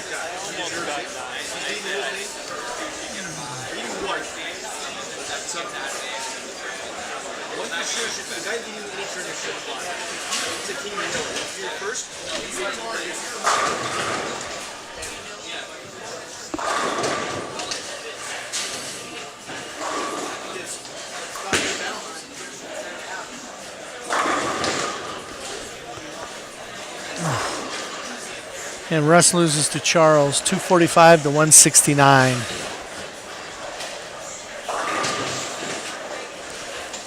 Dave throws it through the face on 5 and 6.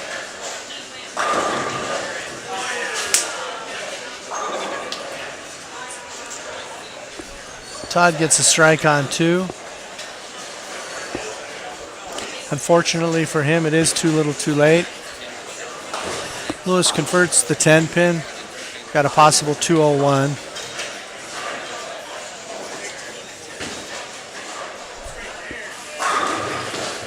Oh, Corey Williams leaves an 8 pin.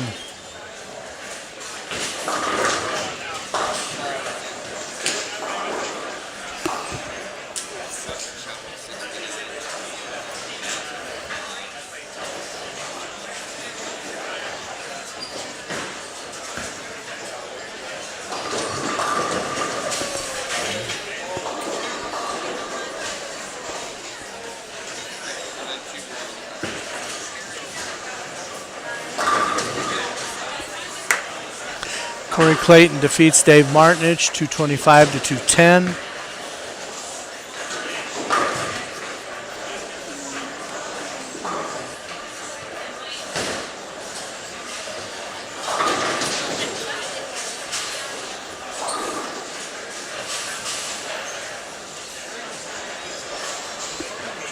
And Doug McLaughlin is going to defeat Dustin.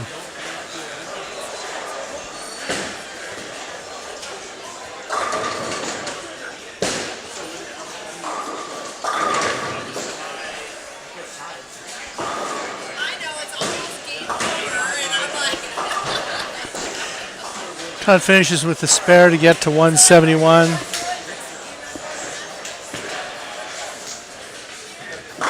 And Travis defeats him 214 to 171. So Charles defeats Russ. Travis defeats Todd.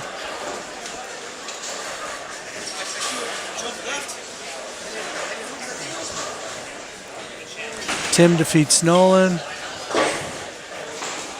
Corey Clayton defeats Dave Martinich.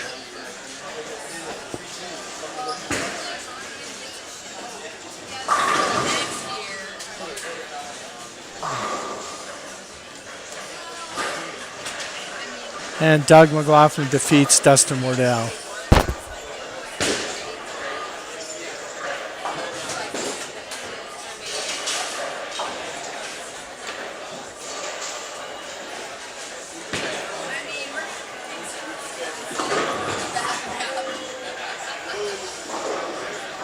And Tommy Krosky is going to defeat Tom Strozik.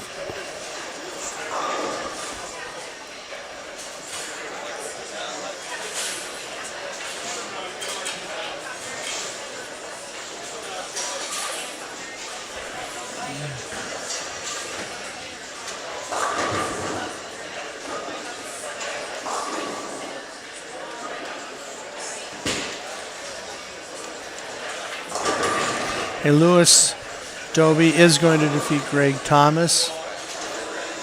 Greg Thomas has 199 possible. Lewis is already at 207.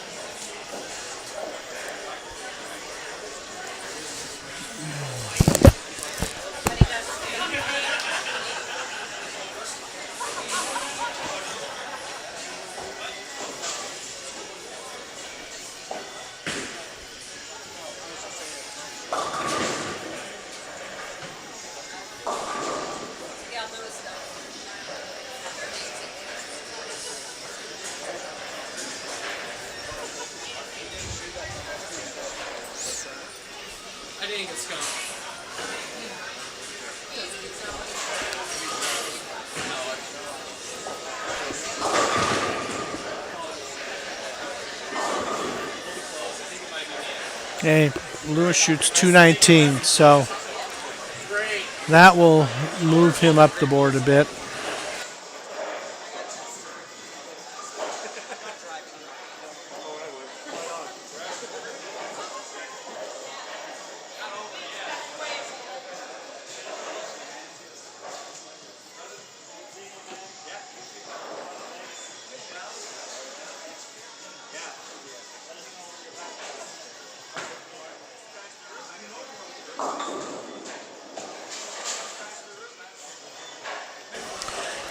Corey Williams is going to defeat Brian Thomas, and Craig Hahn is going to defeat Cameron Clark.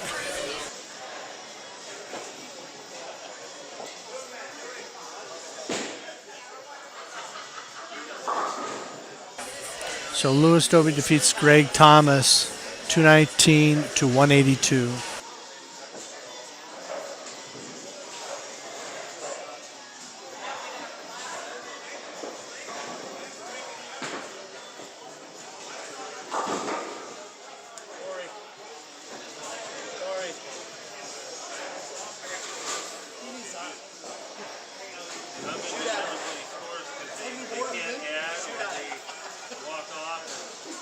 Talk about the 157 game.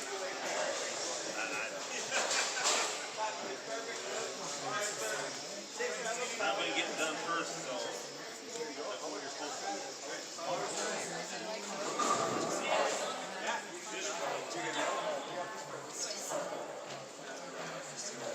I got to help these guys out.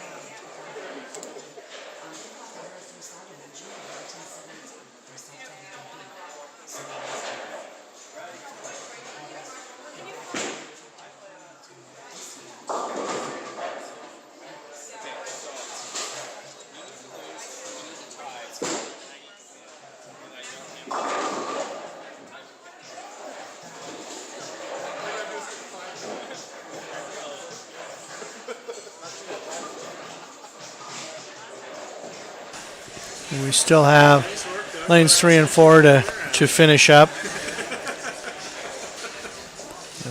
Corey Williams is finishing his game.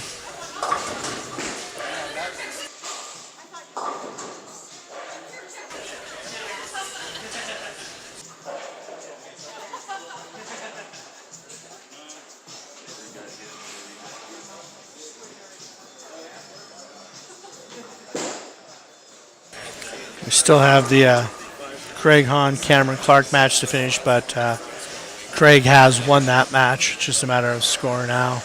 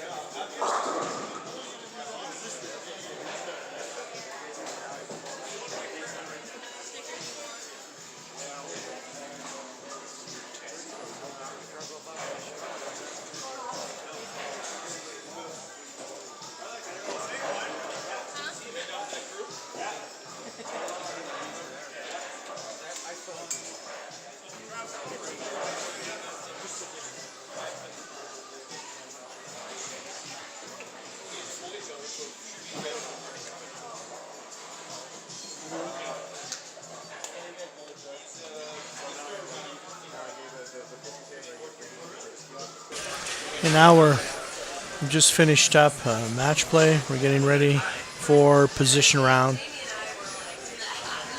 So we'll take a short break while we get ready for the position round.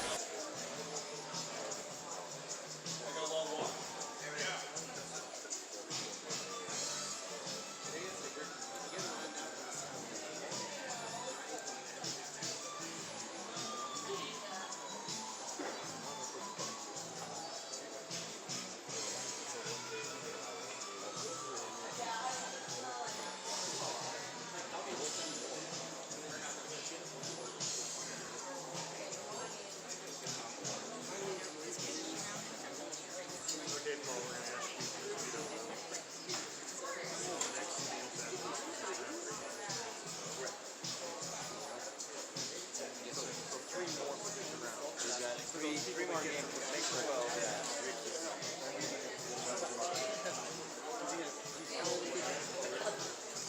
Yep, and then makes it up 5.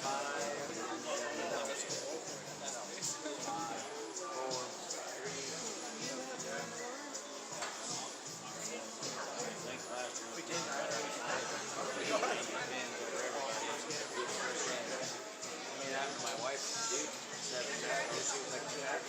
Yeah, she was 200 dudes. They had everybody. It was his first game. Did a game and a half on him. Yeah, dude, she was 286. And then my leg's like, well, I know that I signed up. It was kind of good. I said, that's possible. You know what the format was before you can problem. Hey man, I just wanted to get to Sunday because my ride in to Sunday. It's not like I can leave. It's not like I can leave, so I go won't anywhere. That's my problem. I put up twice when I didn't need to, just because my ride did. If he would just bolt worse. Oh, yeah. Or if I pick somebody else to ride with. Most of the time I do bolt worse. Oh, alright. Oh, that's why I made the cut early in Utah. I was like, you're not done. Get it done. Yeah. Then Lewis tells me all you need is there. And you're in. Like flag. Missed the cut like one. And it wasn't really good. It was a really good shot. I was like, Terry, and I was like, oh, that's perfect. Easy makeable score.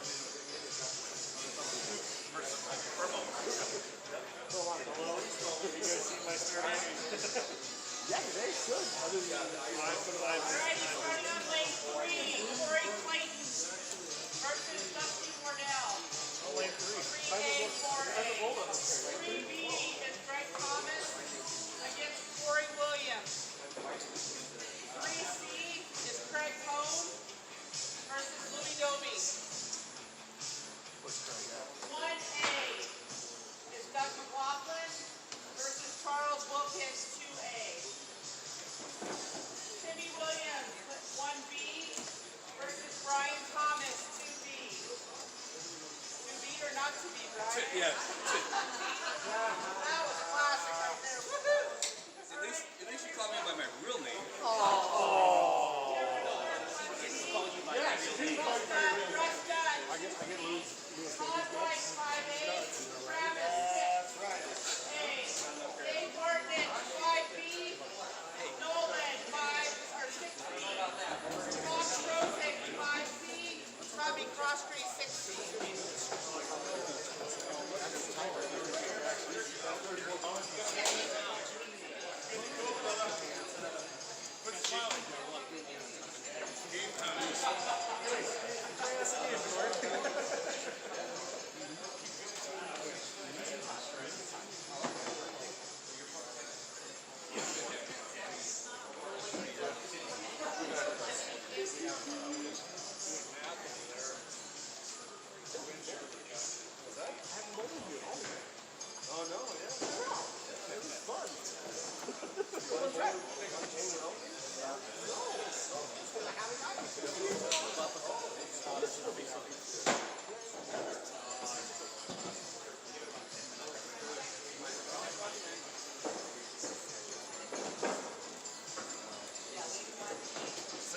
Appreciate me helping you get off to a good start, putting you in the right frame.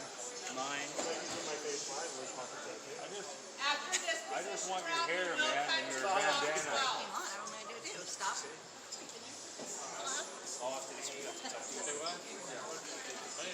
My boys were way bad time.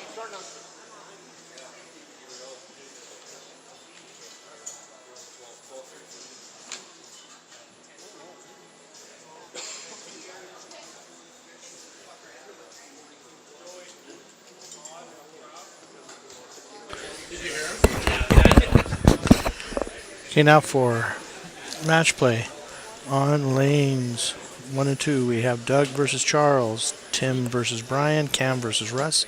On 3 and 4, Corey versus Dustin, Greg versus Corey Williams, Craig versus Lewis. And on 5 and 6, Todd versus Travis, Dave versus Nolan, and Tom versus Tommy.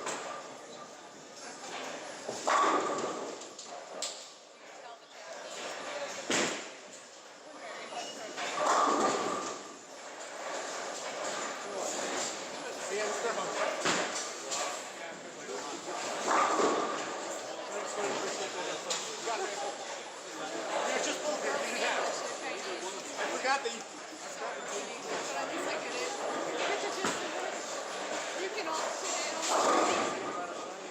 If I find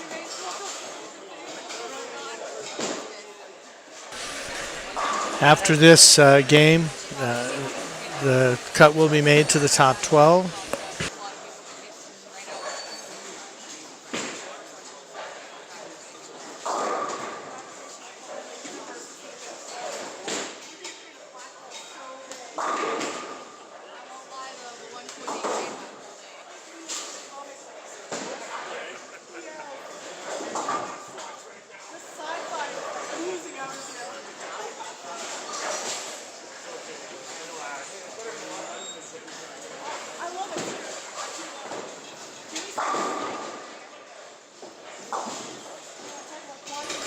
So far, we're starting with all marks. A lot more strikes happening right now.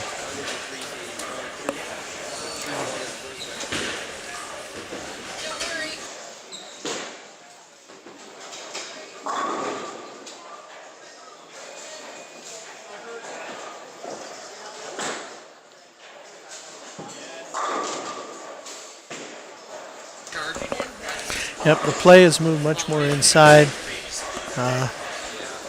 There's an area to bump it off. There's a hook spot to bump it off of out there.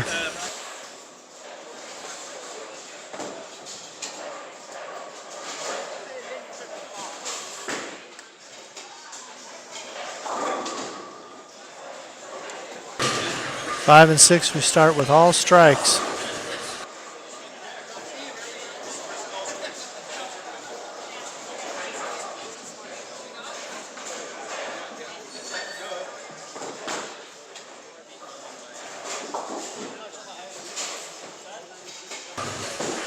Tim starts with an open, leaves the baby split, starts with an open on 1 and 2.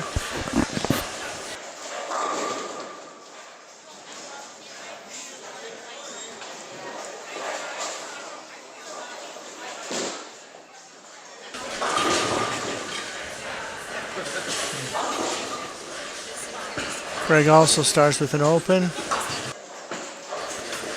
Brian picks up a single pin.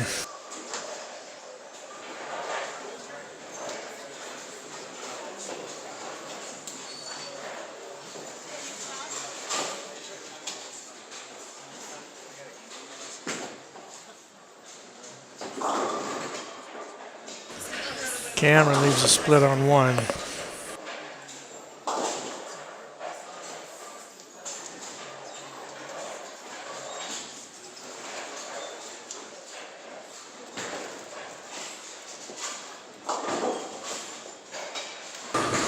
Russ starts with the strike. That ball was solid.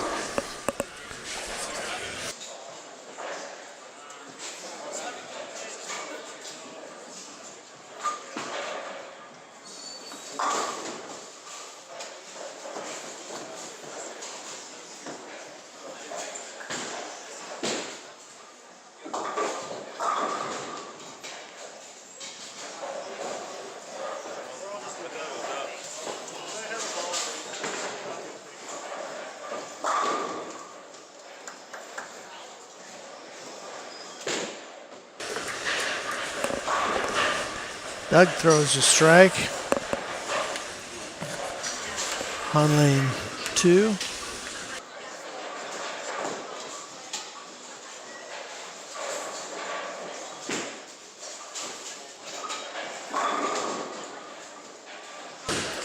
Corey Clayton with 10 back. He starts with a double.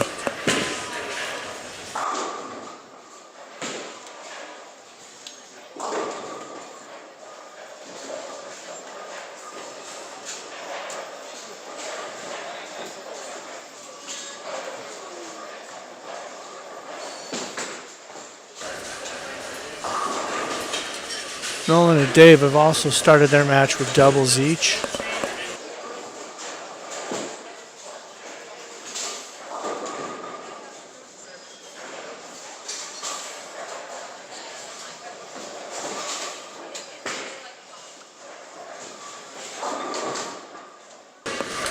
Brian throws a solid shot.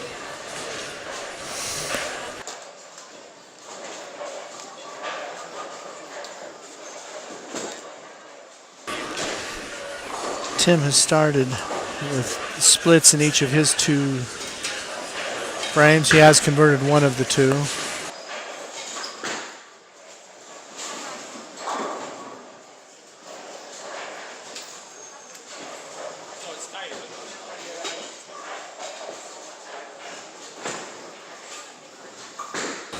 Russ was just a bit high. Still using the UC3. Was much farther inside by a zone from where he started.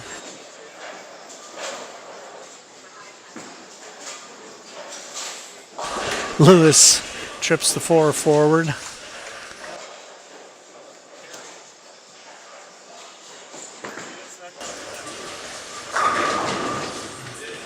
Washout, super washout for Cameron.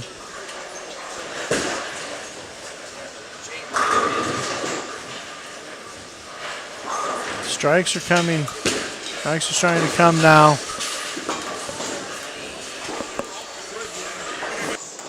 Oh no, they were all good.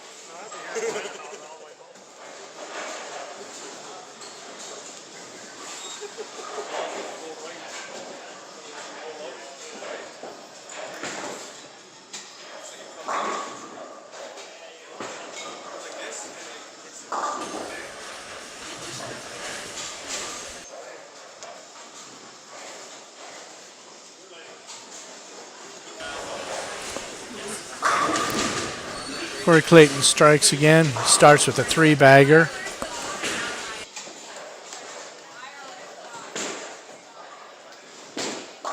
And Dustin strikes.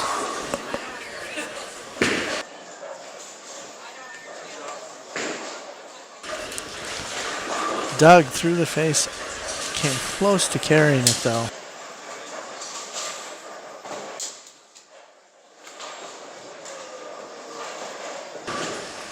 We now have Dave and Nolan each starting with a 3-bagger on 5 and 6.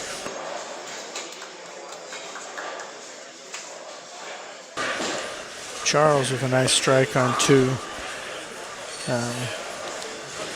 Dave, Nolan may be too far back to make the cut to 12. Nolan may be too far back. Dave may have a shot at it. But Nolan, I think, is probably too far back.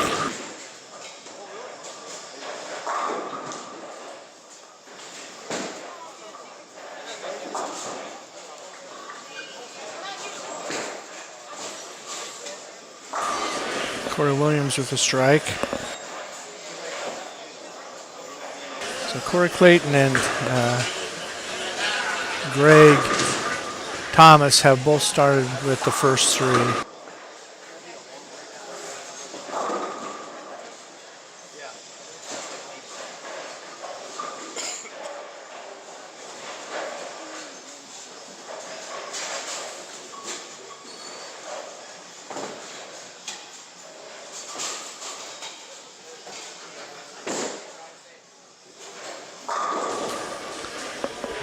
Craig doubles. Now we'll see what Tim can do.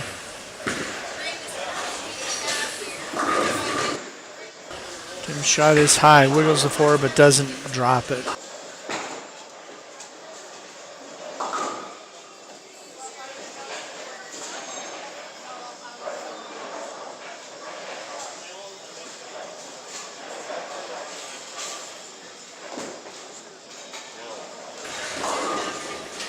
Lewis crosses, leaves the 3-9.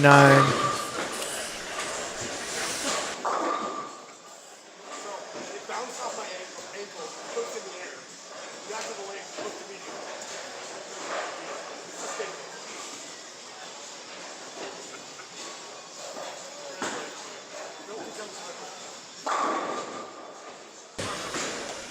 Tim converts. And Dave strikes. Starts with a 4-bagger.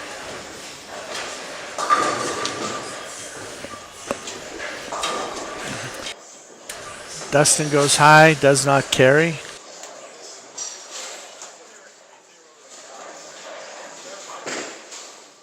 And Russ does not carry.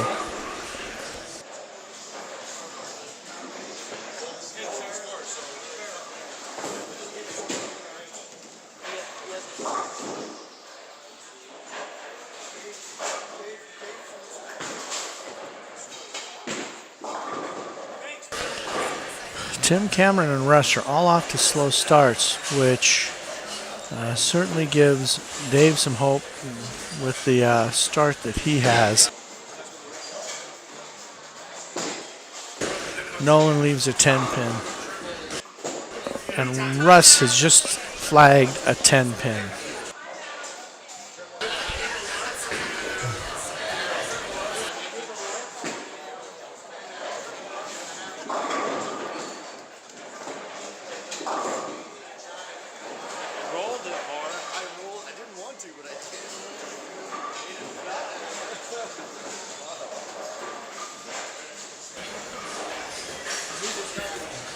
Corey's off to a nice 4-bagger start. Corey Clayton, that is. Corey Williams, after sparing the first, has a 3-bagger.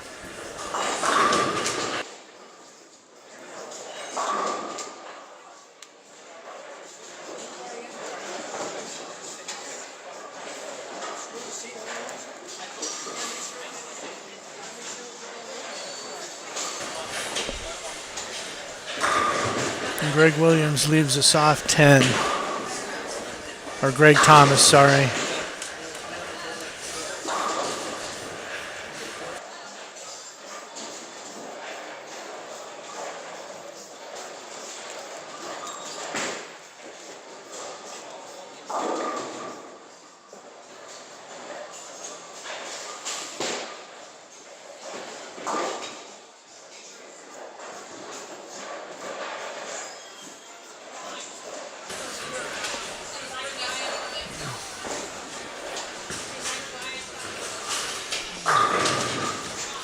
Yeah, Travis and Todd are not off to huge starts, so they're going to need to pick it up to try and move up. Dave Martinich is off to a hot start.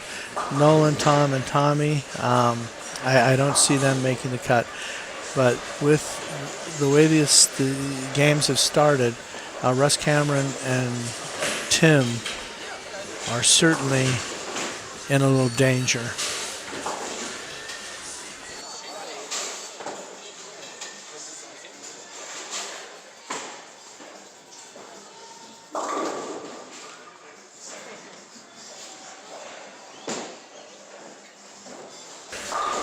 Tim just struck.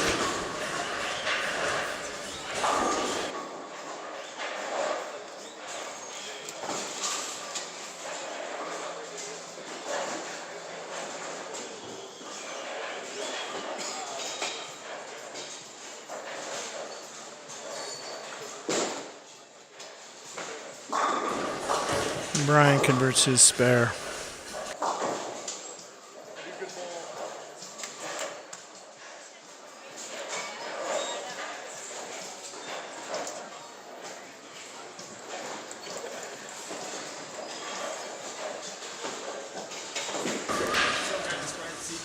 And Corey's string stops at 4. He goes high and leaves the 6-10 in the 5th frame.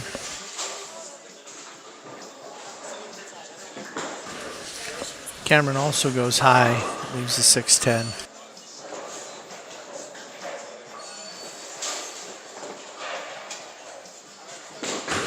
Russ with a nice shot to strike.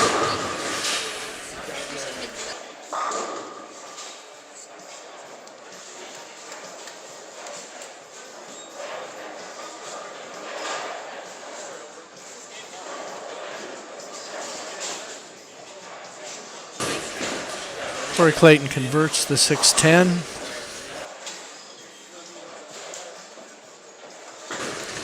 And Dave Martinich strikes again, so he now has a 5-bagger.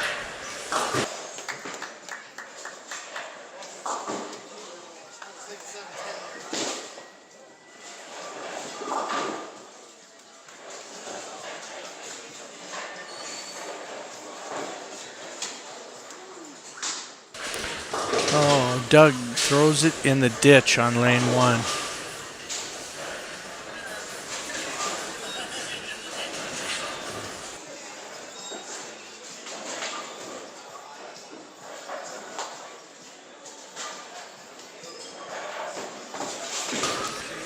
Greg Thomas goes high.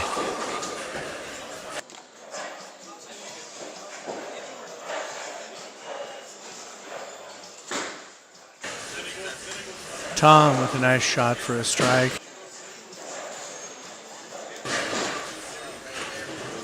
And Charles, solid. After starting with a spare, Charles has a 4-bagger. That will help secure him in the top 12. And Doug converts the spare after throwing it in the ditch.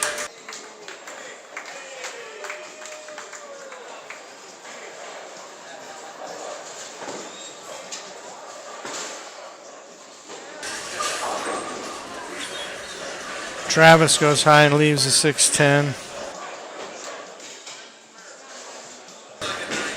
Greg converts. Todd strikes.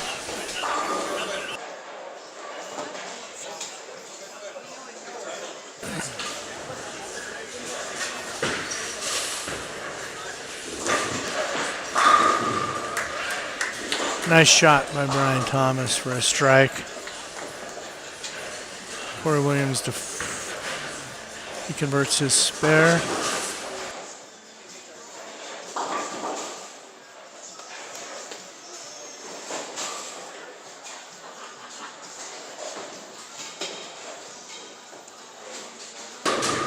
Oh my gosh. Tim just threw a ball in the pocket to leave the 7-9.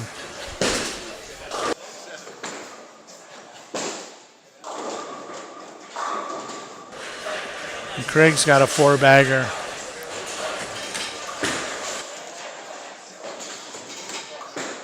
Russ strikes.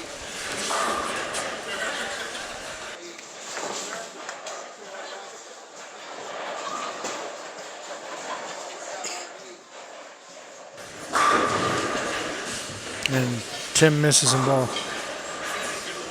Not what was expected there with that shot.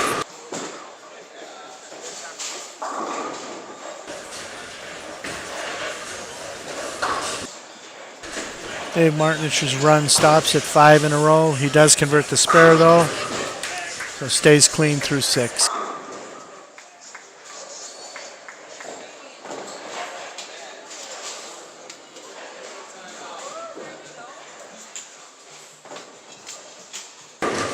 There we go, a strike by Cameron on lane 1. So Corey Clayton up in the 6th frame. And he leaves a 10-pin.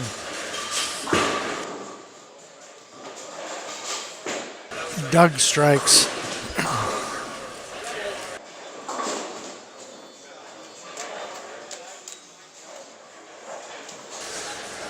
And Corey's missed a few of these 10 pins today, so we'll see what he does here.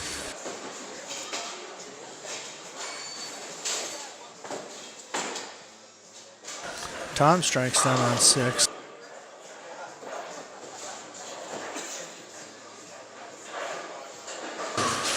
Nice shot by Charles. And Corey Clayton misses yet another 10 pin.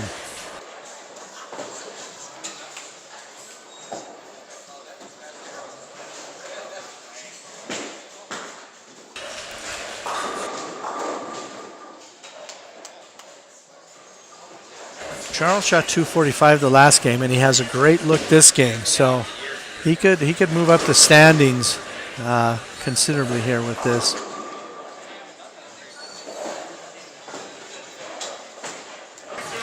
Dave Travis on 6, left a 10 pin.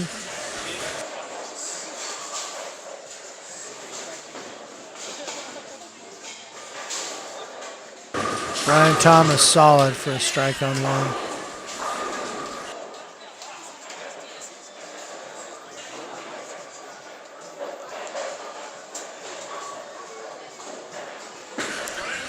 Williams converts. The scores are much better right now than they have been today across the house. A lot bigger scores.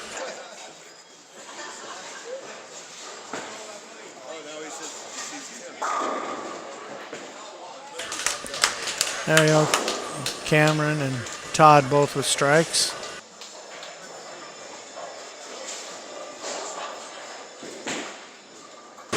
And Russ crosses for a strike to get him a 3-bagger.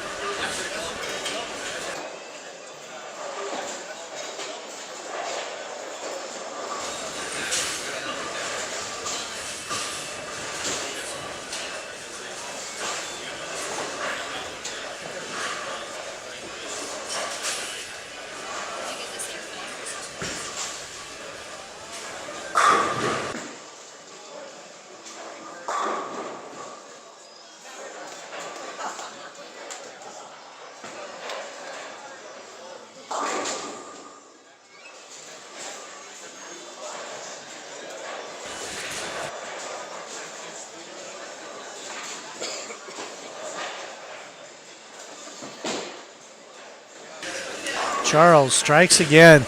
That gives him 6 in a row.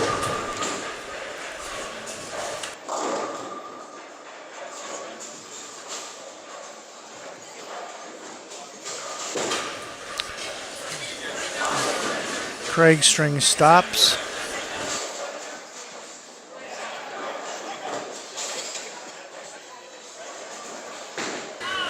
Doug can't carry a Brooklyn, leaves the 10 pin. Corey's up, shooting at another 10 pin. Oh, I'm sorry, Corey Clayton was not shooting at the 10 pin. He flushed a strike. Looking one lane over is actually Craig shooting at the 10 pin.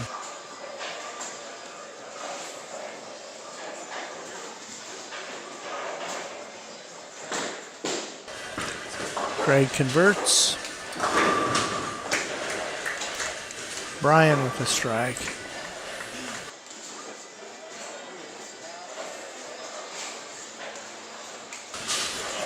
Brian's put together a 3-bagger now.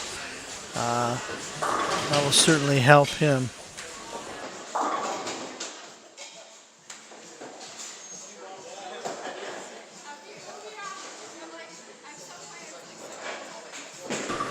Greg Thomas with a strike. That was solid.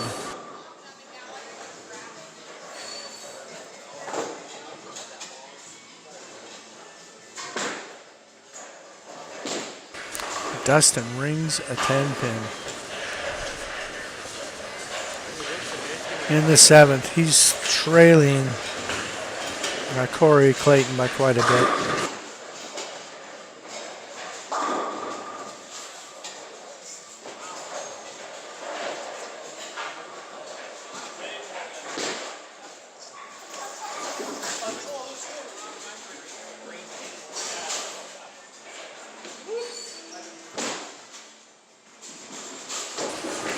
Doug converts a 10 pin.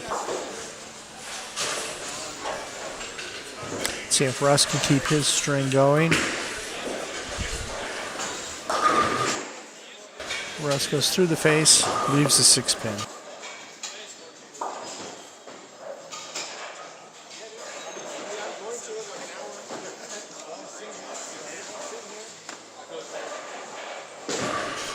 Corey Williams with a strike. The leaders really are not coming back to the pack.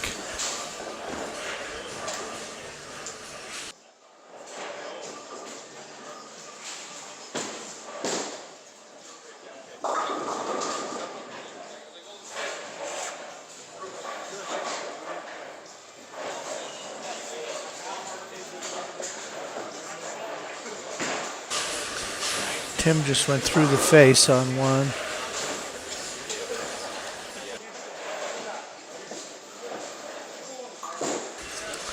Russ converts his spare. That gives him 127 through 6.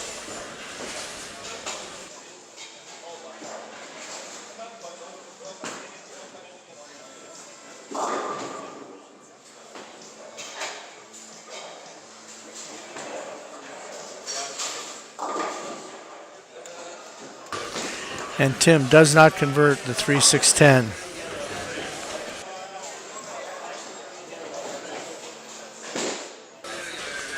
Three 6-10 has been missed numerous times today.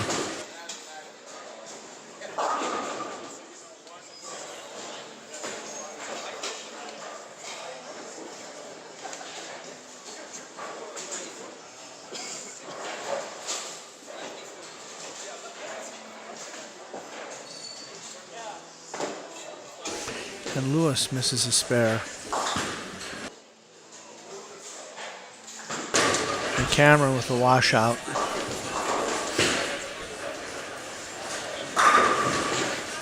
You know, Doug is solid in the pocket.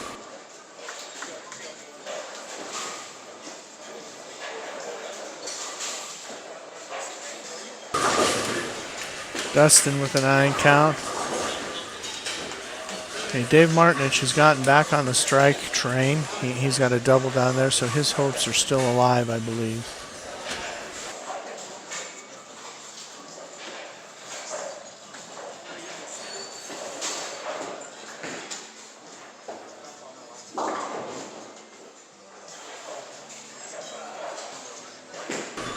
Okay, Corey Clayton leaves a 10 pin again.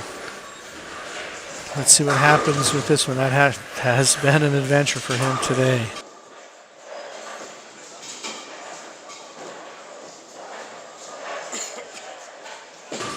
Tim Williams strikes. He's not, it doesn't look like he's in a whole lot of danger of missing the cut, but his score certainly could use a little bit of a string here.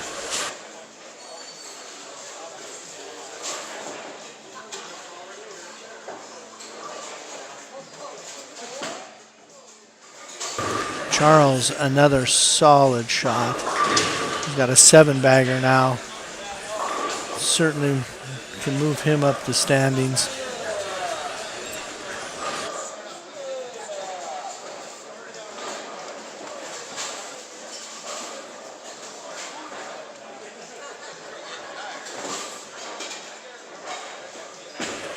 Corey Williams leaves a split. 3-6-7-9. Brian Thomas strikes. That gives him a 4-bagger. Cameron comes in light, leaves a 2-pin. And Greg Thomas strikes.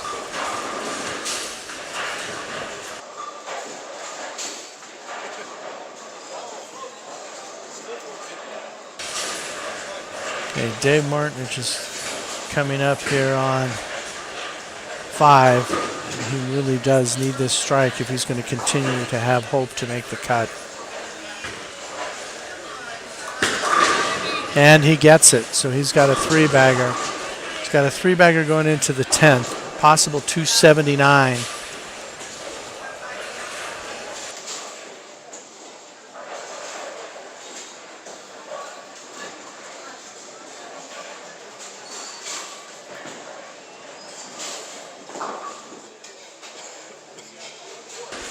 Russ split the 8th. That's one of them. So that drops him to 154 through 8. And Tim and Cameron still are in a little bit of danger. I think Brian, with his string, has gotten him out of danger.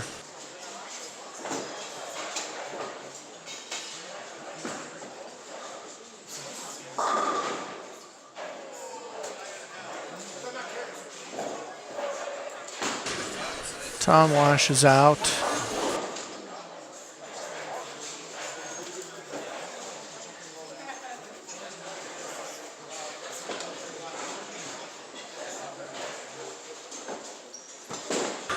Tommy strikes.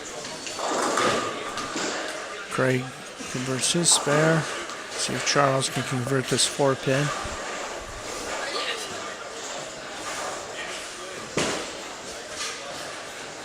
Oh, I'm sorry, it isn't Charles. Wrong way. Charles throws it through the face though and leaves the 3, 4, 6, 9, 10.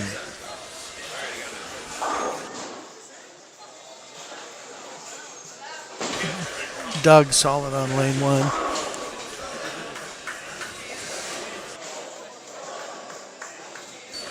So he has a double.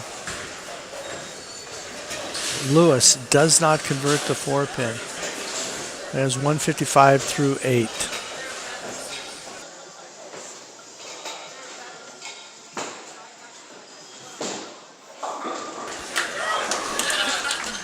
Charles converts the split in the 9. So he has 215 through 8 with a spare up in the 9.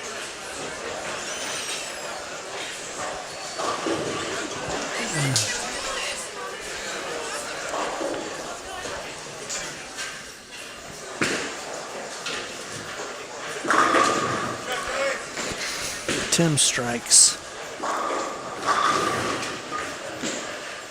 So that gives him a double.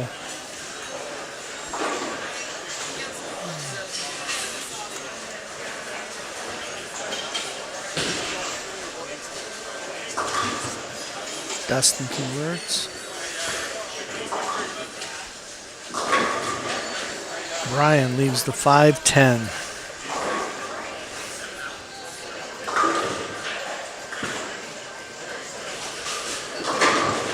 Cameron strikes.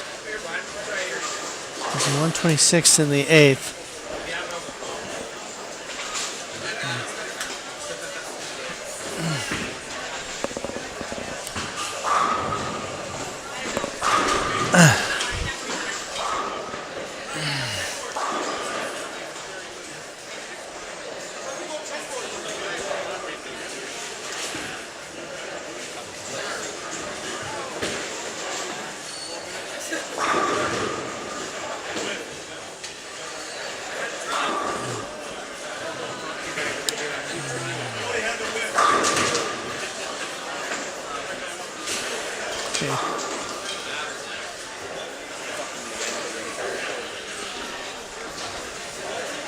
Todd and Travis have finished up, with Todd winning that match in a fairly close one. Russ throws a strike. It's big for him. It's important stuff now.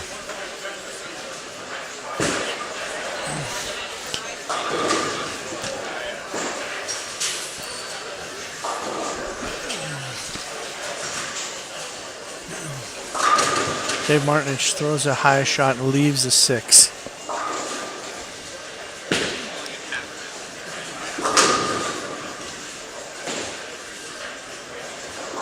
He's going to be in the 260s. He's going to shoot close to 100 over with the bonus pins.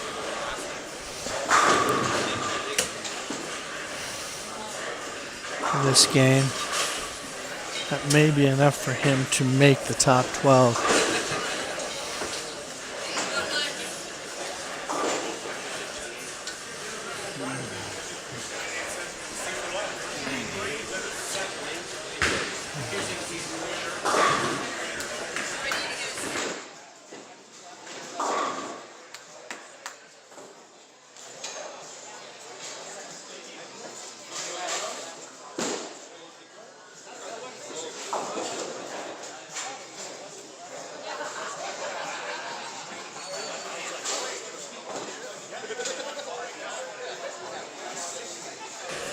Charles leaves a 10-pin. He's got 255 possible. Corey Clayton leaves a 10-pin.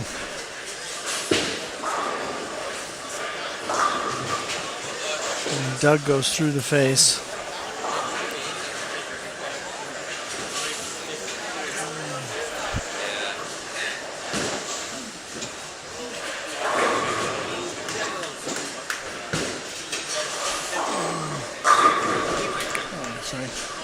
Dustin gets a strike. And Charles converts the 10 pin. He shoots 255.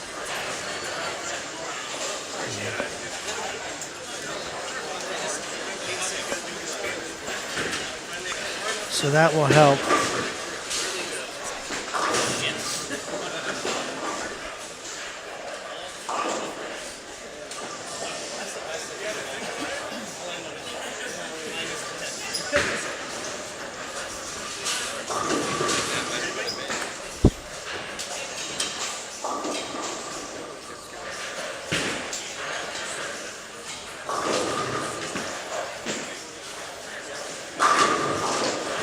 Brian strikes late 7.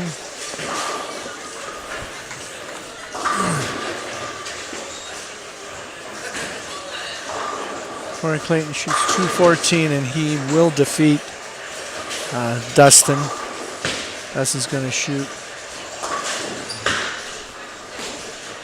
182.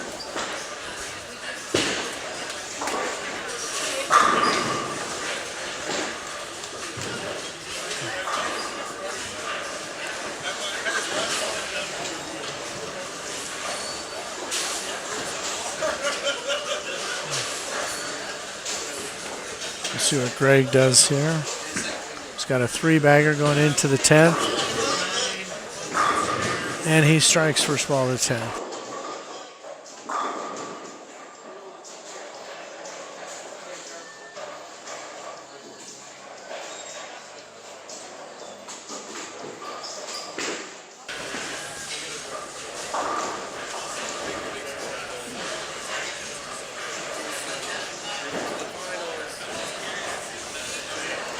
Okay, Brian is going to defeat Tim.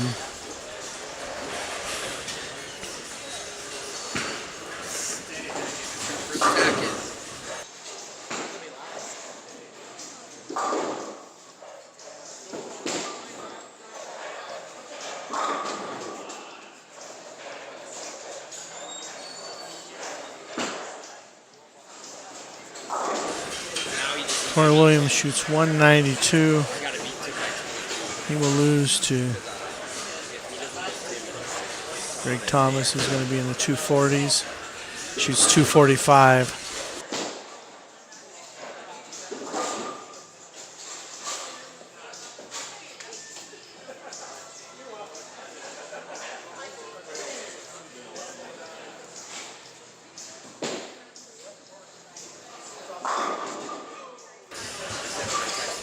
Tim leaves a 10 pin. So, yeah, he will lose to Brian.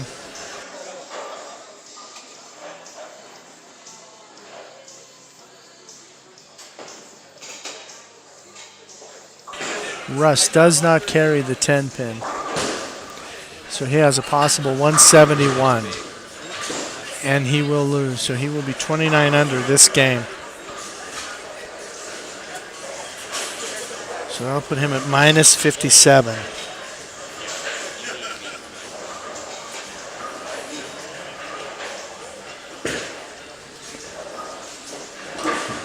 Tim converts the 10 pin.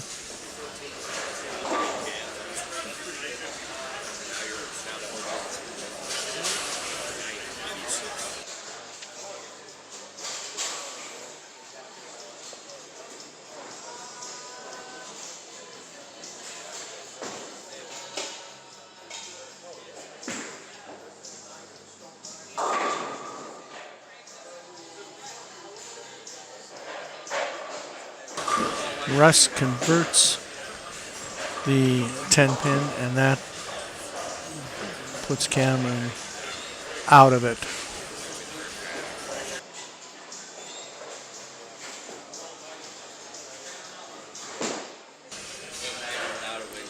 Tim shoots 170.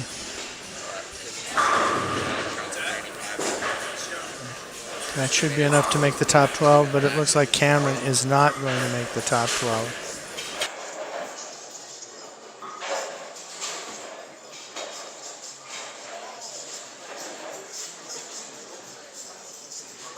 And Russ again leaves a 7 pin to shoot 193.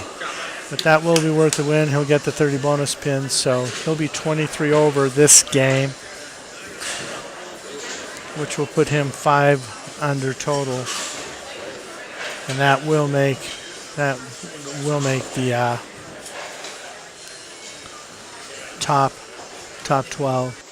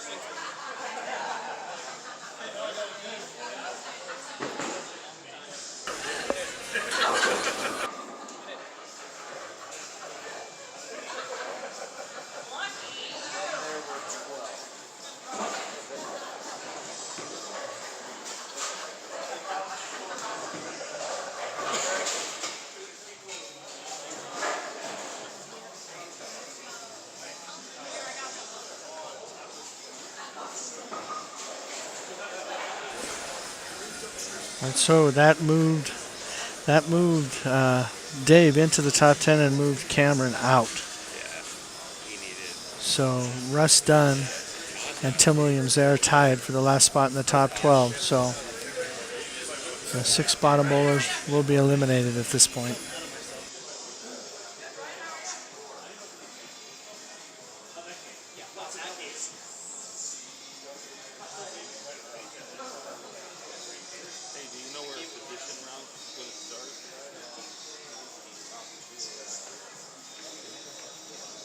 Yeah, I do believe. Double check that, Greg. I do believe.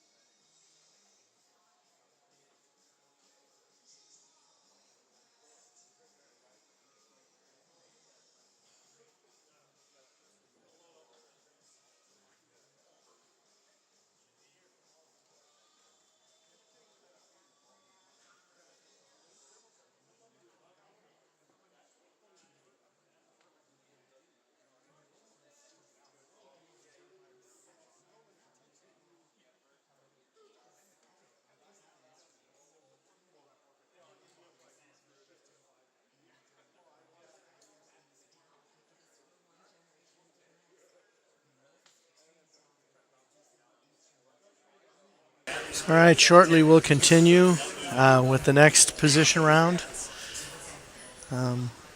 After we get to the top 12, get the lanes assigned, and we'll get going again after this break.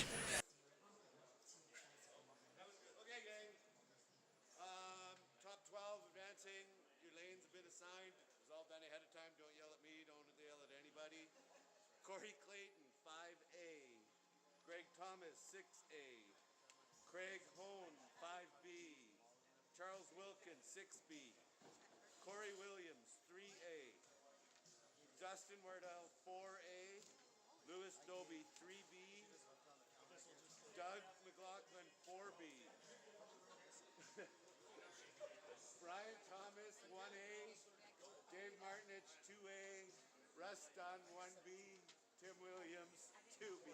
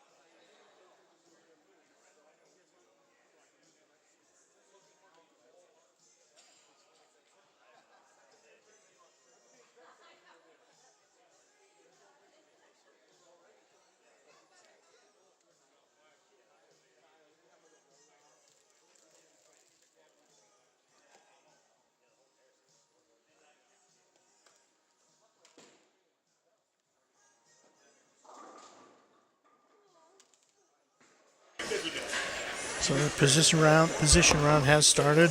On 5 and 6, we've got Corey Clayton versus Greg, and we have Craig versus Charles. On 1 and 2, we have Brian versus Dave and Russ versus Tim. And on 3 and 4, Corey Williams versus Dustin and Lewis versus Doug.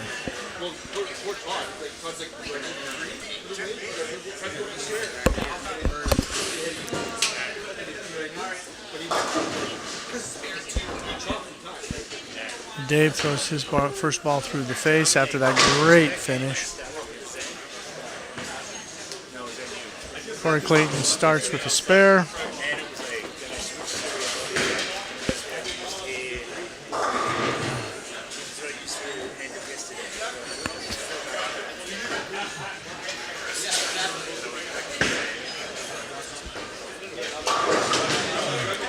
Corey Williams misses the head pin left.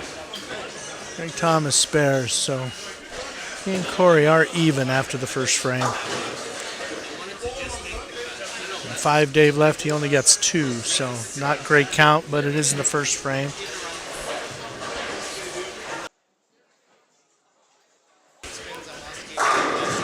Craig starts with a strike. First strike of this round. Dustin does not convert.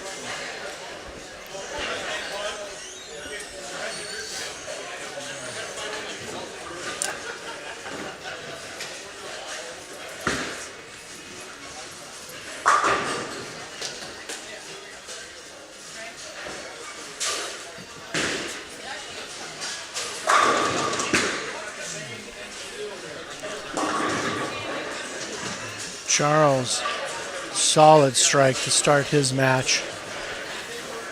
So Charles and Craig both struck. And Doug strikes to start his match.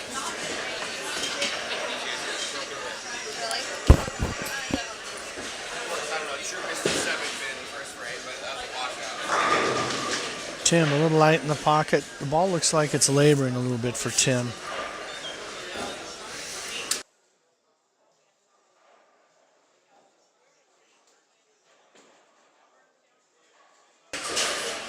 Corey Clayton gets a strike in the second frame. Let's see if Greg can match it.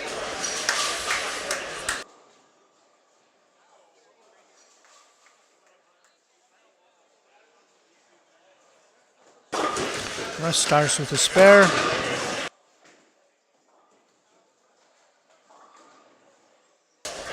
Greg goes high, leaves the 3-6-10, which we've seen missed quite a few times today. So hopefully he converts.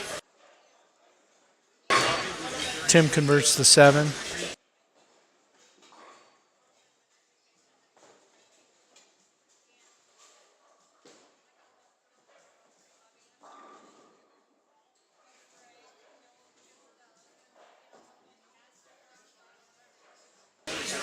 And Dave, another split. This time the 4-5.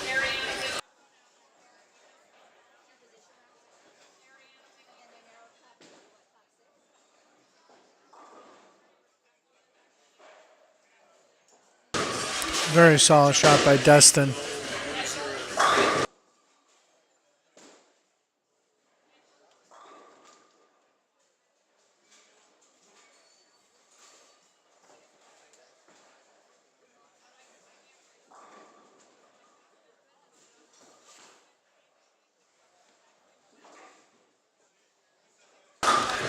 And Dave does not convert the 4-5, so he starts this round of play with 2 opens.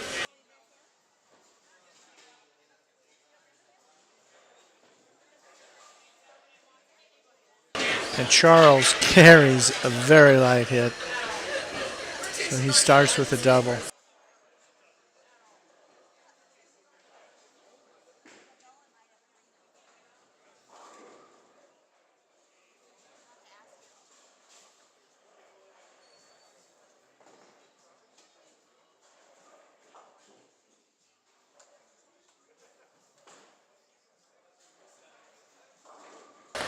And Greg's back on the board with a strike.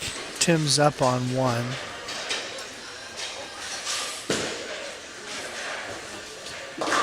That ball reacted a lot more aggressively off the spot than his shot did in the first frame.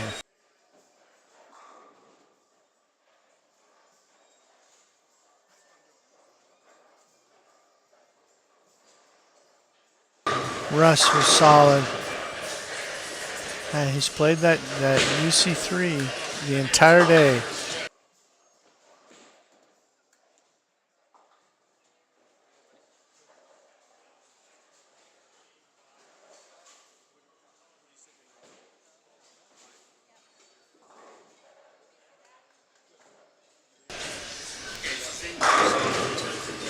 Dustin with a solid strike.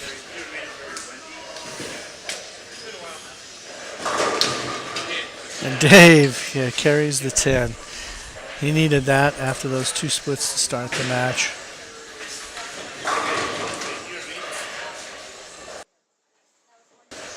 And again, just a reminder, if you haven't subscribed, please subscribe.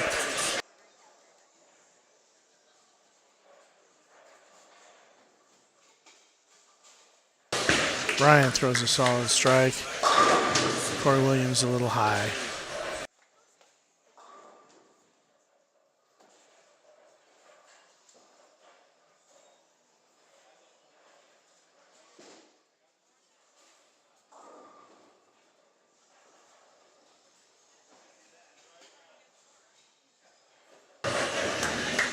Doug crosses. It was solid, Brooklyn.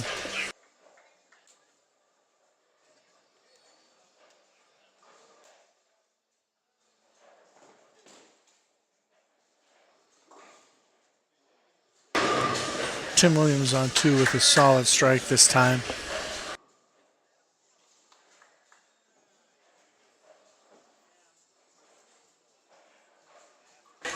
Russ with a washout.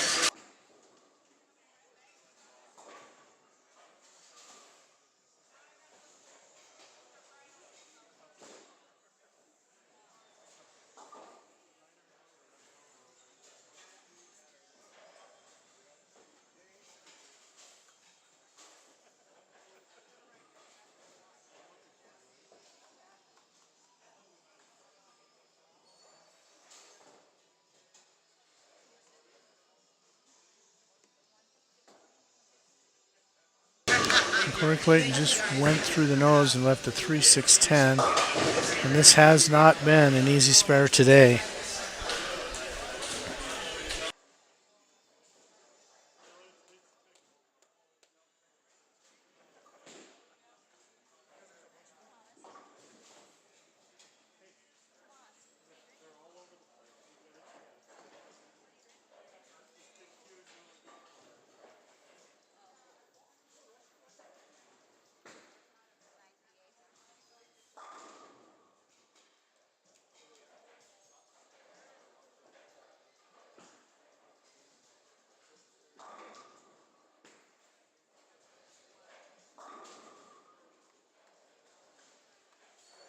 Solid shot by Dave. So that's a double after those two splits to start. Looks like he might be back on it.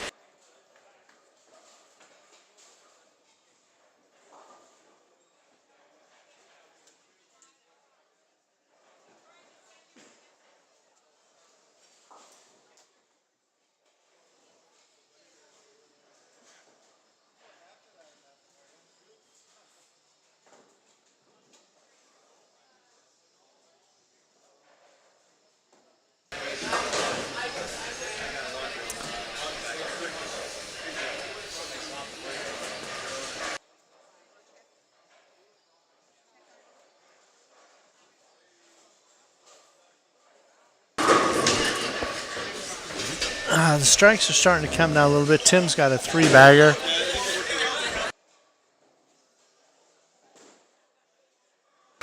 Dustin just missed the head pin, left the washout.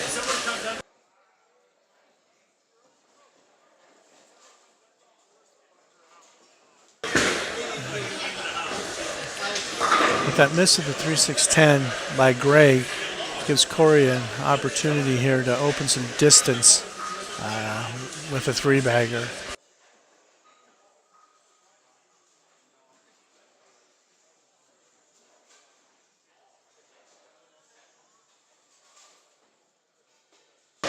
And Corey does strike, so he gets the three-bagger.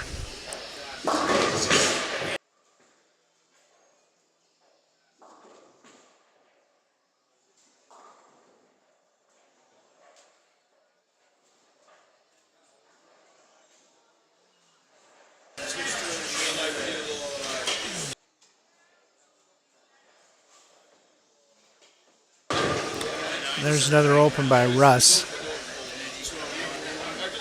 Certainly not what he needs right now. If he expects to move up, get close to the next cut.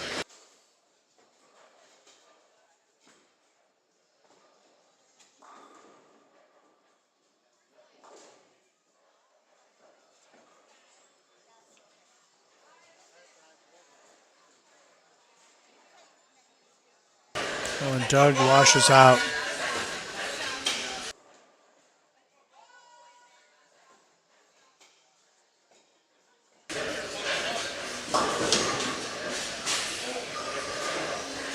The top four right now are not looking like they're going to move back much. They're still bowling quite well. Corey Williams is not putting up any huge numbers at the moment, and neither is Dustin.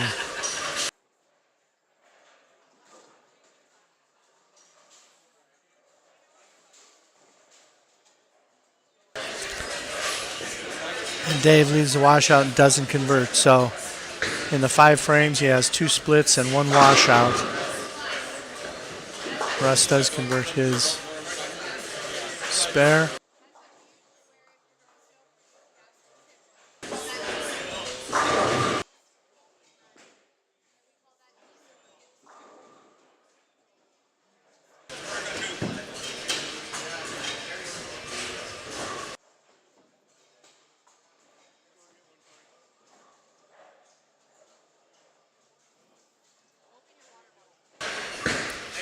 Corey almost leaves the 7-10, leaves just the 10. Meanwhile, Greg has got a 3-bagger. And is opening a little daylight between himself and Corey.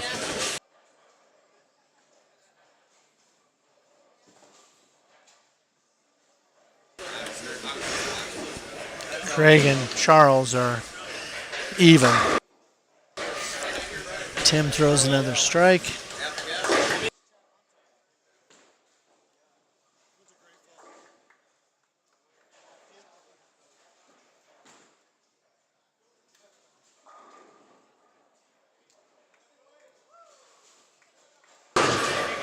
Dave throws another strike.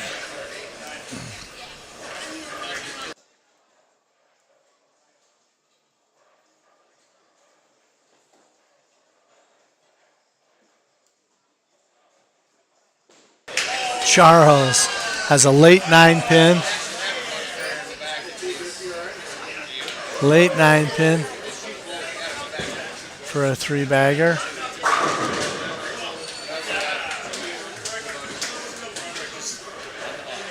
And I'll see if Craig can match it.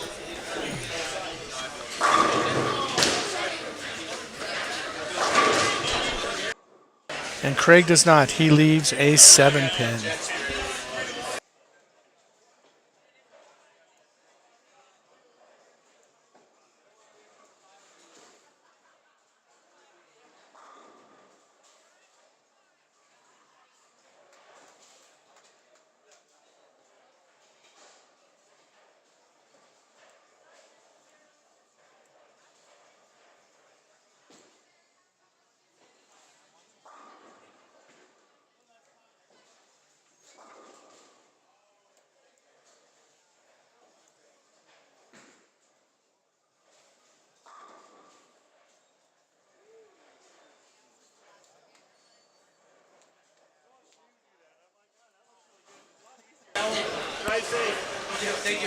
Okay, Craig converts his spare, but he does not match Charles.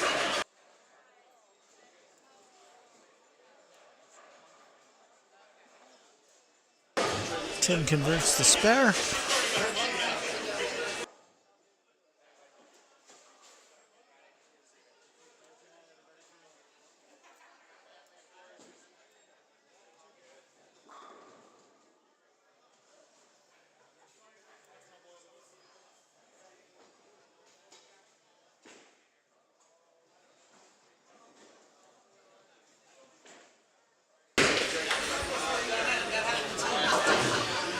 Greg's got a 5-bagger.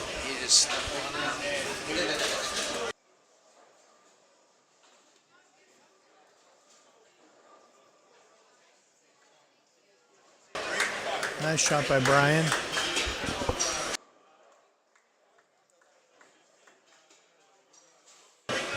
Lewis converts the 10-pin.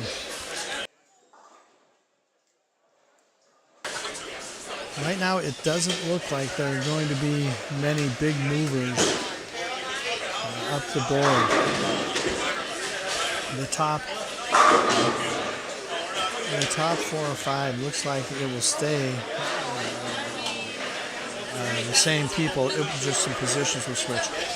It looks like Greg is going to pass Corey with what he's shooting.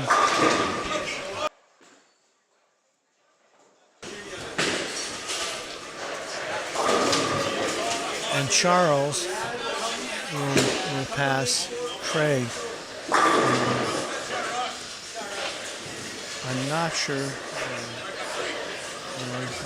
much more than that's going to change. It'll just be a shuffling a little bit near the top.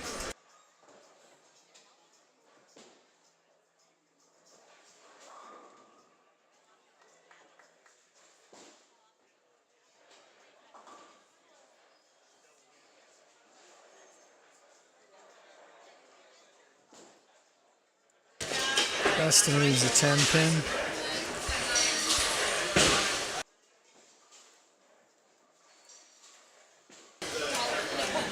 Corey gets a strike. Welcome for him. Starting to put together something now.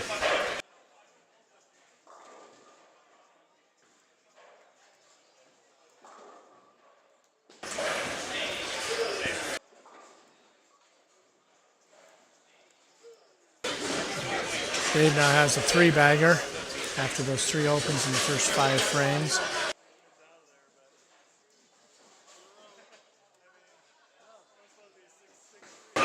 He's still trailing Brian by 30 pins, and Brian is not giving him an opening.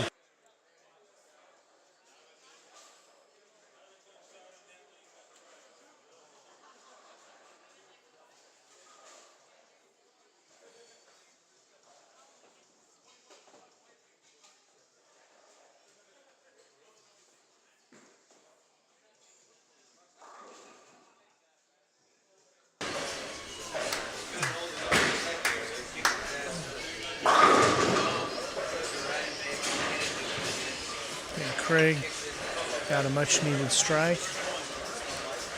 Charles up.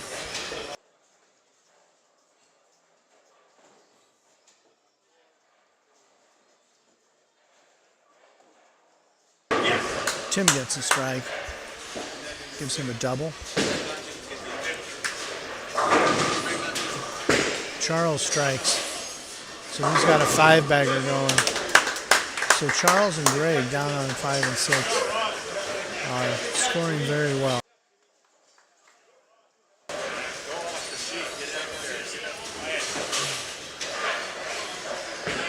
Some bigger scores are starting to happen now. People are stringing some strikes for the first time today.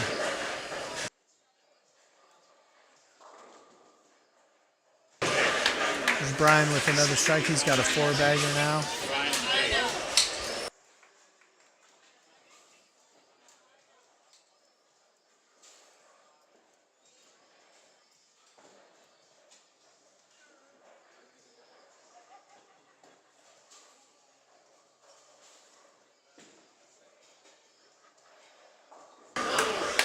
Dave gets another strike for a 4-bagger. With Dave, it's in this match anyway, it's looking like too little, too late.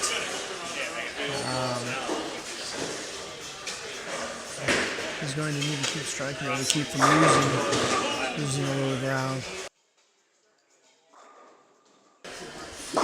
Strike by Corey Williams.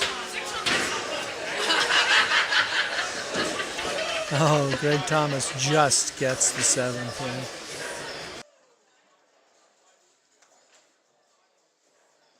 And Dustin strikes. That pair. Dustin down a minute. Corey Clayton. Corey Clayton carries.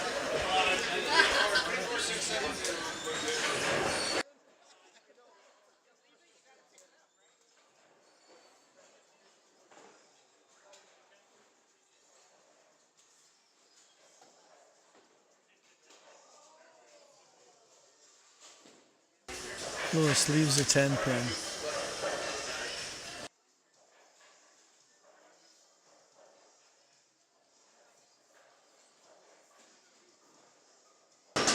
Lewis has a pretty big lead on Doug right now. Tim just threw one through the face off that double. Tim crosses and leaves a 9-pin.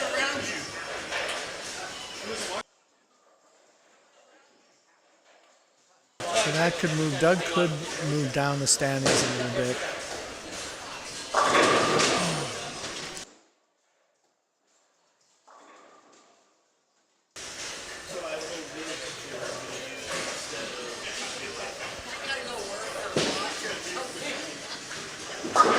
Tim converts the 4-7. And Dave is up in the 10. He leaves a solid 9-pin. That was something he really needed that to carry.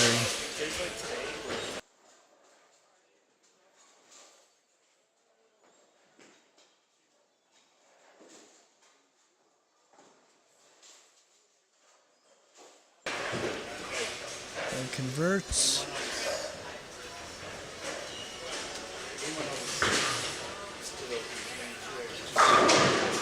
Greg leaves a 10-pin. So Greg will be in the, should be, if he converts this in the 240s. And he will win. So that's 70 over. So that will move him up into first. Corey Clayton just struck.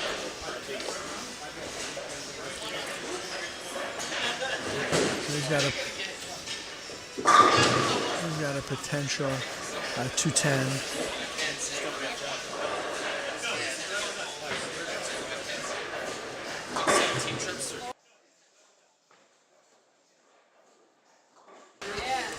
Brian just opened the 10th for 213. And Dave has a potential 199.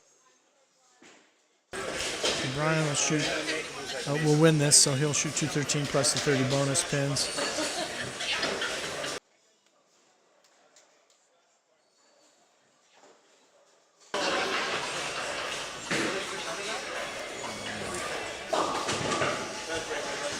So that'll get him at 71 over. Dave shoots 197. So that puts him at 25 over.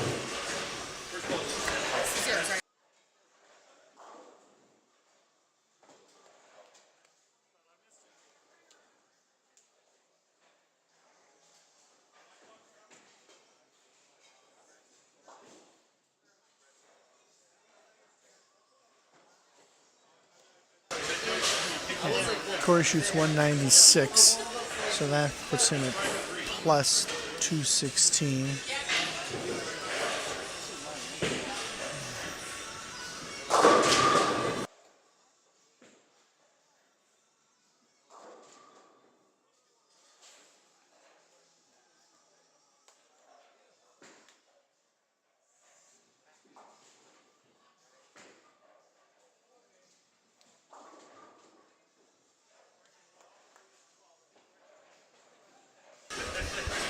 Greg shoots 242 and the win, so 72 over that game, so it puts him at 262.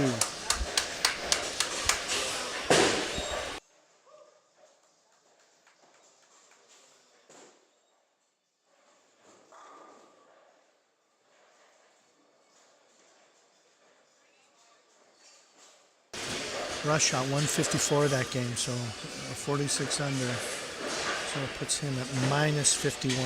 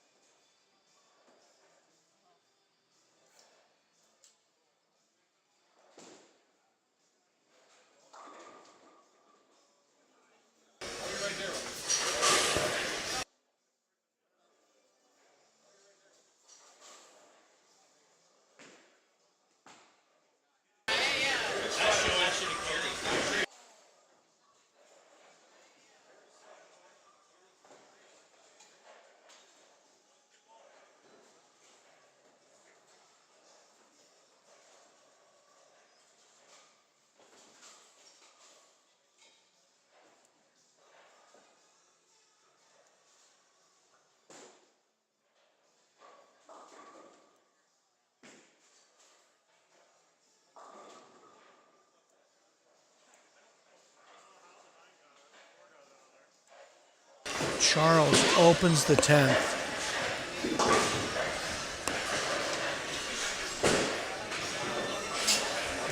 Shoot 236.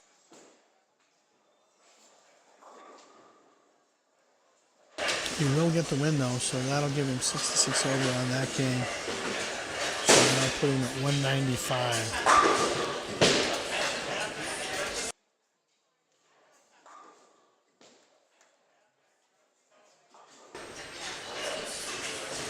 Greg shoots 234. He does not get the win. That's 34 over for him. So it puts him at plus 176.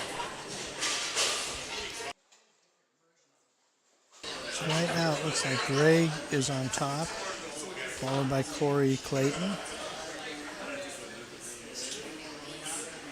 Charles, and Craig.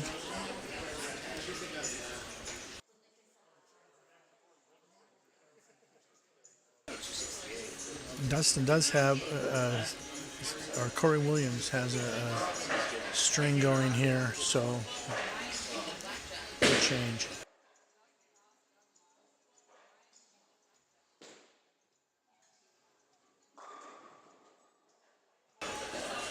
And so Corey's got 246 possible with this conversion, and he will win.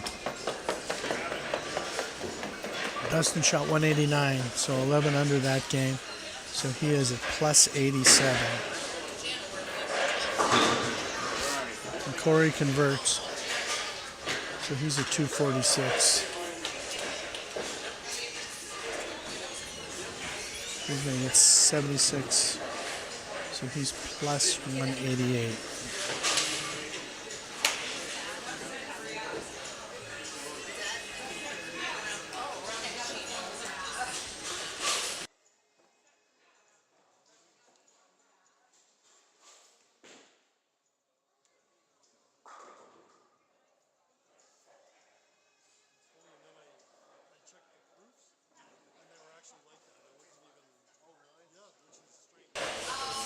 Looks like we have Greg, Corey Clayton, Charles, Corey W, and Craig, the top 5 right now.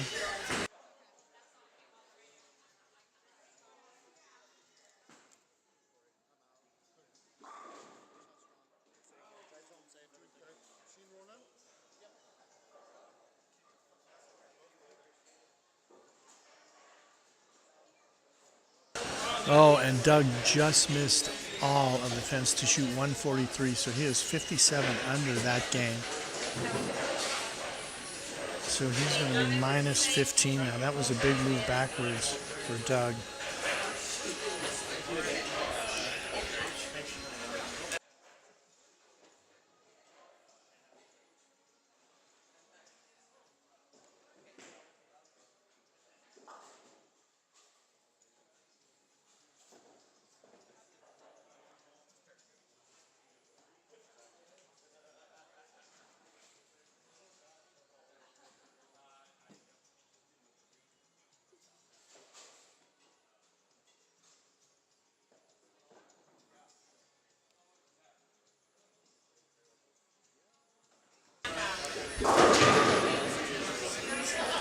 Lewis shoots 186 and wins, so 16 over for Lewis, so that puts him at plus 74.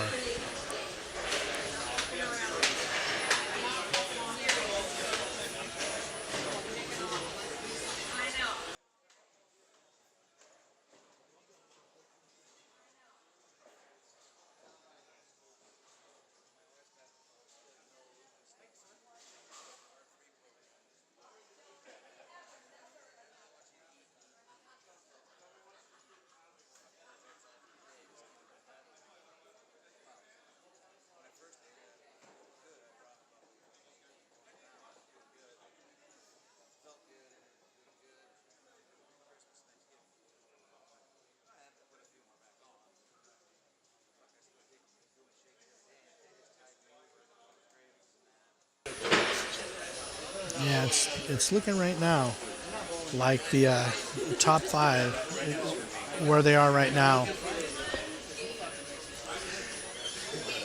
is going to be the top 5. Dustin and Lewis and Brian. Mathematically, they could make the cut to the top 5. Dave on down. Dave, Tim, Doug, and Russ look like they're out of it. I really don't think Dustin and Lewis and Brian have a realistic shot. It's just going to be a matter of what the top 5 is. And at this point, with the format of this tournament, where it's an elimination style rather than a step ladder, it really does not matter a whole lot where you are, as long as you're in the top 5. So it's looking right now, barring anything incredibly bizarre, that Greg, Corey, Charles, Corey, and Craig will be in the elimination for the championship here today. Okay, again, while we're waiting to get set for this next position round, let's subscribe. Hey, and thank you again to the Canadian viewers up there in Calgary and the sponsors: Alley Cat, Dale Boma, Chicken on the Way, Opportunity Bank, Grizzly Auto, Desh's Auto, Contract Flooring, Chris and Tammy, Bootlegger, Lucky Strike Lanes, Van Setten, Christensen Construction, VSW, Keaton Chris and Dehn, DGI, New Look Pro Shop, Little's Lanes, United Fiber, 406 Streaming. We'll be starting with the next position match shortly.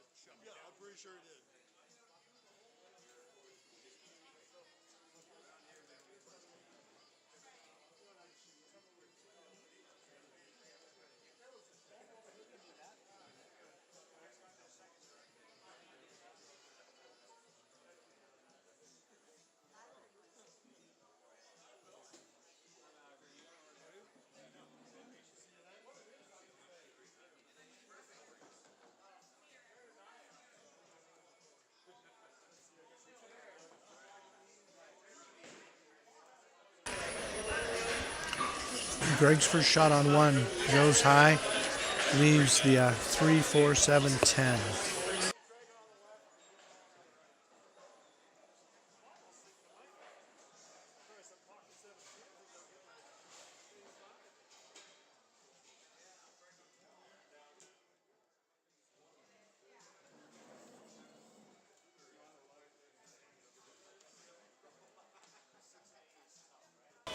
And Corey Clayton is solid on lane 2 to start his match with a strike.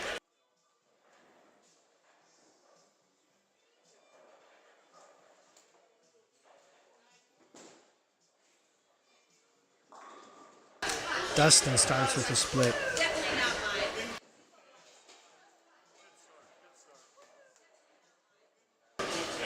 Craig with the strike, solid.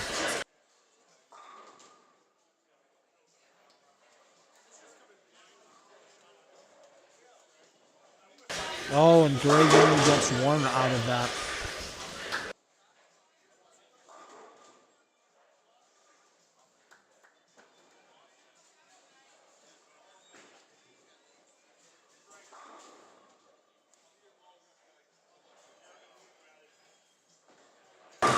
Corey Williams, excellent shot to start.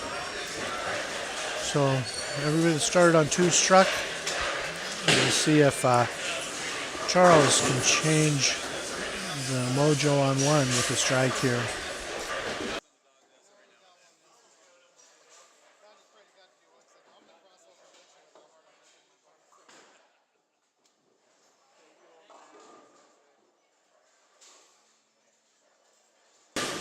And he does. Charles strikes.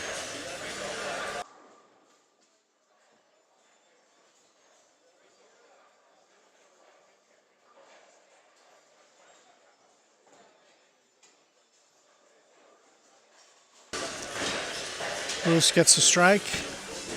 Start his set.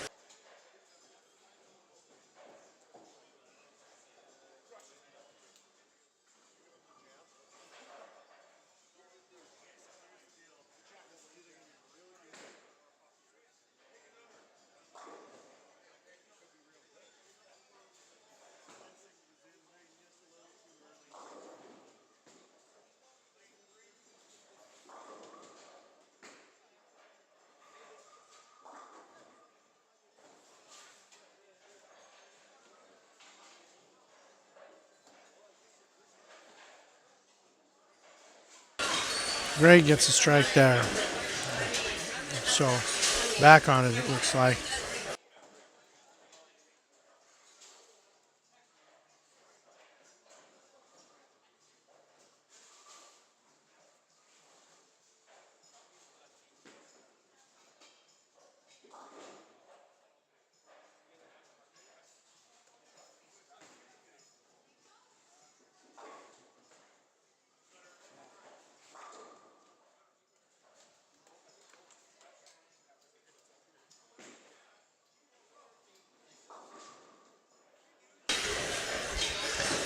Dustin misses right. So the people, Dustin and Brian, with the just like slim chance, outside chance of making the cut, they are not off to great starts. Well, I guess Brian is, but Dustin is not.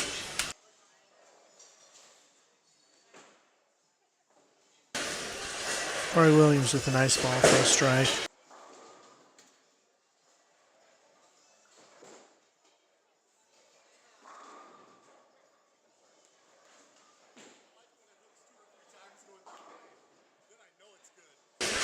Dustin gets a spare, but time's getting short. He needs some strikes if he has any hope at all of making it to the eliminator round.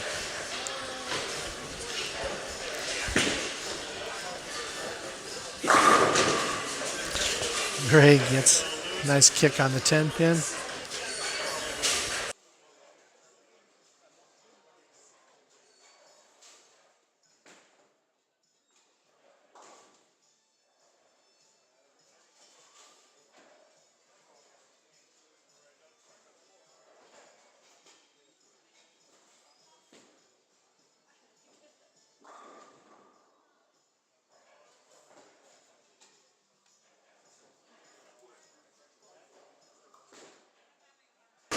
Oh, Corey Clayton with a shot that nearly left the 7-10.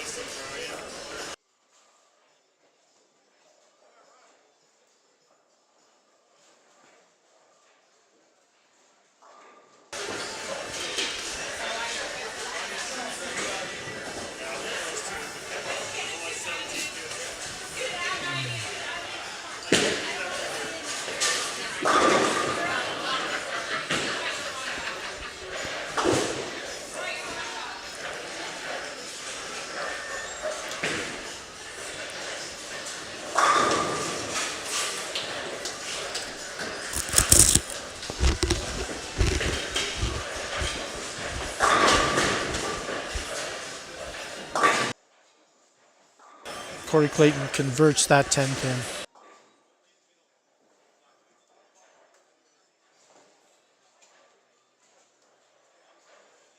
I think Corey is maybe 60% on 10 pins today. He's missed quite a number of them.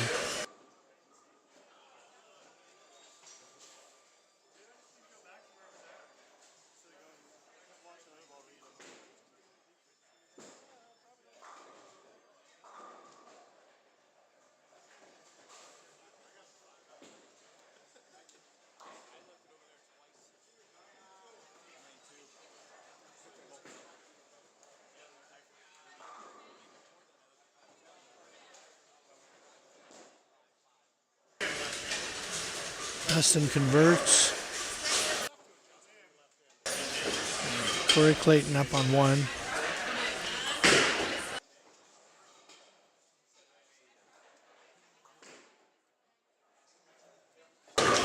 Nice shot. That's a good look. And now playing the part of the lane that I expected everybody to be into earlier today.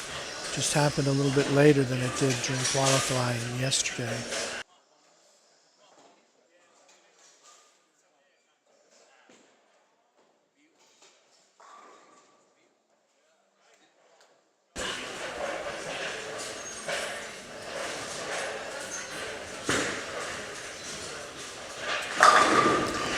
Greg didn't like it at cross, but he did carry the Brooklyn.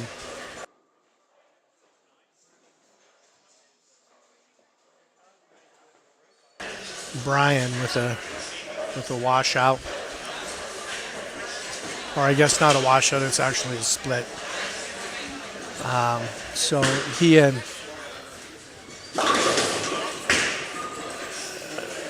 Dustin are not making any kind of move that will allow them to get into the top five. So it's looking more and more like the top five is pretty secure right now.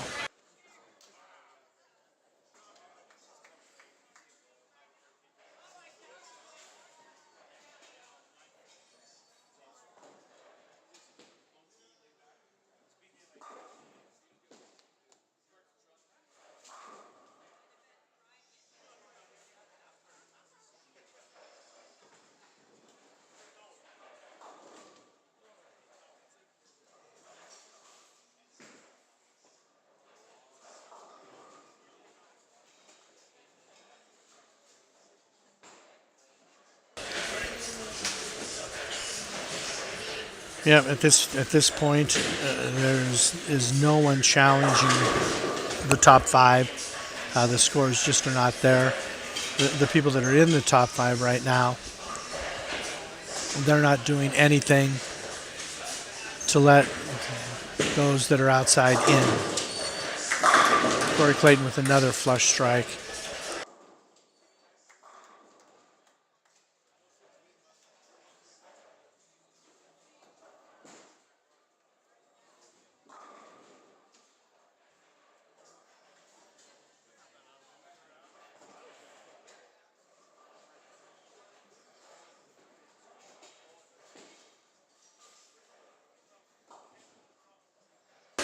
Greg with a nice ball, kicked the 10 out. So after that first frame split,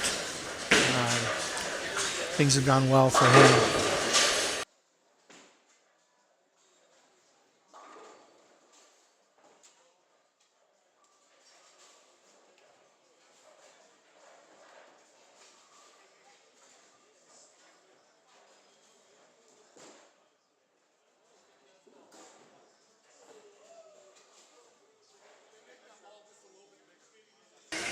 Corey a little high, leaving a 6-pin. Corey Williams, that is.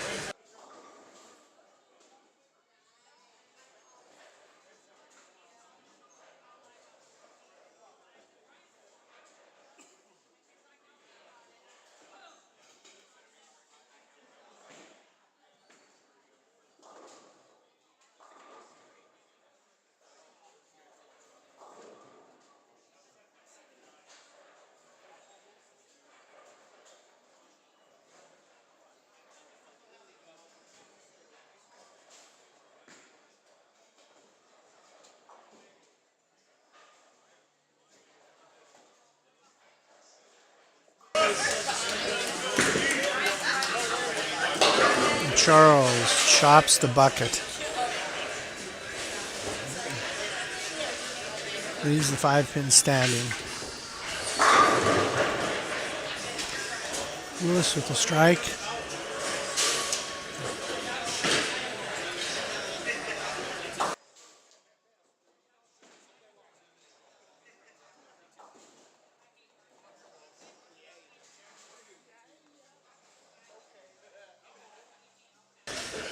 Right now, the only consistent shots it looks like are coming from Corey Clayton and Greg Thomas. Corey just wrapped a 10-pin, but the shot looks good. It's not really happening anywhere else.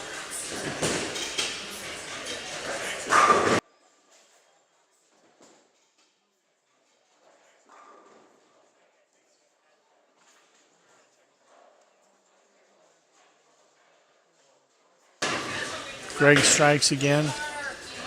That gives him a 5-bagger. So yeah, right now Corey Clayton and Greg Thomas are solid. No one else seems to be throwing the ball as consistently as they are. Russ Dunn just picked up a nice split on 6.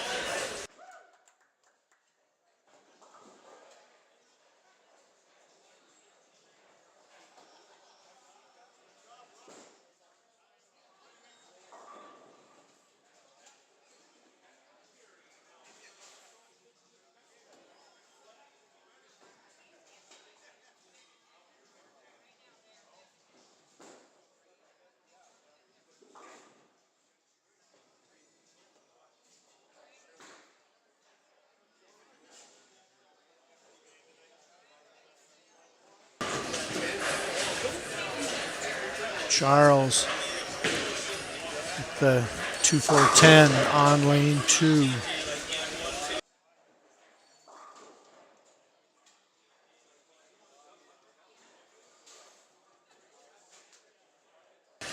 He is struggling a bit, but even at that, Dustin and Brian really aren't making a move on him, and he does have a considerable amount of distance between himself and those other two.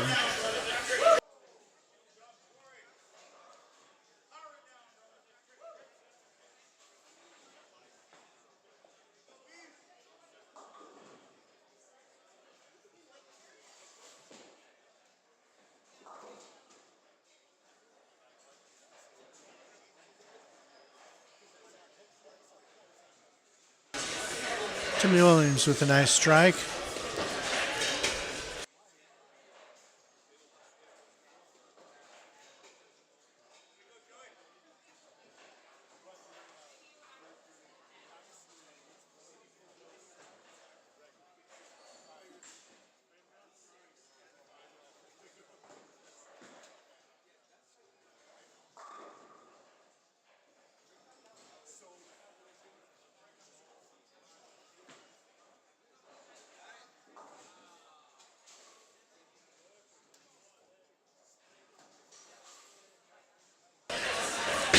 Corey Clayton with another 10 pin.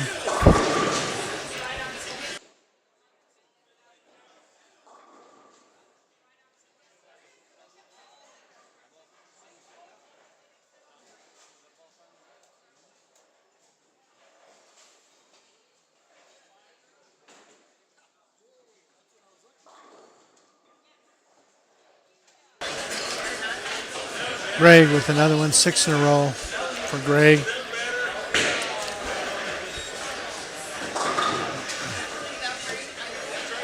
Looks like he's going to be your leader at the end of match play. We'll see if Corey can convert this 10 pin. He's converted the last 2 after missing a few of them earlier. And he does.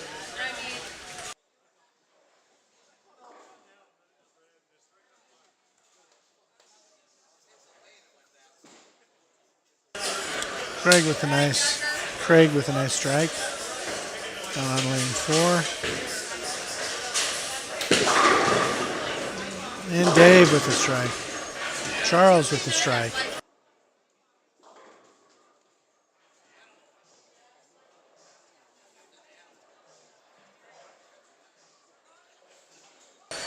Oh, Dustin chops the spare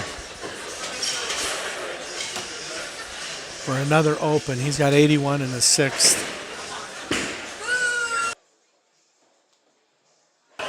Corey Williams with a pocket 710.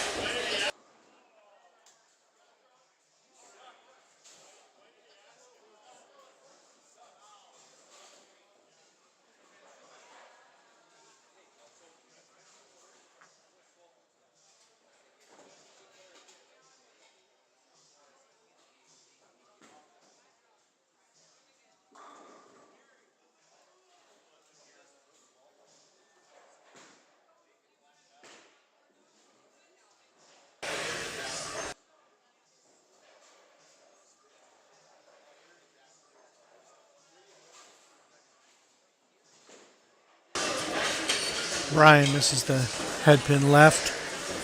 Right now, he only has 58 in the 5th, so chances for him are over. Corey Clayton, nice shot for a strike.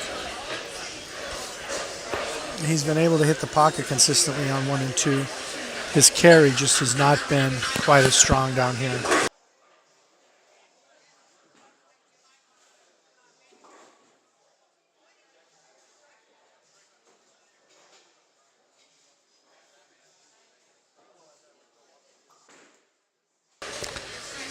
Greg, almost a 7-10, but leaves just the 10. That ends his string in the 8th frame.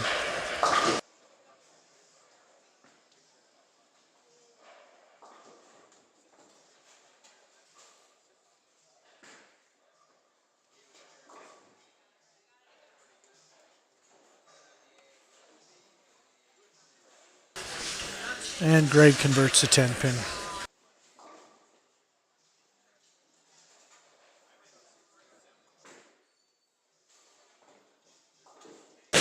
Corey Williams crosses and carries.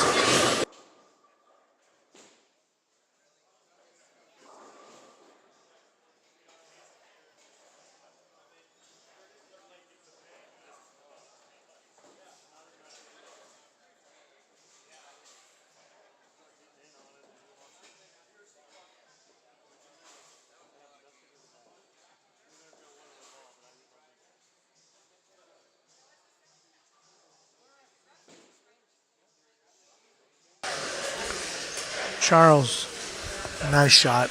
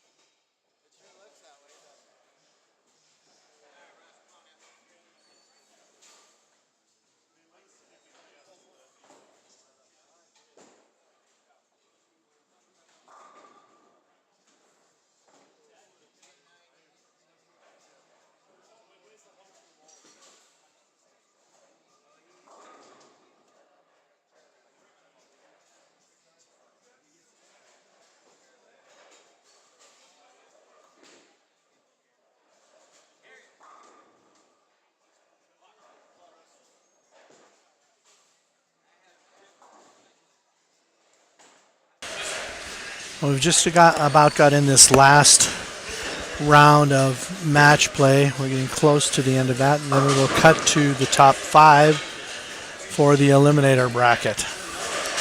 The top 5 as they stand now, other than a possible changing a little bit in the order, will stay the same. No one's going to move into the top 5.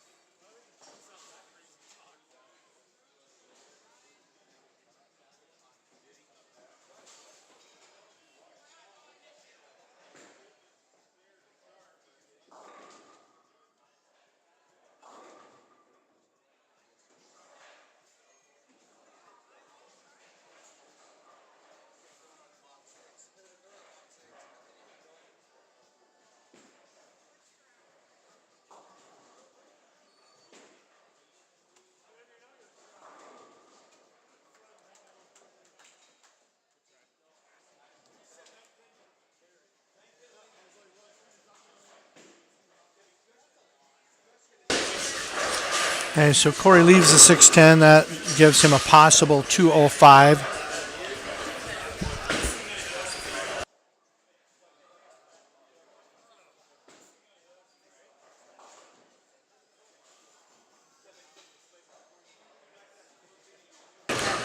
Greg throws a strike. He still has 256 possible.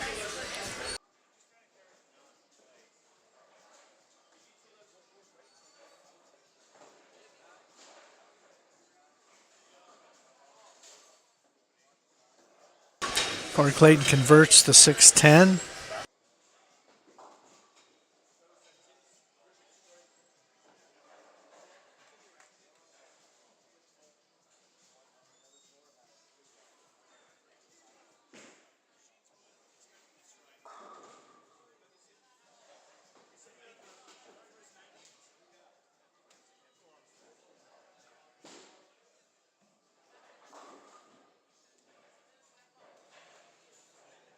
And Greg does not strike the second ball on the 10th. Leaves a 10 pin. So he can convert this for 245.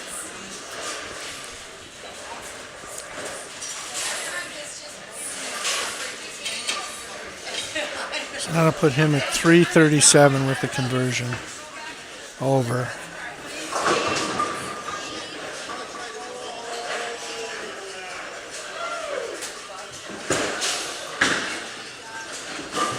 And he did convert it, so he ends at plus 337 with that 245 and the 30 bonus pins for winning the match. If you're wondering where Corey Clayton is, he's dealing with an issue with his thumb holes, and he's trying to take care of. He still has one shot left to throw in the 10th here.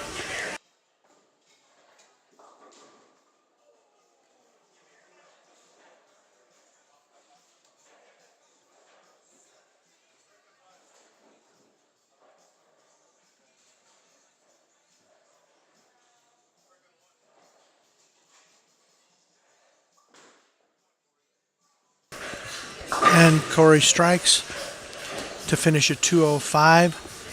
So that will put him at plus 221.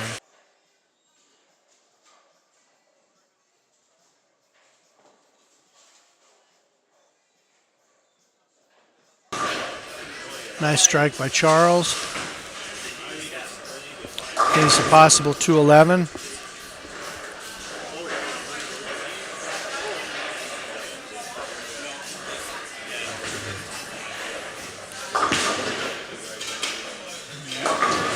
Oh, Corey Williams throws it through the face. Leaves the 367 or the 26710.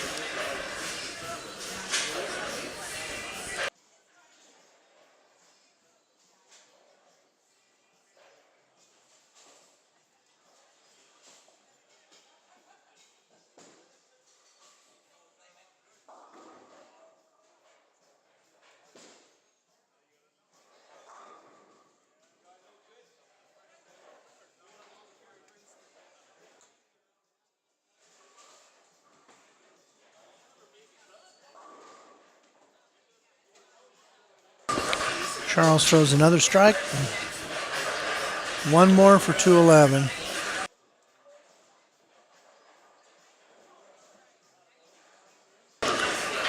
And Corey Williams only gets one for that remaining four to shoot 196.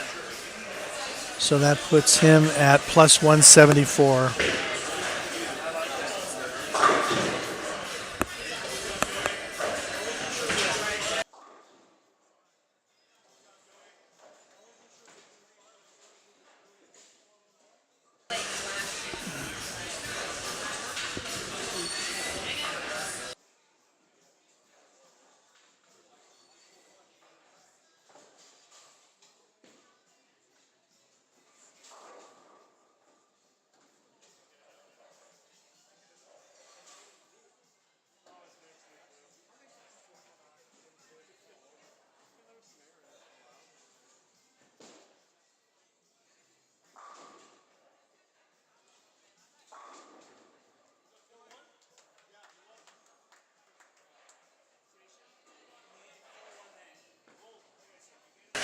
But Charles did shoot the 211.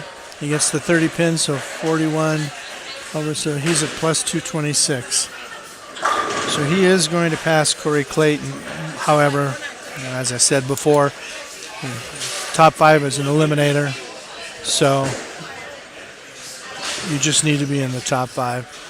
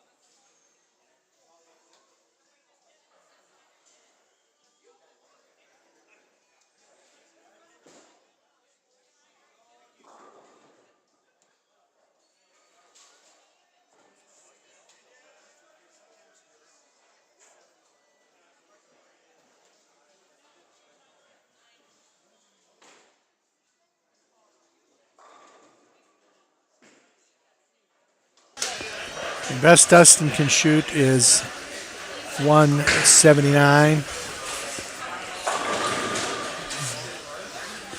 So he certainly will not make the top 5.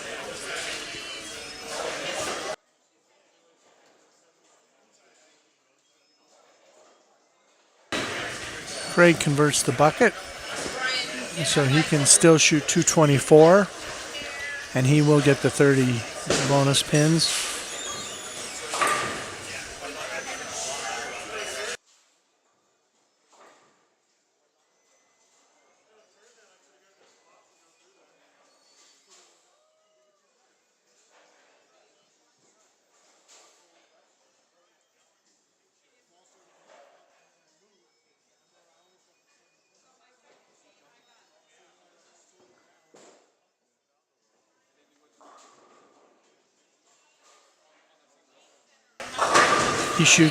Craig shoots 222. So 22 over, so that puts him at plus 196.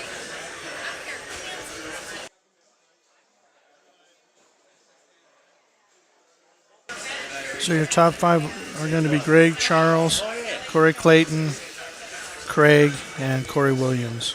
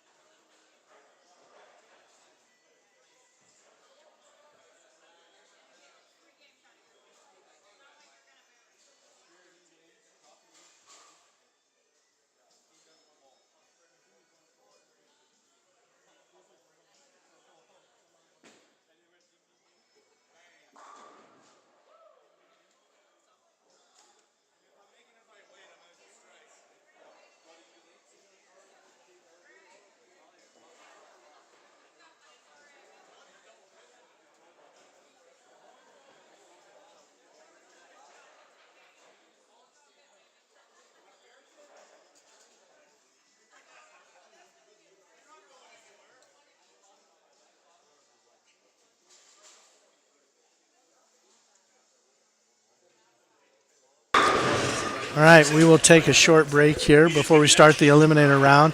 The top 5 are Greg, Charles, Craig, Corey Clayton, and Corey Williams. They will be in the eliminator. In this tournament, the way the eliminator works is all 5 will bowl, lowest score out, 4 will bowl, lowest score out, 3 will bowl, lowest score out, and then you have the 2 head-to-head for the title. So even though Greg Thomas has developed a fairly substantial lead over the other 4, depending on the look you get, depending on the breaks you get, and what the other bowlers do, you could be one and done and not end up on top, even though over the past 2 days you've bowled really well.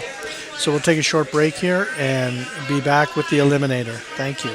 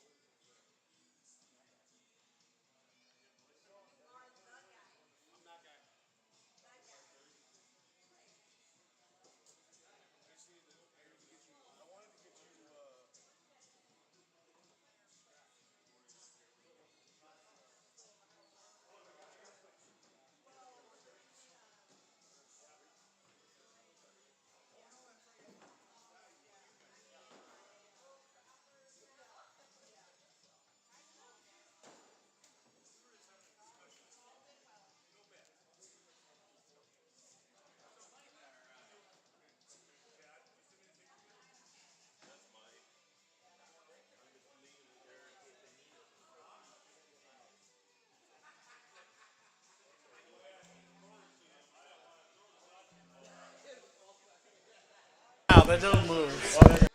Yeah, One game and you'll be right. they'll get back in the And then just keep the bodies out of your way. Oh, I know. It's something. It's not bad most of the time, but sometimes it's like, what? I have no idea what just happened out there. You're doing good.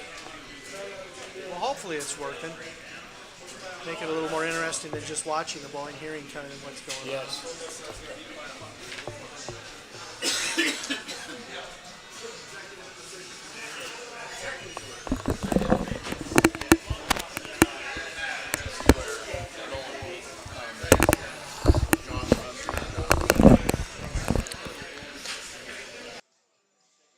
Okay, we're getting the eliminator started here. Greg Thomas is up first.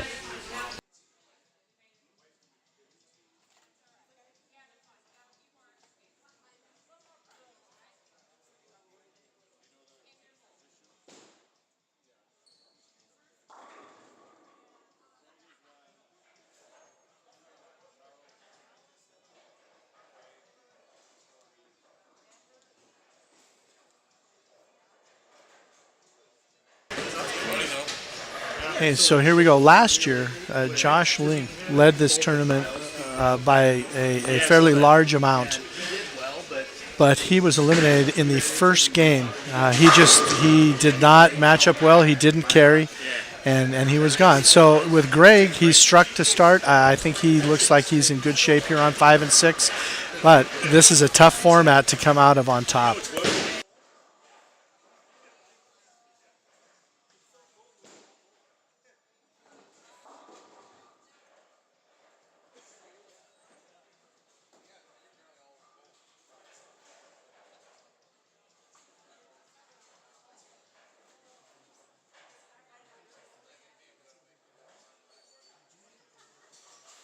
And Corey Clayton up on 6.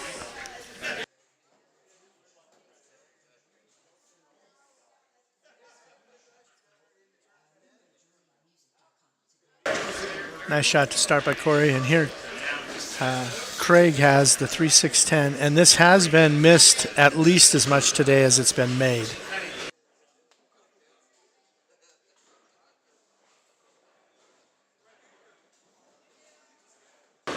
And Craig converts it. So that bucks the trend just a little bit.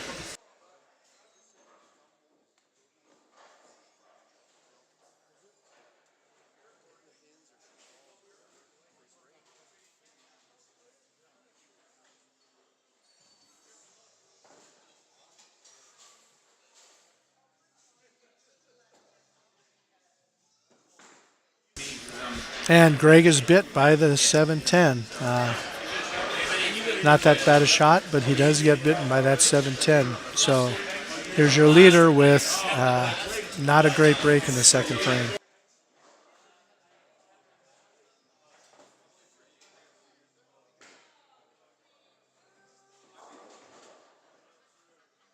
Corey Williams also with not a great break, little light hit. Has a split to start. Greg gives it a run, but does not convert, so he opens the second frame.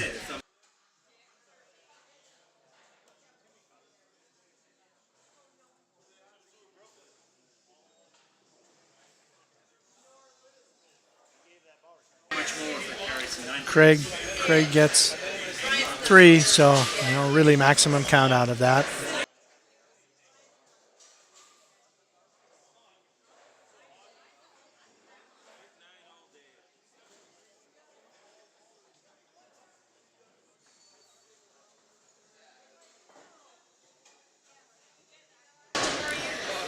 Craig, nice shot.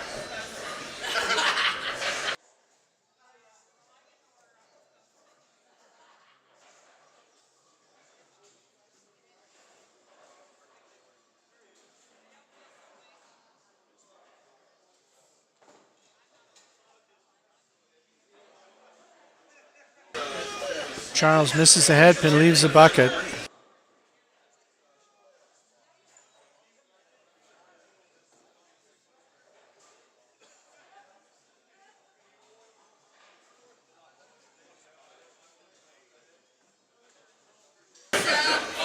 Corey with another split to start this match. Corey Williams.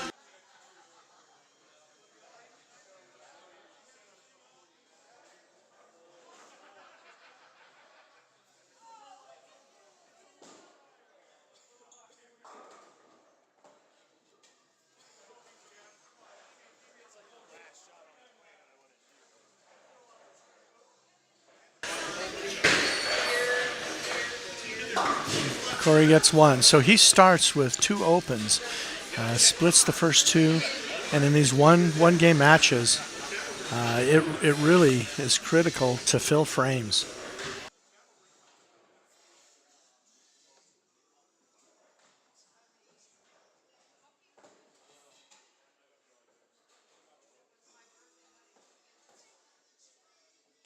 Corey Clayton with a nice shot, carried.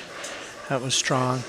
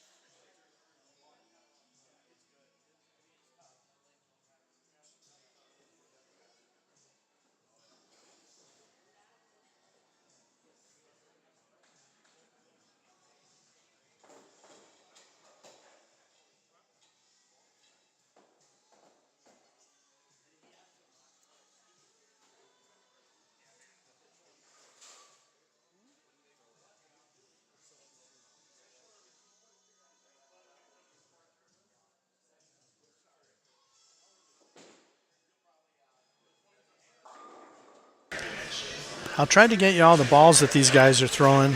Corey Williams is throwing an Obsession Tour. Craig Hahn is throwing a melee jab. And Corey Clayton is throwing a Defender Hybrid right now. We'll check and see what Greg and Charles are throwing.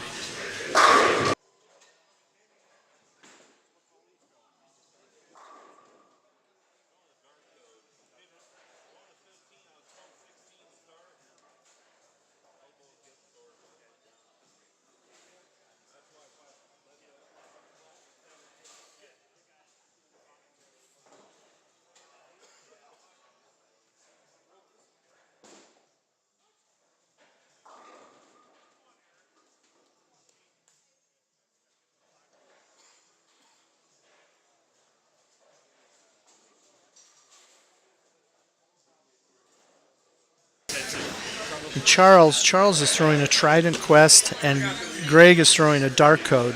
Interestingly enough, with Greg, he started the day throwing 16 pounds, but he's currently throwing 15. He's having some issues, and he's moved down a pound as the day has gone on. So Greg with the Dark Code, 15 pound, not 16. Charles, the Trident Quest. Corey Clayton, Defender Hybrid.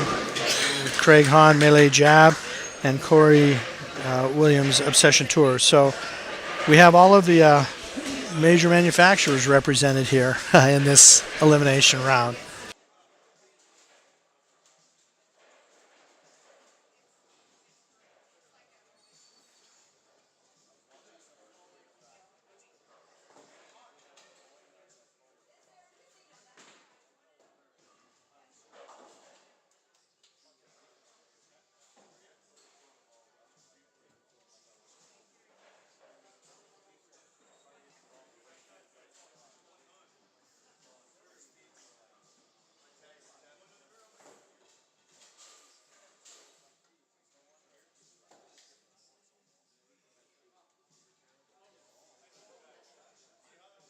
Oh, Charles just stones a 9-pin on 5.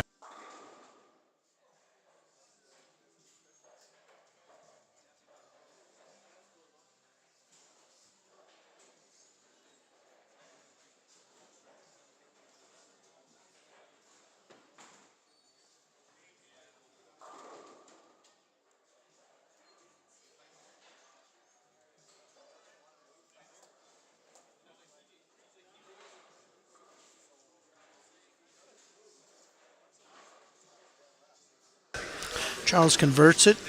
Shouldn't have had to throw at it. Again, in these one game matches, you really want the breaks to go your way.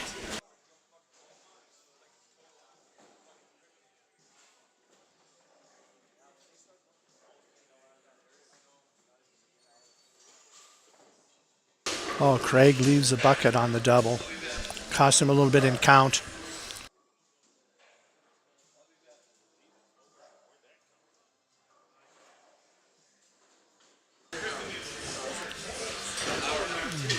Corey Clayton coming up.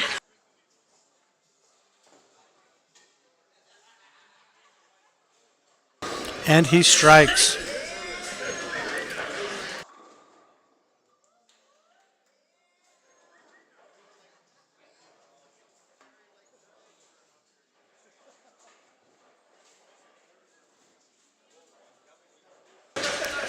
Greg picks up the bucket. That's a big conversion on a double. Saves some of the count. Keeps the marks going. Okay, Greg up here in the fifth. He's on a double. Strike would help him tremendously.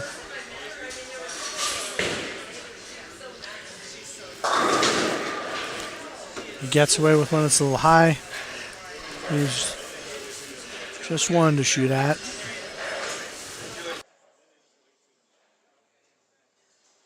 Corey coming up here in the fourth. He really could use this double after the two splits to start.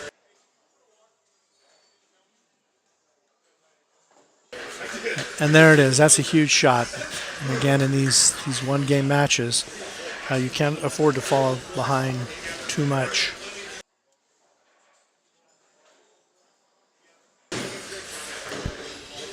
Greg converts.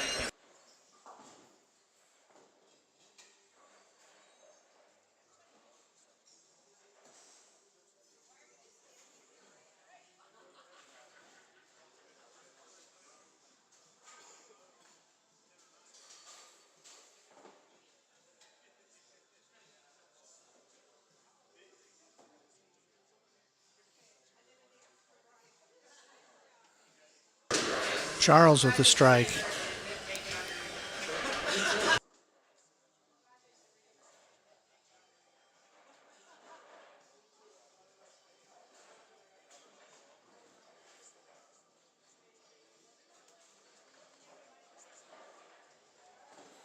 And Craig, I'm sorry, leaves the 7-pin.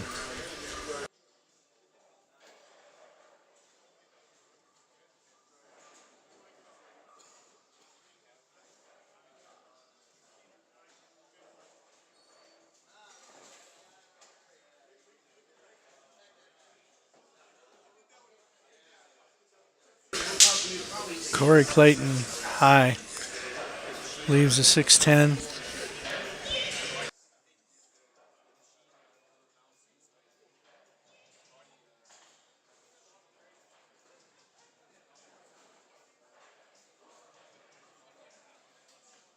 Craig converts the 7-pin to stay clean.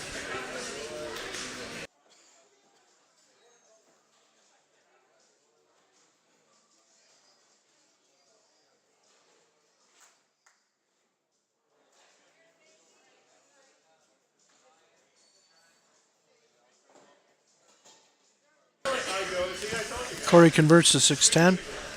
He's been much more solid on those right corner spares as of late. Early in the day, he missed a few of them.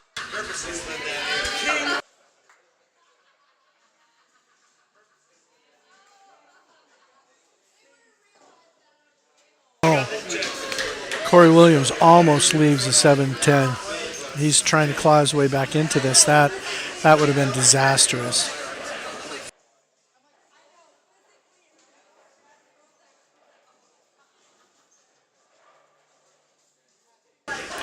Nice shot by Greg.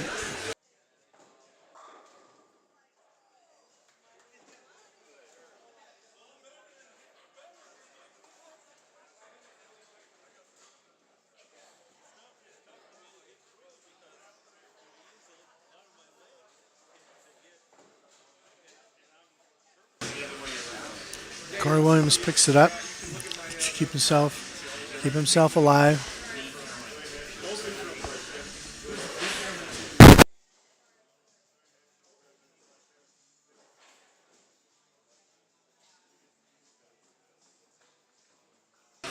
And Craig leaves the 10 pin. Easy convert, keep this clean. Keep himself in good position to move on, not be eliminated.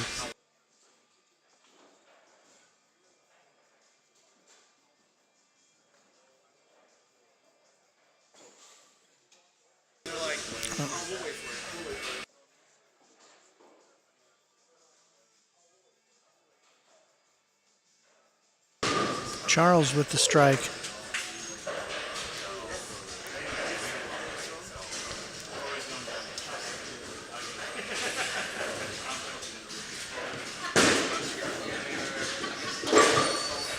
Greg converts the pin to the 10 pin to stay clean.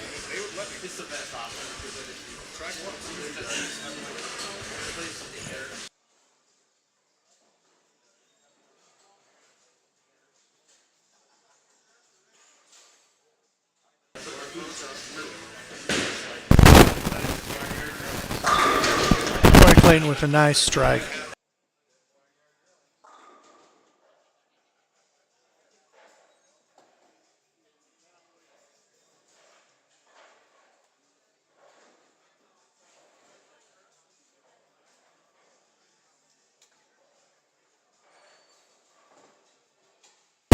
Corey Williams, much needed strike.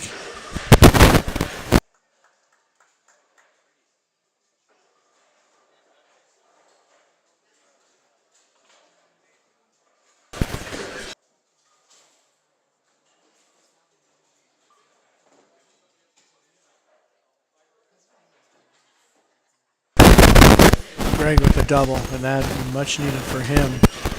He and Corey Williams are trailing right now. That will help.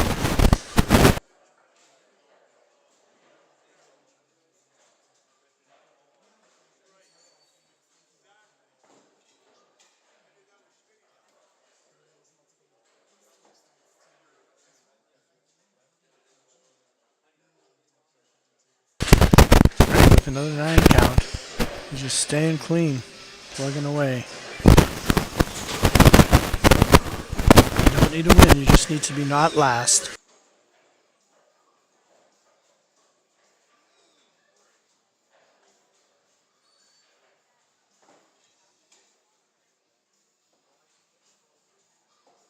Nice shot by Charles. That gives him a 3-bagger.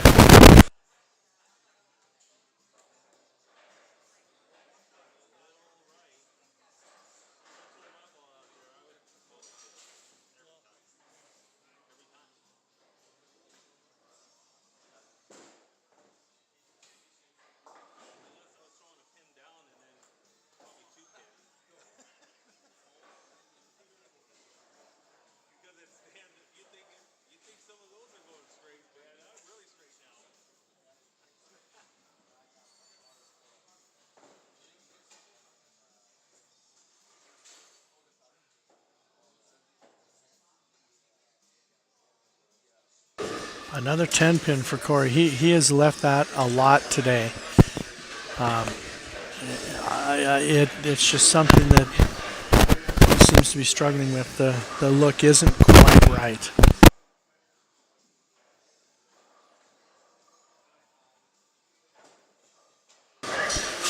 Corey strikes to double. Big shot for him.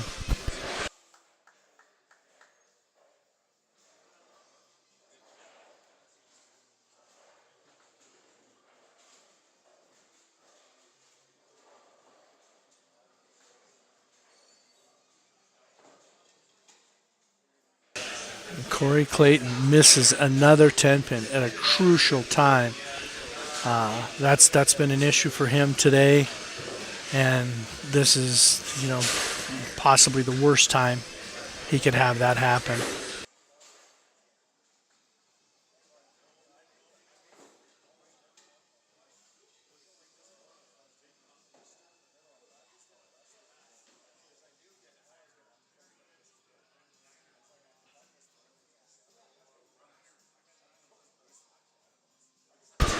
Great shot by Charles. He's got himself in very good shape right now to move on.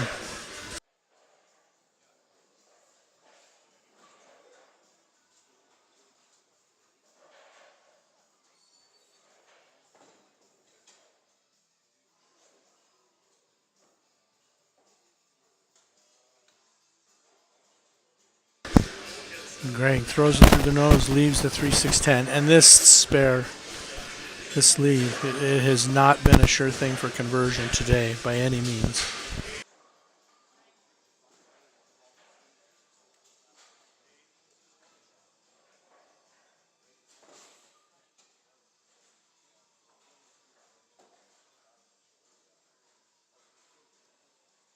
Corey leaves the 6-pin.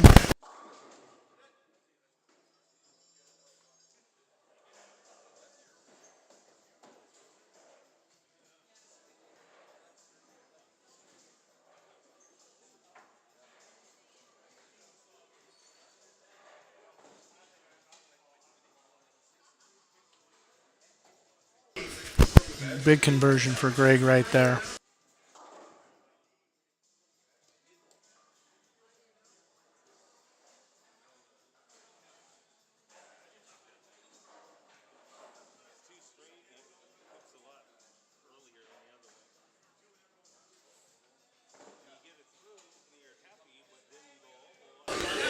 Corey converts the 6-pin, but with no room to spare.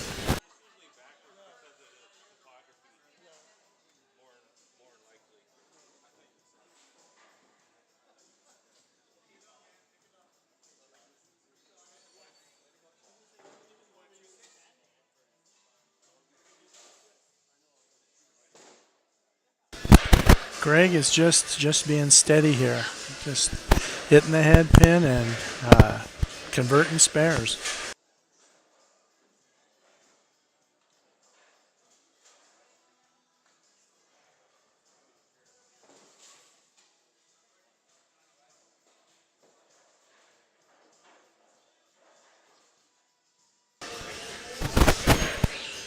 Very light for Greg, and looks like a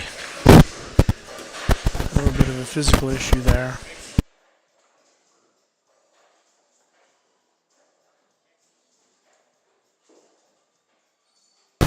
Greg converts another spare, staying clean.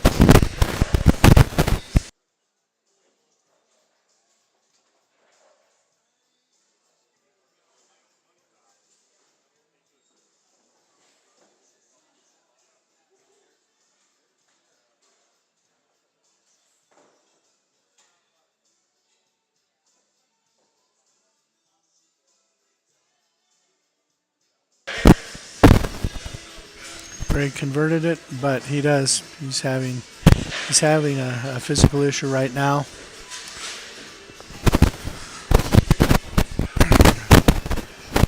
Hopefully, it's not going to be a day-ending issue for him.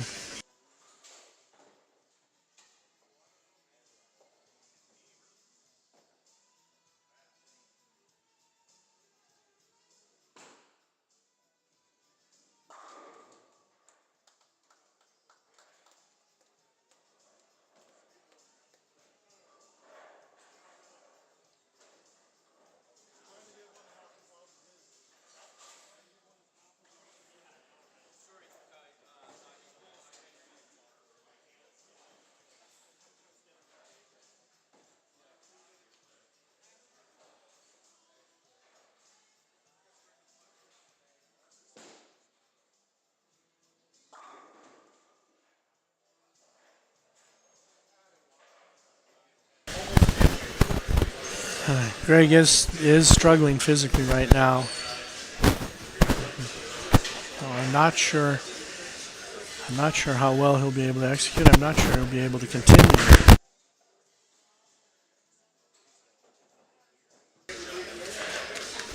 Charles with another strike.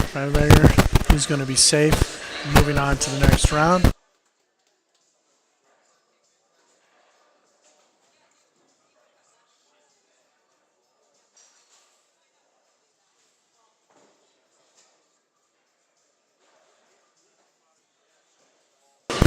Craig with another spare. Just staying clean. Letting people come after him.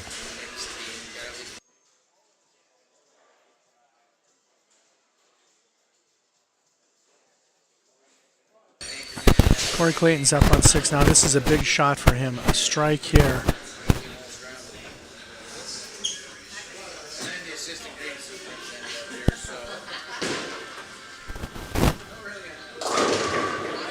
And it's light and it does not carry. It would really been beneficial for him to get that strike.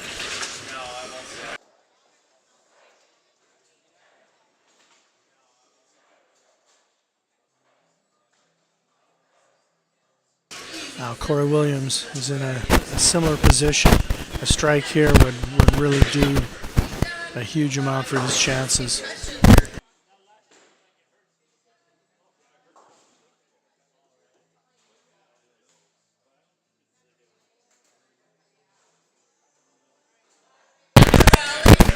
Clutch by Corey Williams. Gets that strike, 4-bagger.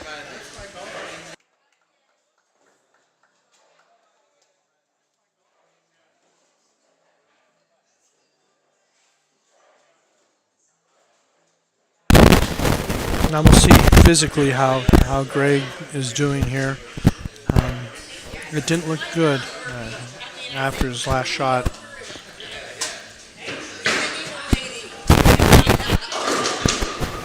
And he's definitely hurting. Okay, he can shoot 200. 200 at best.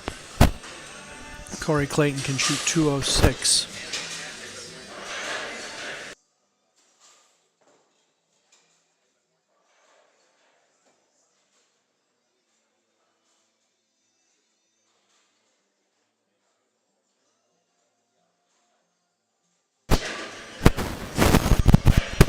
Charles light, but he is safe. He's going to be able to move on to the next round.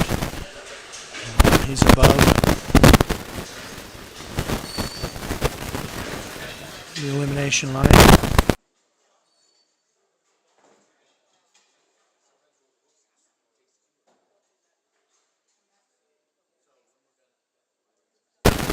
Greg does convert, but he is definitely hurting.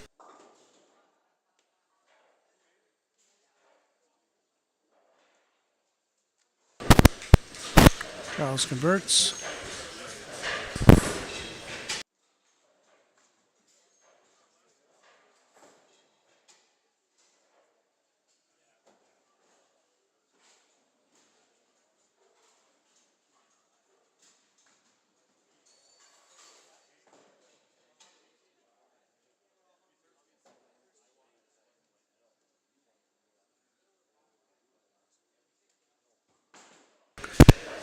And Greg does gut it out. It's a clutch strike at the end to shoot 200. Okay, Charles is making a ball change to a Sky Raptor from that Trident Quest. There's Phil here in the 10th.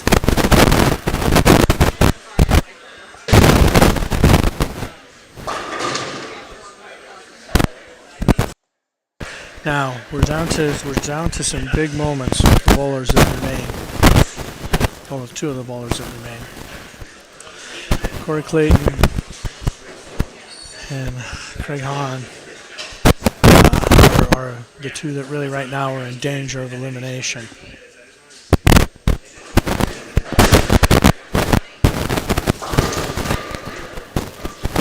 Craig gets 9. So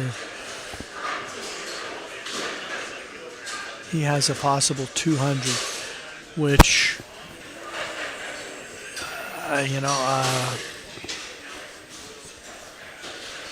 puts Greg on the bubble.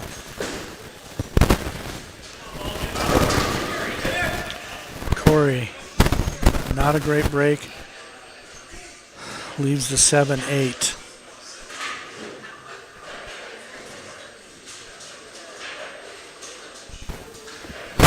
Has a possible 194.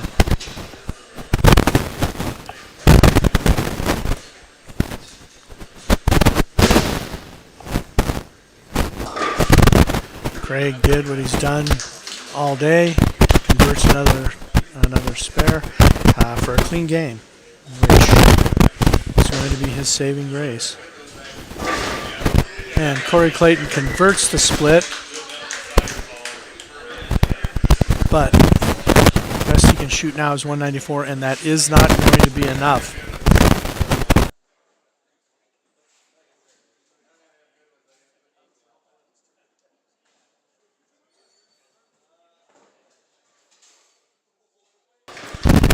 Corey Clayton finishes with a strike, but that's only 194 for him.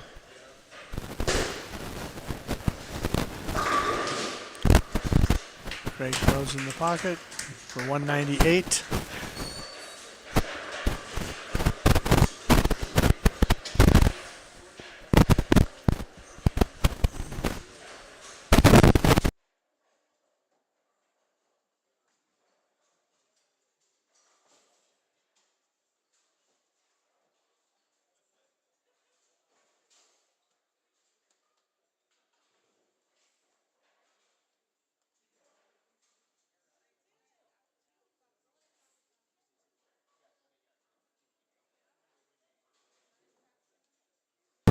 Another strike by Corey Williams. After that rough start, Corey Williams came back, and Corey Clayton is eliminated. So, Greg, Charles, Craig, and Corey Williams will move on to the next match.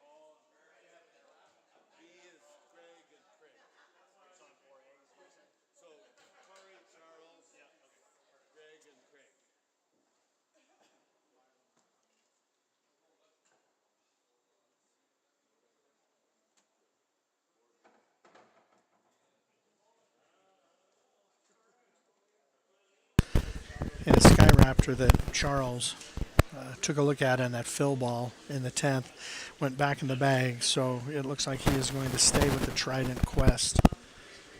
Corey Williams is up first here to start this next eliminator round.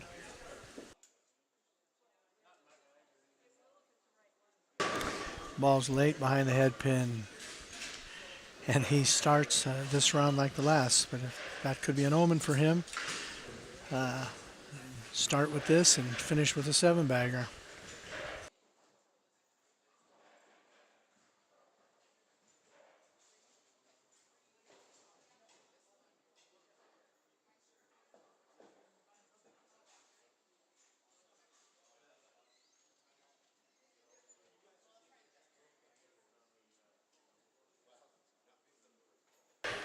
Nice shot by Charles.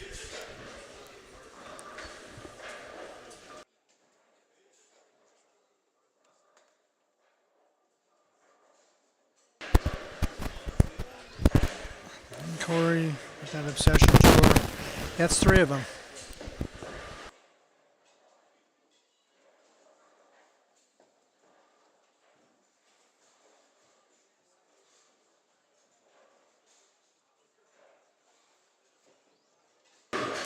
And Craig starts with a strike.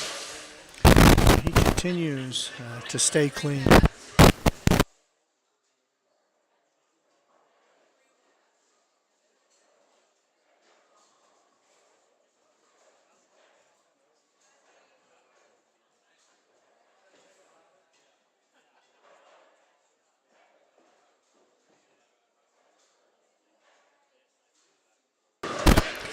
Nice shot by Greg. He really is struggling. Hopefully that won't cost him in this match. But he is physically struggling with a leg issue.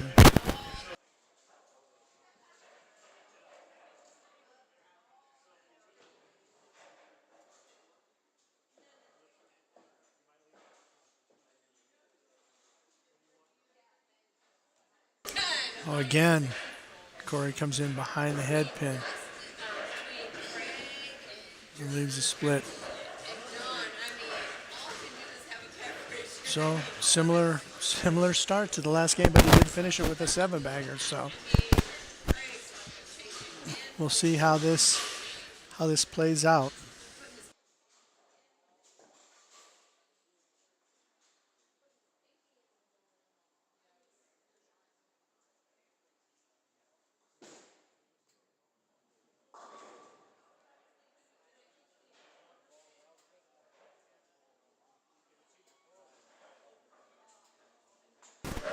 And he gets 3. Just a little more force, and he's got a chance of coming across and kicking the 7 as well. But doesn't happen.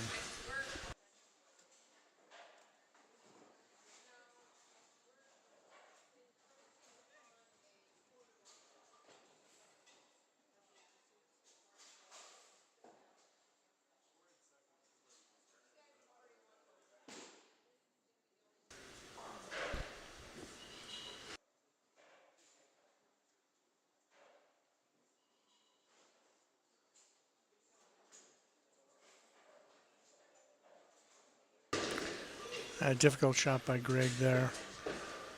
Threw it through the nose. Here's the 3-4-7-10.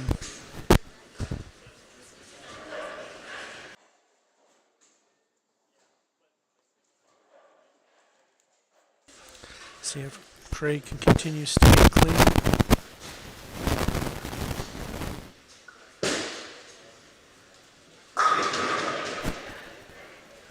There's a 10 pin. His conversion rate's been very good today, so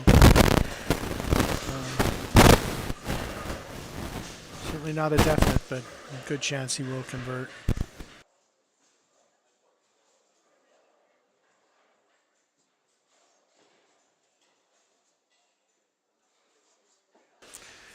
And Greg gets 2. So he opens the second.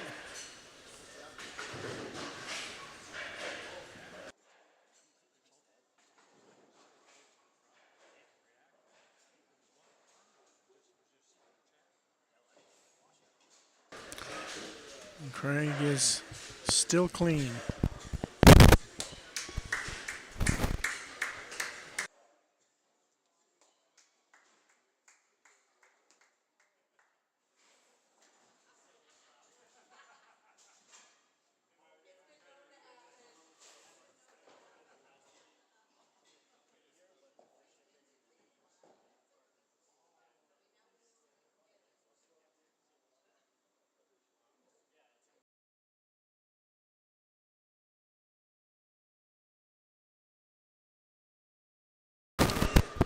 Charles carries. Little kick of the ball return. Playing far enough left now.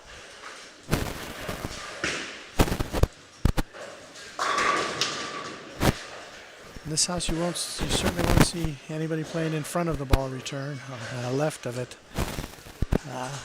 Over the top ball returns. That shot is not in play.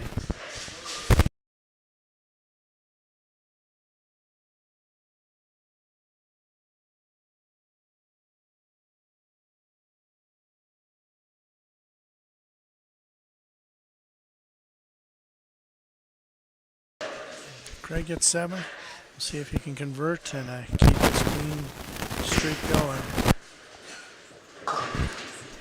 Corey Williams converts.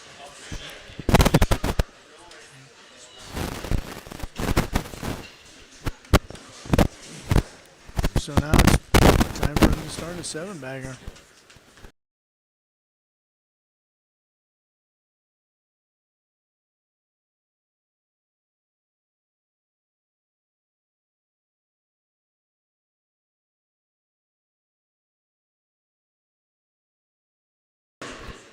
And Craig converts, stays clean. Last game was clean. He's clean so far in this game.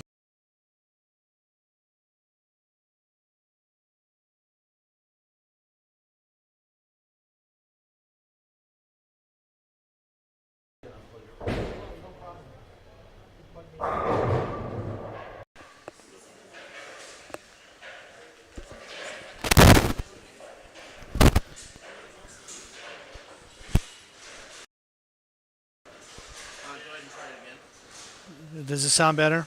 I don't know yet. Okay, I will talk.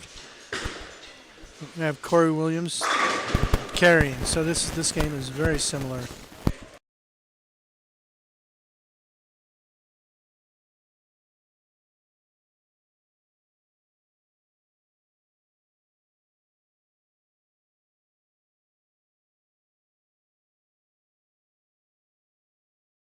It just started this, so.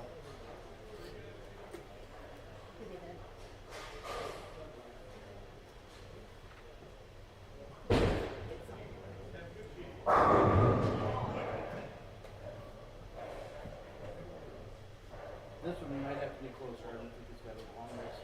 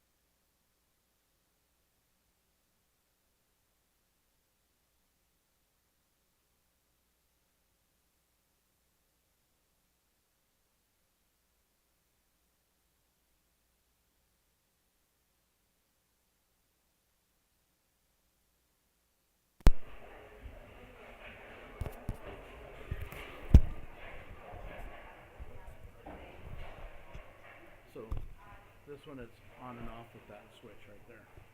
And you won't be able to go as far. Yeah, that's fine.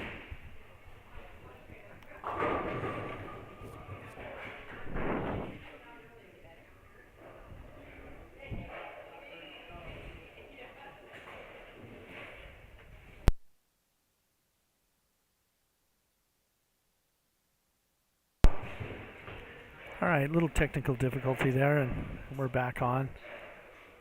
Greg is still struggling with the physical issues, but staying in it. And Corey Williams has started his run to the 7-bagger again. Same as deja vu all over again, as Yogi Berra says. Looks just like the last game.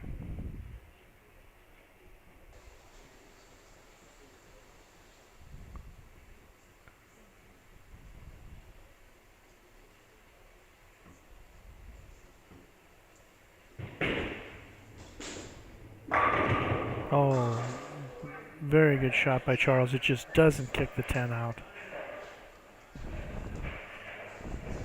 Good shot though. He's staying in good shape. Let's see how Greg's doing here on this next shot.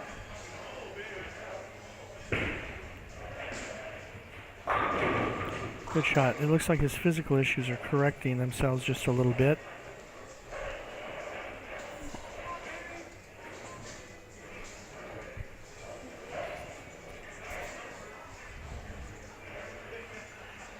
Let's see if Charles can convert this 10 pin.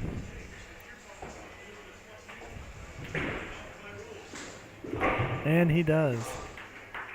A little concerned, but converted. And we have Craig still just plugging away, staying clean, throwing good shots, not putting himself in trouble.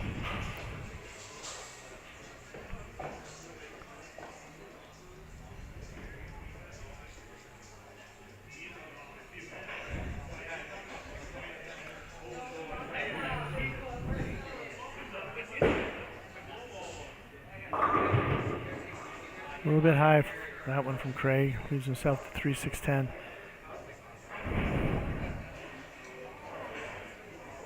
Let's see if he can convert yet again. Keep himself clean.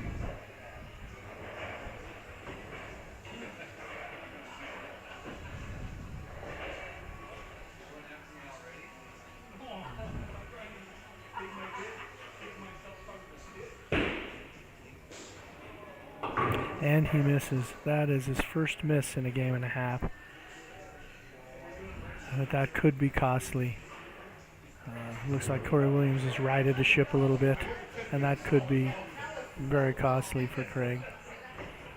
This match is tight so far.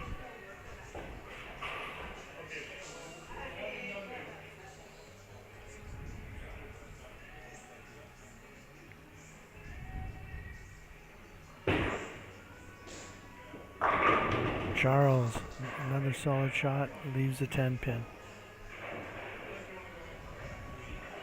But halfway through this match, he's got himself in good shape.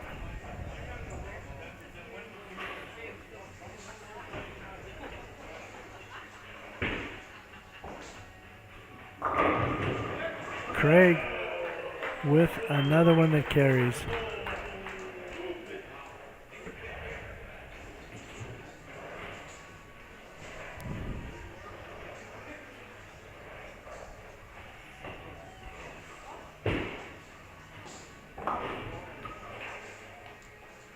Looks like Craig's going to make a ball change.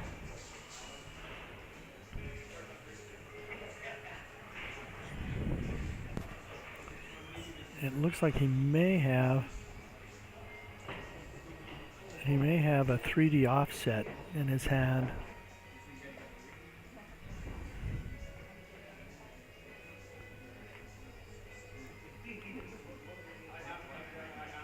Let's see if Greg can double here.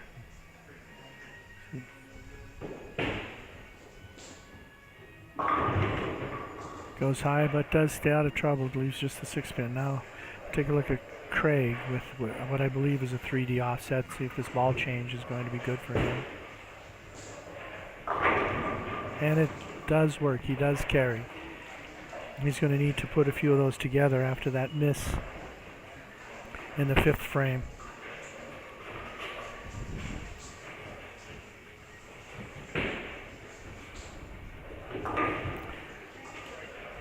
Greg converts the 10, and now Corey is up. Continue his string. See if he can turn that 3-bagger into a 4-bagger.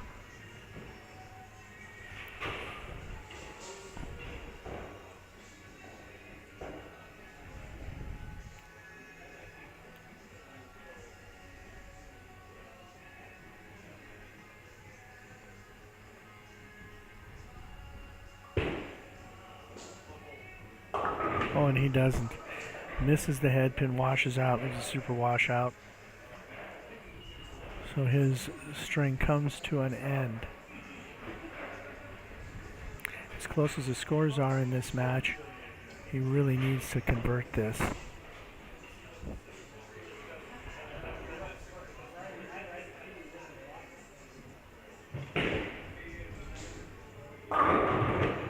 Charles crosses, but gets the kick on the 6-pin, kicks it forward for a strike.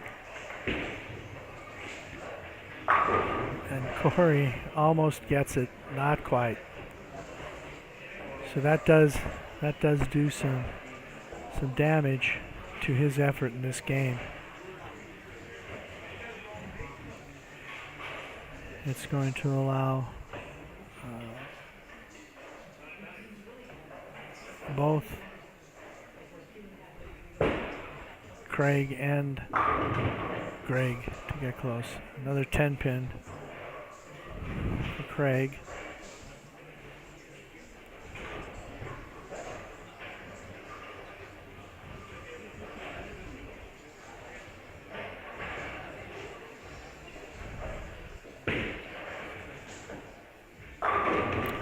The shot looks good, just a 7-pin.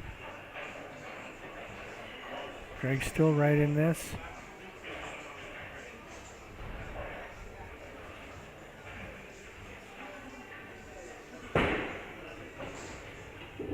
Craig converts the 10-pin. It's a big conversion.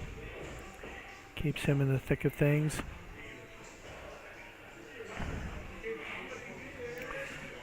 At the moment,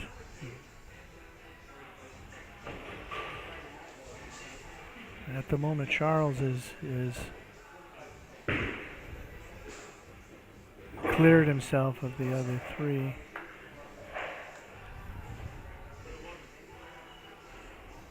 But Corey, Craig, and Greg are in a battle to move on.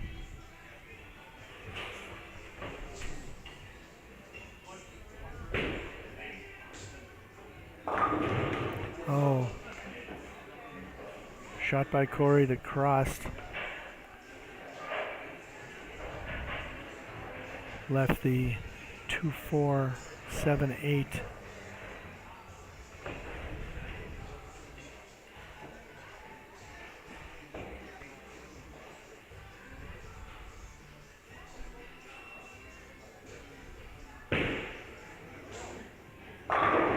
Charles crosses and carries, so he's gotten himself in pretty good shape to move on. It's fairly secure for him. And Corey converts it. Nice conversion on a difficult spare.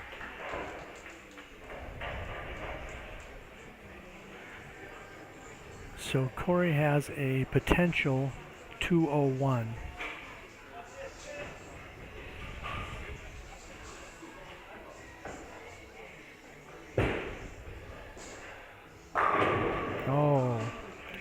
Craig leaves another 10-pin.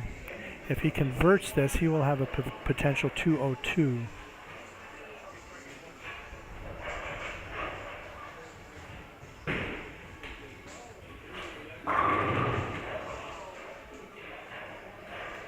Nice shot from Greg. That helps his efforts a lot. That gives him a potential 215. So we have Charles out in front, and Greg just ahead of Craig and Corey.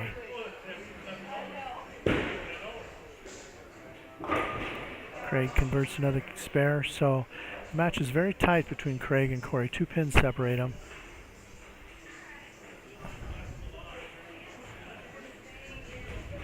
This 9th frame could be pivotal in this match.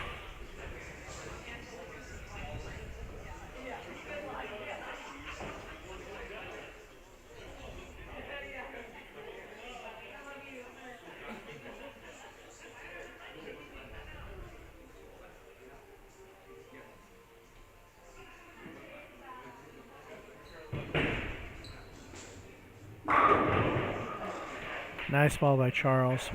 He is going to move on.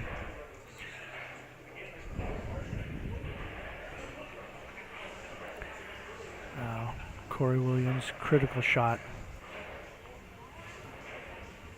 Strike here will put pressure on Craig. And again, same thing on lane 3. The ball did not come back, and he leaves the washout.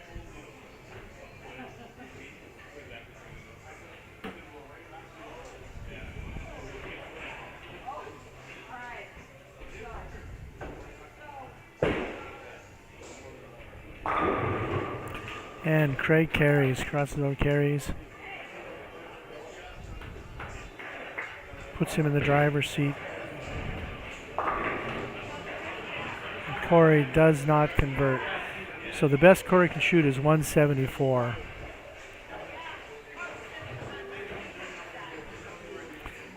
These are looking pretty grim for Corey.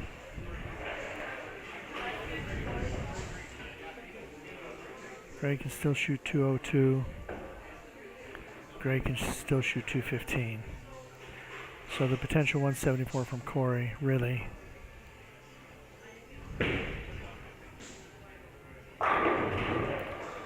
Greg doubles.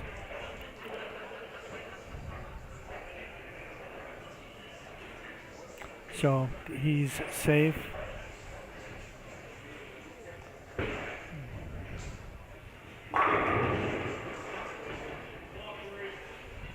Corey changed balls.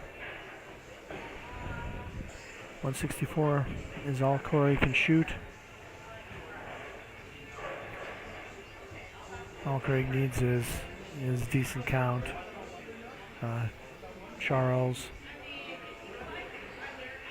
and Greg also will move on. They can't be eliminated now.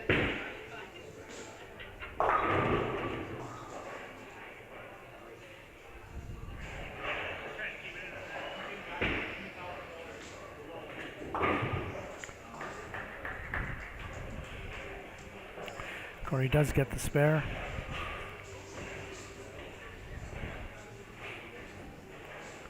So we will be moving on to 1 and 2 with Charles, Greg, and Craig.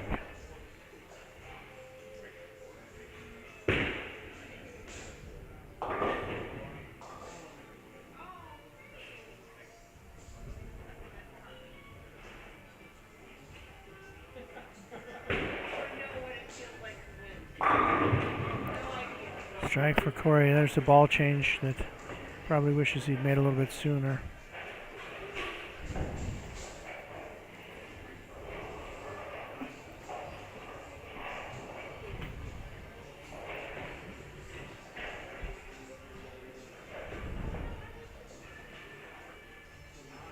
It looks like Charles on his fill ball is going to try a change.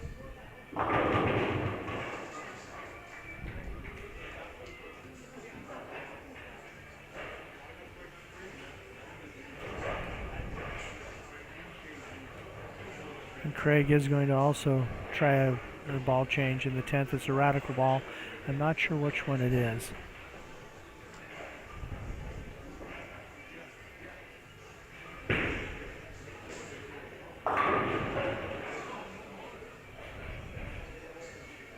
Looks like Charles may have thrown a jack of ghost.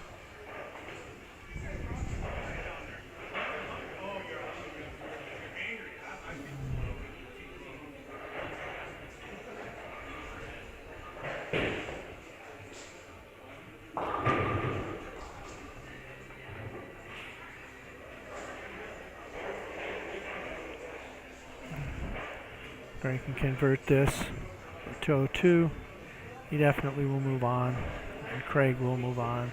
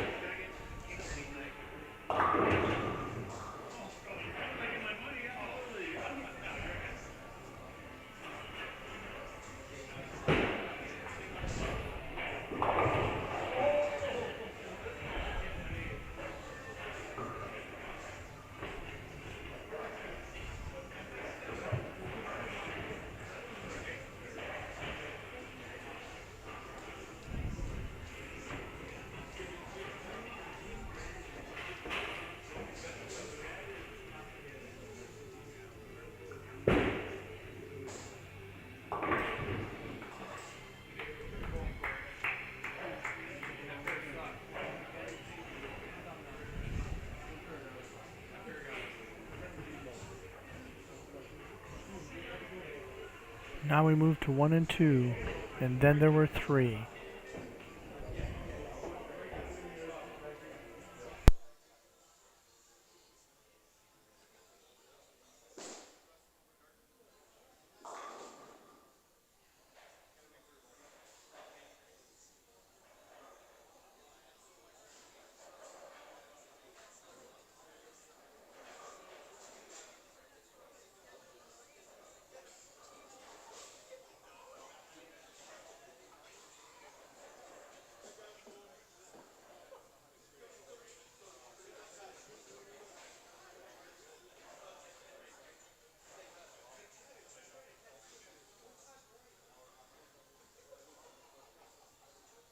Thank you.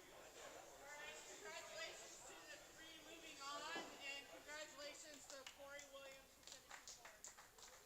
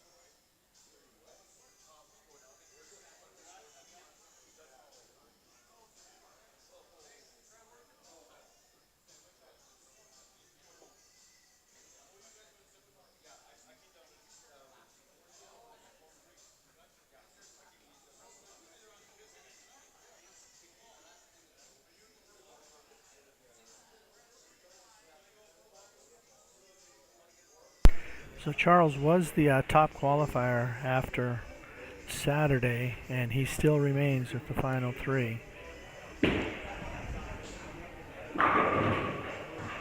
Ring 10 to start. This pair yesterday was the pair that produced the best scores. So we'll see what it does here in this semifinal match.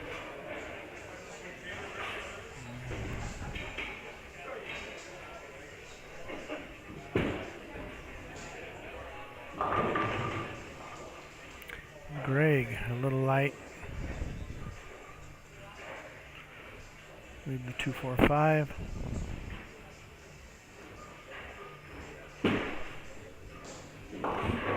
Charles converts.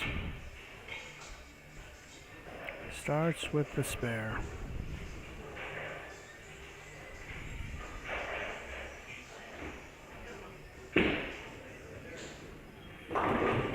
And Greg converts.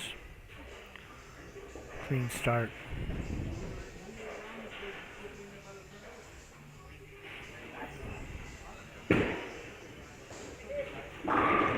Craig, good ball change for Craig. He carries, starts with a strike.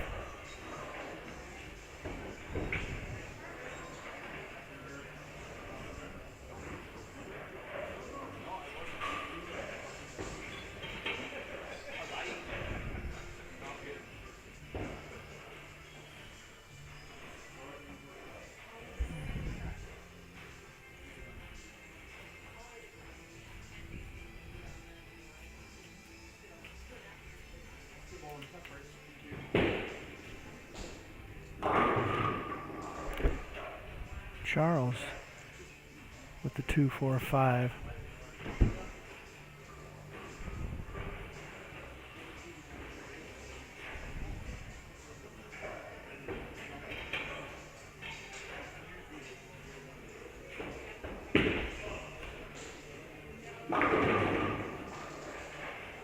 Greg was high.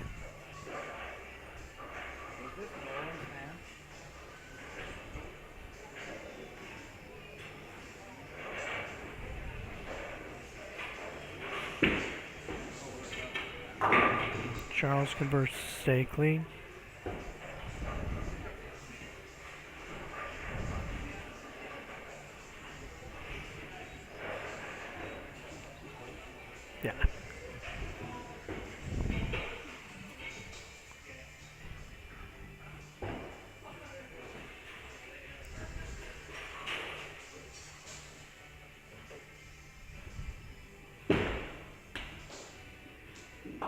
And Greg converts to stay clean. The injury is still bothering him, but it looks like it's maybe not quite as bad as earlier.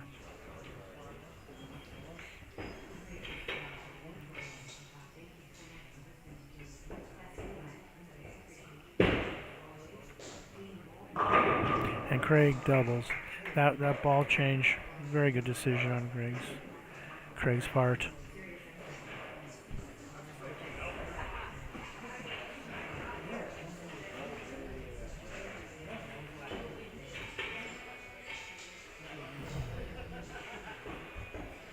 Yeah, let's see what Charles can do here on one.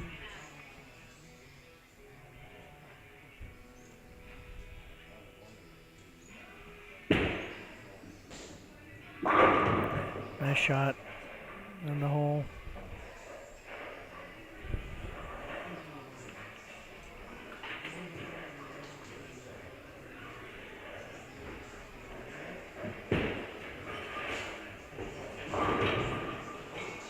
Greg is light, leaves the bucket.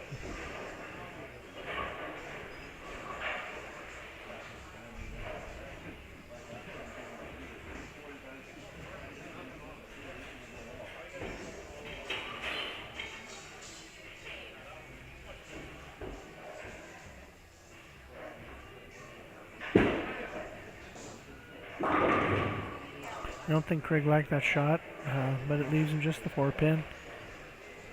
And he has jumped out to a little bit of an early lead.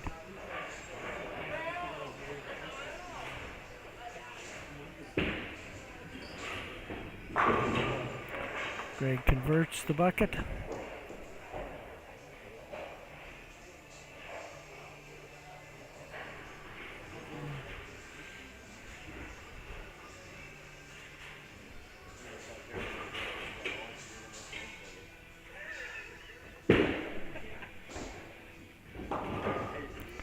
Craig converts, stays clean through 3.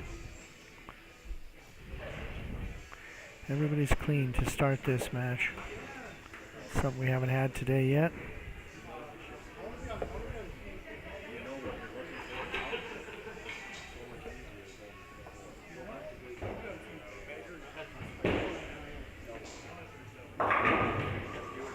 Through the face by Charles, leaving that pesky 3-6-10. See if he converts.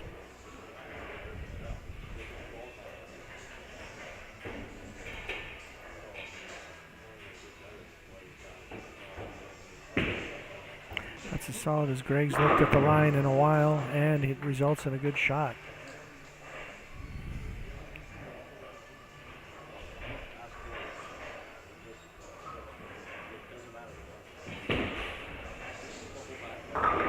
Charles converts.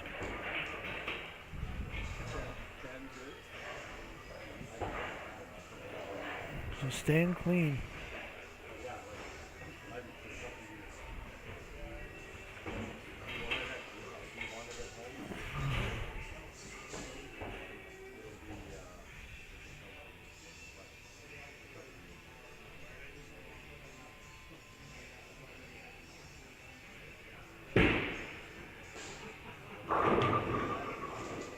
Oh, Craig gets a break. Instead of the 2-8, just the 2 to shoot at.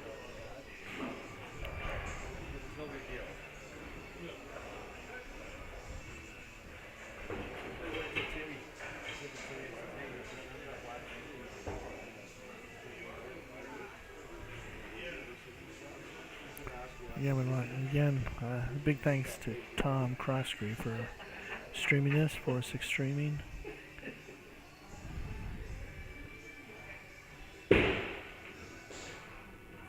Craig stays clean. So we are all clean through 4.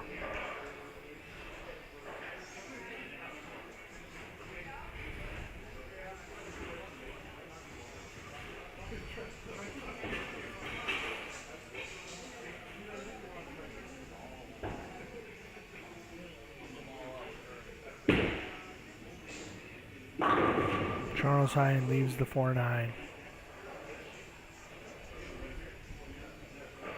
And those those breaks can be costly in a one-game match.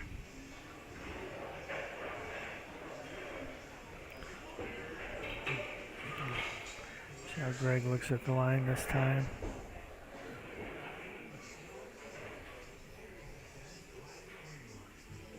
Yeah, not bad at the line, any doubles.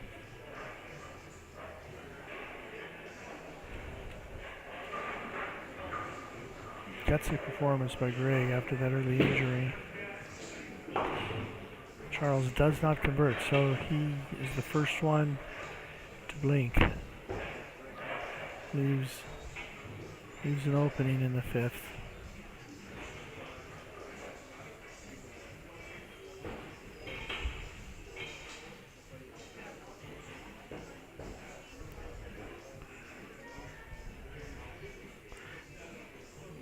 It looked like that ball change did help Craig.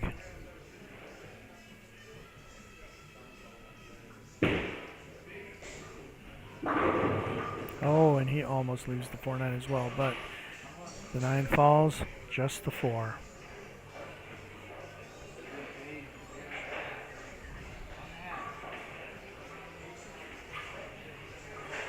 Okay, so at the halfway point, Charles is trailing.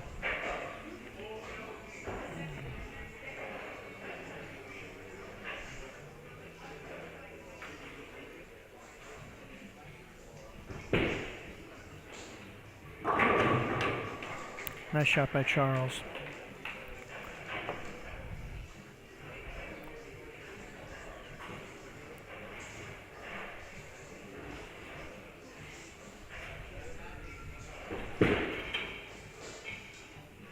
And Craig continues to stay clean.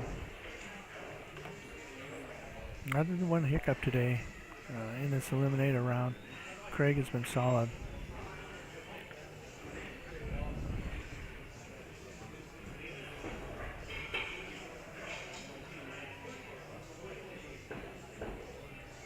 Yeah, strike here by Greg, and he can start to take control.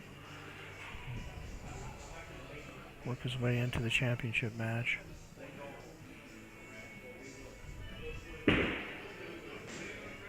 And it's solid. He gets the 3-bagger. So he is starting to separate just a little bit from Charles and Craig.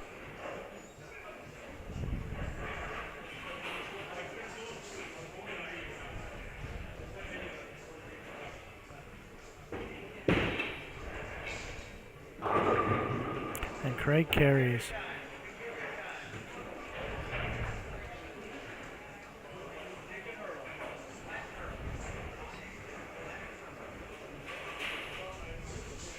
Yeah, this is a big shot for Charles.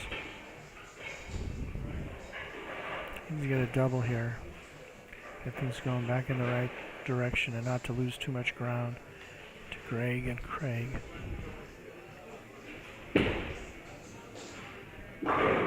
Oh, and he doesn't carry. The 4-pin stands. That's a very tough break.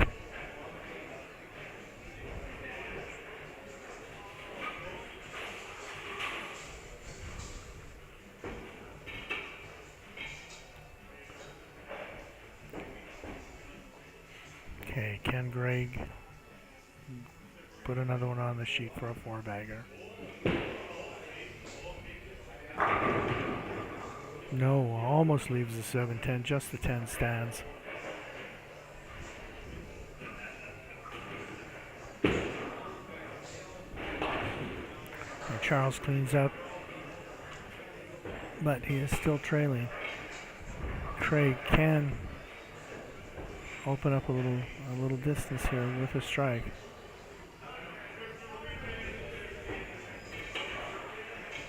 And Greg needs to convert this 10-pin.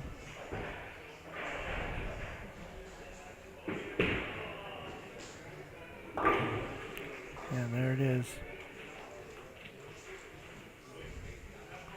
It looks like, again, the physical issue flared up on that 10-pin shot.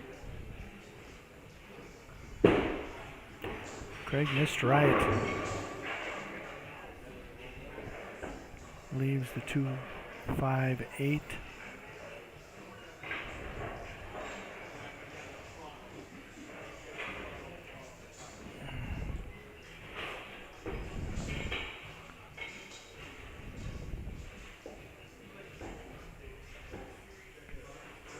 If he doesn't convert this brings him back to Charles.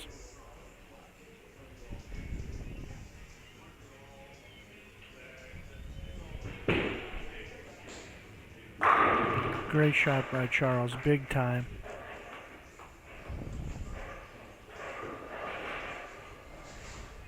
Puts the pressure on Craig.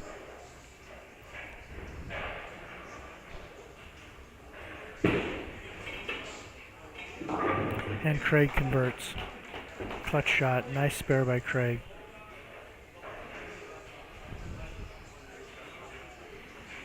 So he maintains his 20-pin lead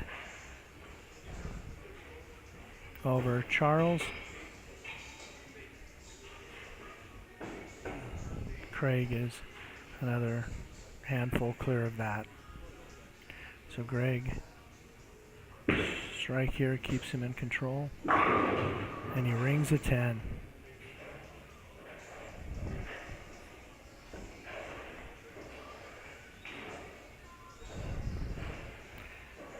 Charles at this point really needs a strike in the ninth.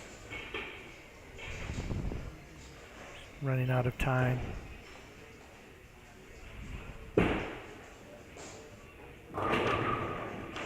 Craig does not strike.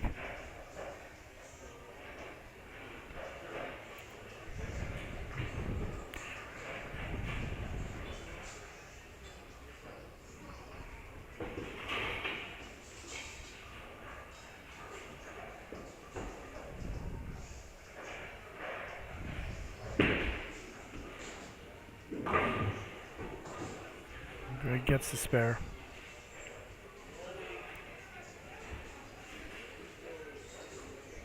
So he has potential 230 game. Craig's headed for a potential 220. Charles has a potential 214. So it's crucial that Charles strike here.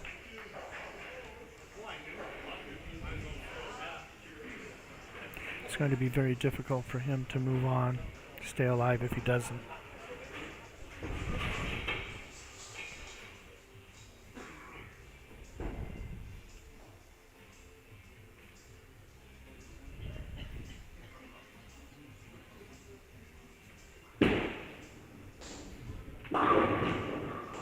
And he doesn't. It goes high and leaves a 4-pin. The best he can possibly shoot now is a 194.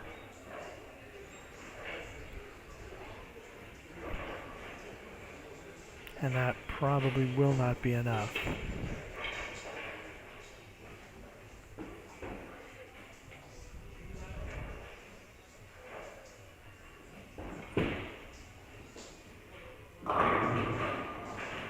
He gets 8.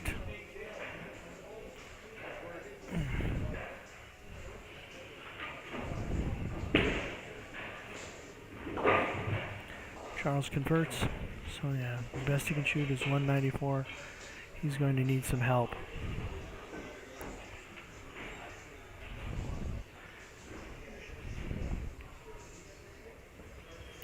Greg's on a 2-0 pace. Greg's on a 2-team pace.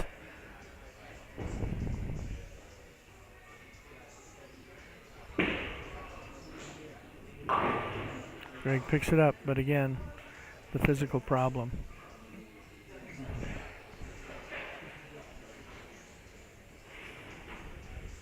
He is in, barring just complete disaster in the 10th. Greg will be moving on.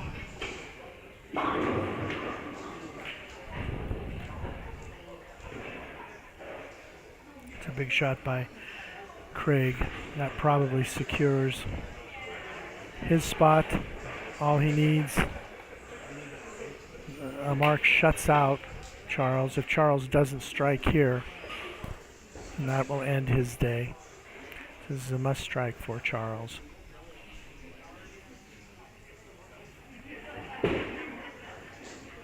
And he strikes. It was clutch. Absolutely had to have it to have any hope at all.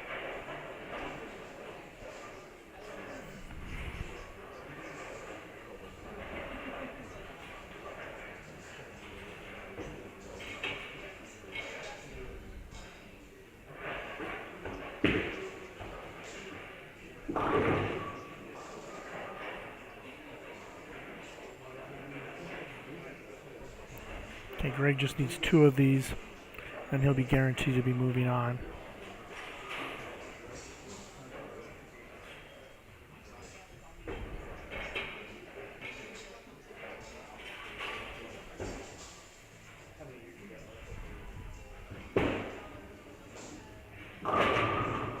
Okay, Charles doesn't strike, so it's over for him.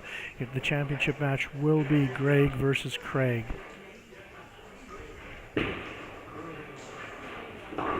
And they were the 6 and 7 qualifiers at the end of play on Saturday.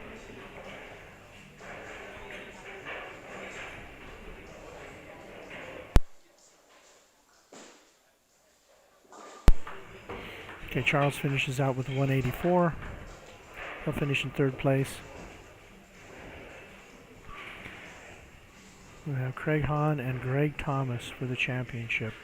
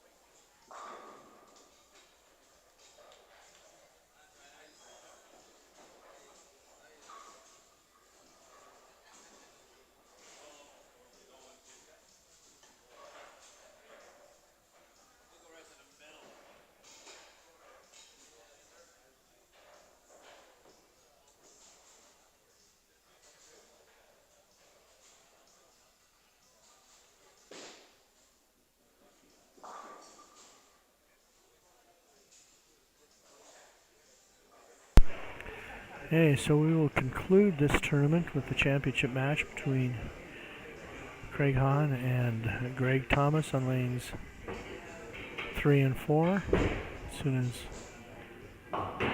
Craig finishes out here. Some nice bowling.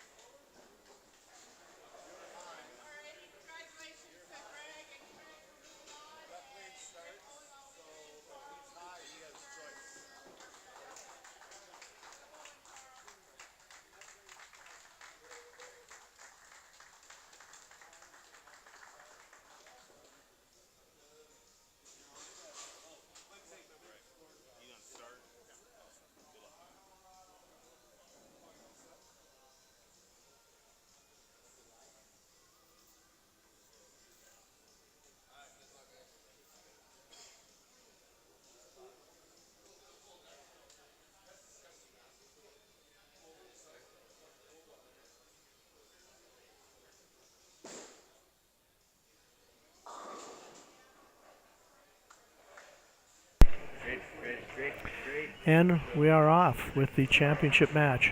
Craig starts by leaving a 6 pin.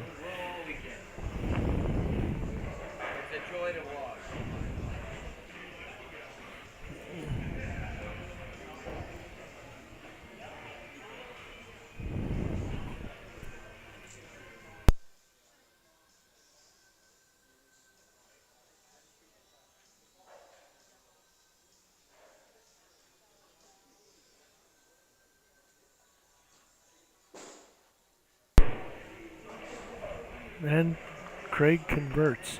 He's sticking with that 3D offset. He did have a little bit better look with that this last match, and Greg is still in the dark code. Again, if you didn't hear earlier, he did switch from 16 pounds to 15 pounds during the day, and he is suffering from a little bit of a leg issue right now. So hopefully he can perform well in this championship match.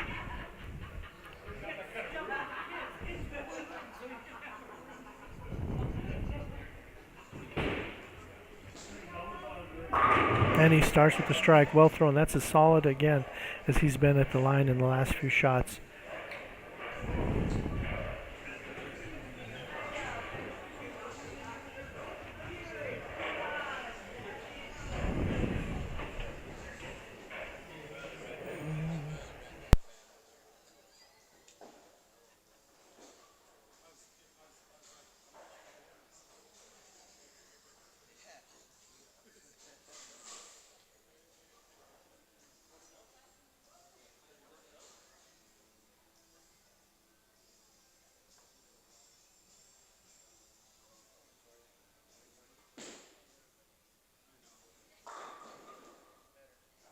Oh, and Greg throws a good shot there.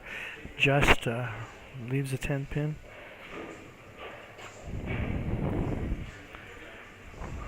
Pick it up. Stay clean.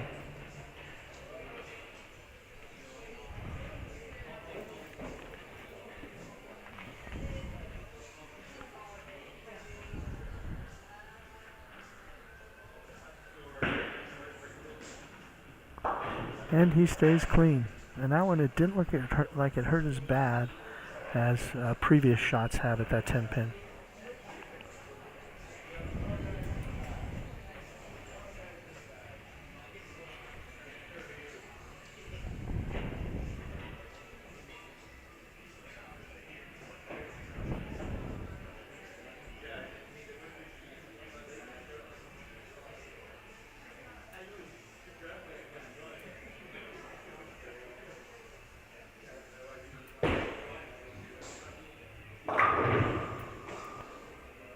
Craig goes high there, leaves the baby split.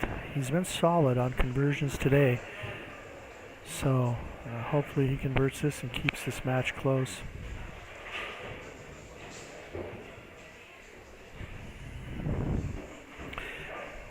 One more plug for 406 Streaming, and if you haven't subscribed, please do so. Tom will appreciate it. Oh, and he does not convert. Craig does not convert, so he leaves an open in the second.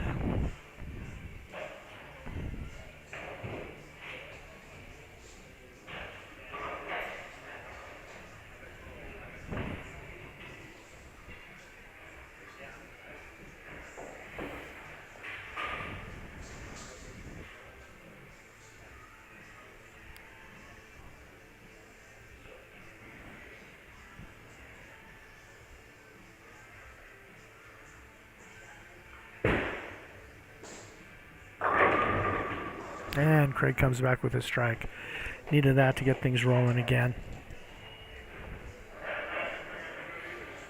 And we'll see how solid Craig can be at the line. It's difficult trying to bowl for a title and not physically be 100%.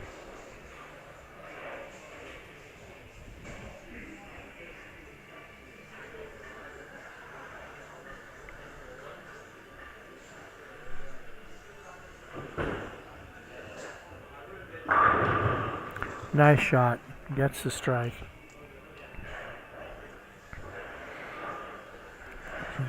Greg takes an early lead.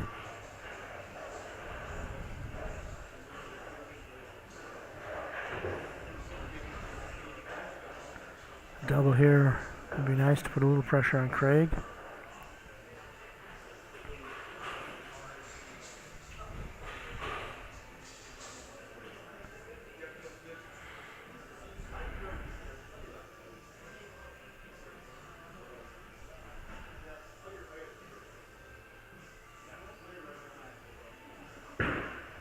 Solid at the line again, and he carries.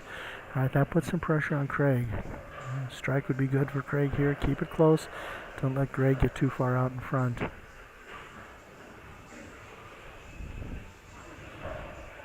Craig has been solid all day though, so I would expect a good shot here.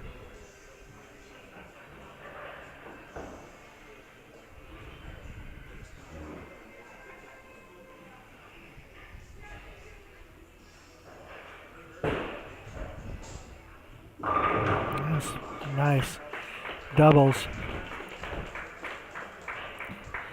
Doubles to keep it close. Now one more. Put the pressure right back on Greg's shoulders.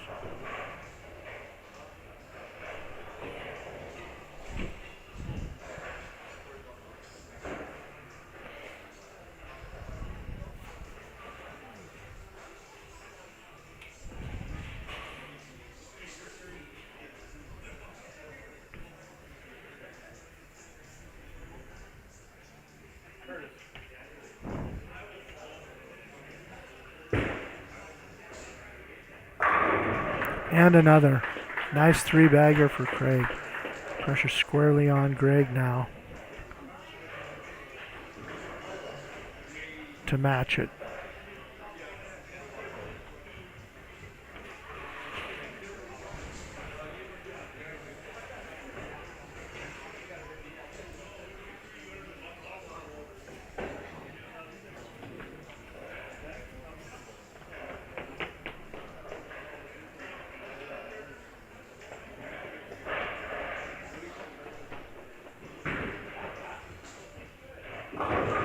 And he does. So he maintains that slim 13-pin lead halfway through this match. And again, I want to thank the sponsors, Alley Cat, Dale Boma, Chicken on the Way, Opportunity Bank, Grizzly Auto, Desh's Auto, Contract Flooring, Chris and Tammy, Bootlegger Casino, Lucky Strike Lanes, Van Setten Custom Stacking, Christian Construction, BSW Properties, Keith and Christian Dehn, DGI Concrete, New Look Pro Shop, Little's Lanes, United Fiber, and 406 Streaming.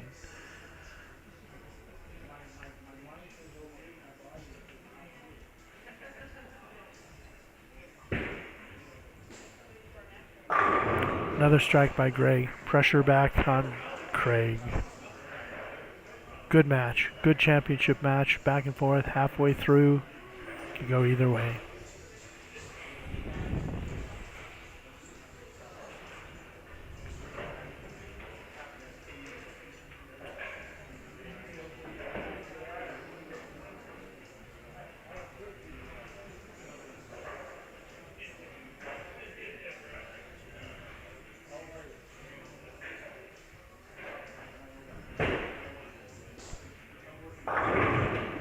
Oh, Craig leaves a 6-pin. Needs to convert this and then get back on the strike train.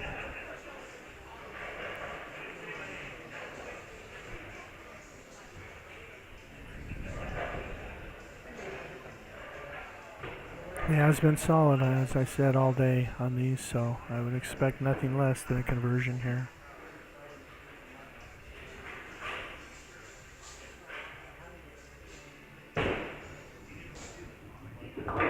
And there it is, a spare for Craig. Time for him to get it started again.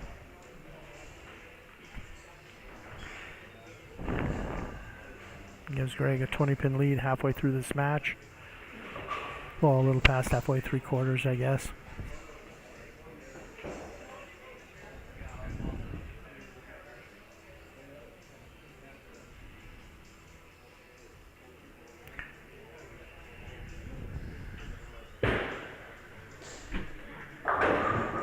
Oh, nice shot. Leaves the 7-pin. Yeah, this could be the turning point in this match. If Greg can get up and throw a couple of strikes, he'll open up a lead.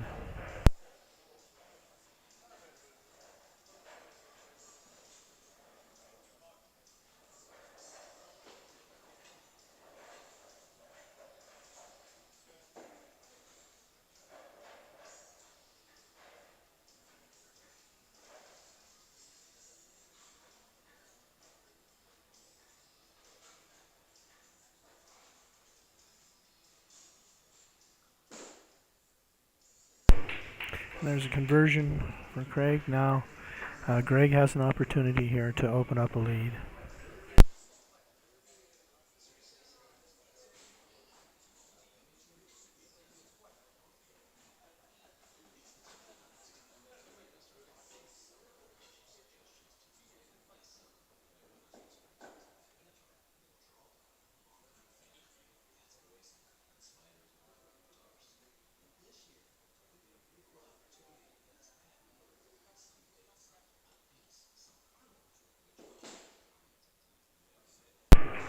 There's a strike by Greg.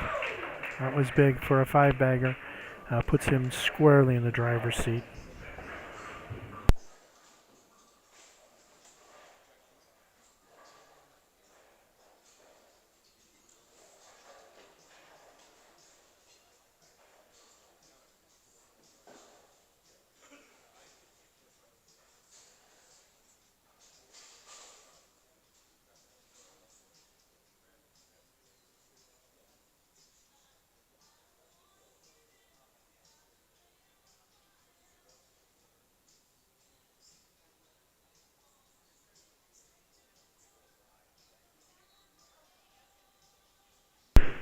Solid at the line. Oh, and it carries. The 5-7 stood for a moment, but it carried for a 6-bagger, and that may be the fatal blow. Yeah, he got away with one there, and it really puts him firmly in control of this match. Now Craig is pretty much in must-strike land. He has to have a strike here.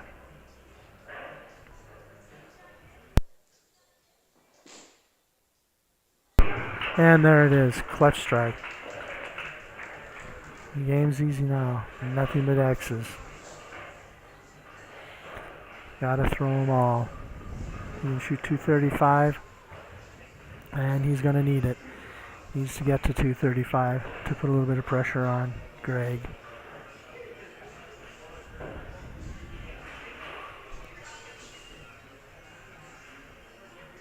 I think if he doesn't strike here, it's the match.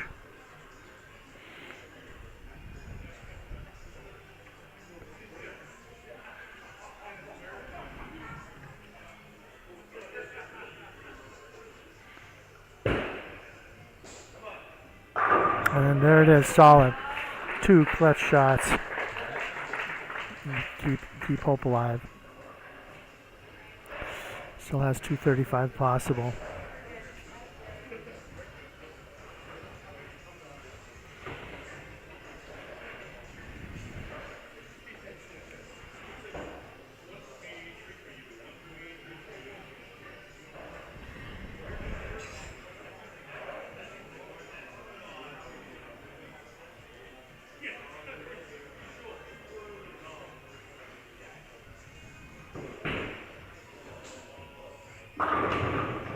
Oh, and Greg leaves the 4-9.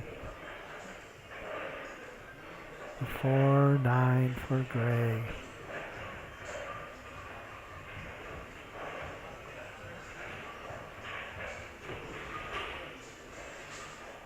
So that has tightened things up a little bit.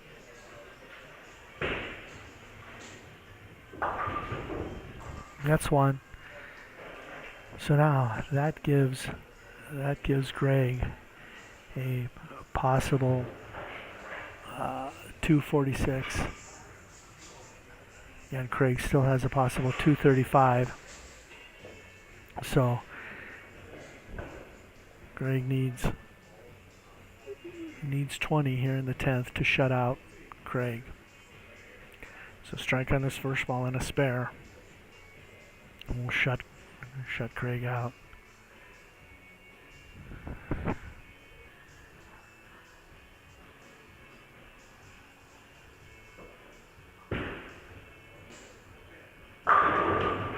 And there's the strike, and now all he needs is a mark. If he marks, it's over.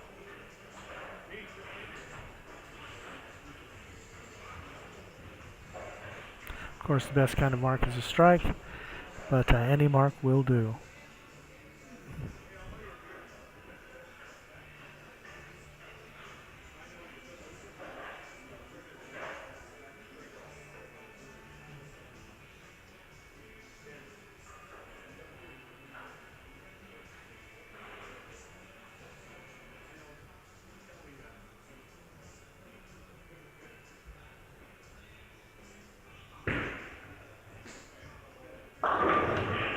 And there you have it.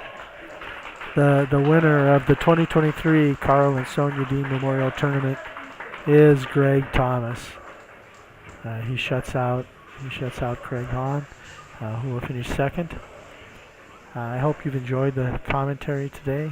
I hope you appreciate 406 Streaming and all they do to bring this to you. And I hope to do this again in Ronan. Again, I hope it was enjoyable. And the winner of the tournament this year is Greg Thomas.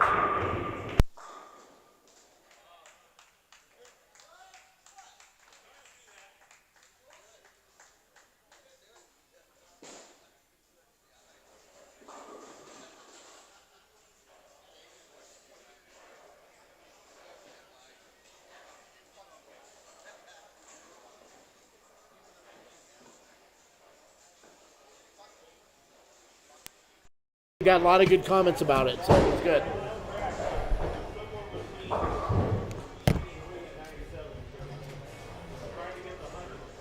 That was a nice title match there. Yeah, it was good.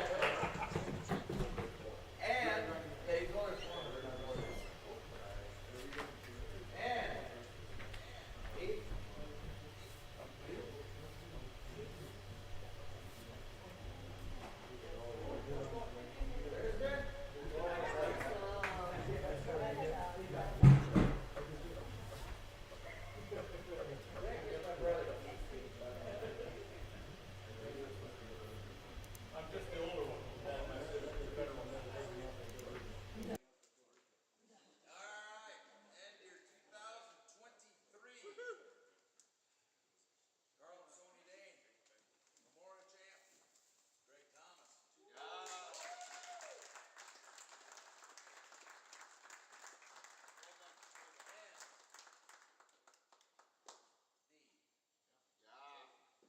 Don't be impeding, Karl.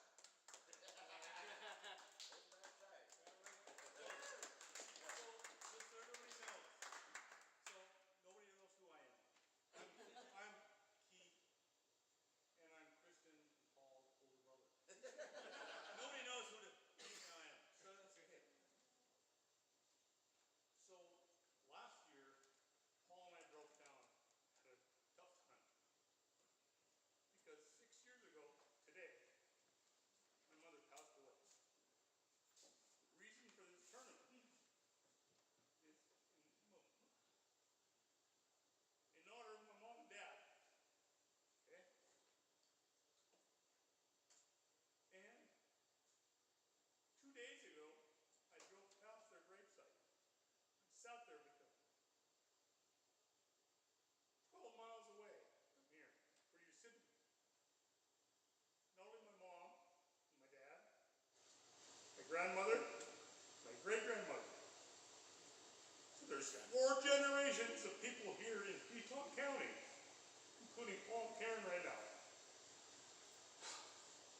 I'm going to do this. Okay? So this piece of glass right here is from my wife. She's wait, step back. My mother was a wood carver. She did a lot of wood carving. Very unique pieces of wood carving. And in her honor, my wife, who now does blown glass and fused glass, that piece came out of the kiln not less than 2 weeks ago. For this tournament right here. For this tournament, for this champion. Okay? So thank you all for coming here. Because without you, there is no tournament. And thank you, Paul and Karen, for putting this on. And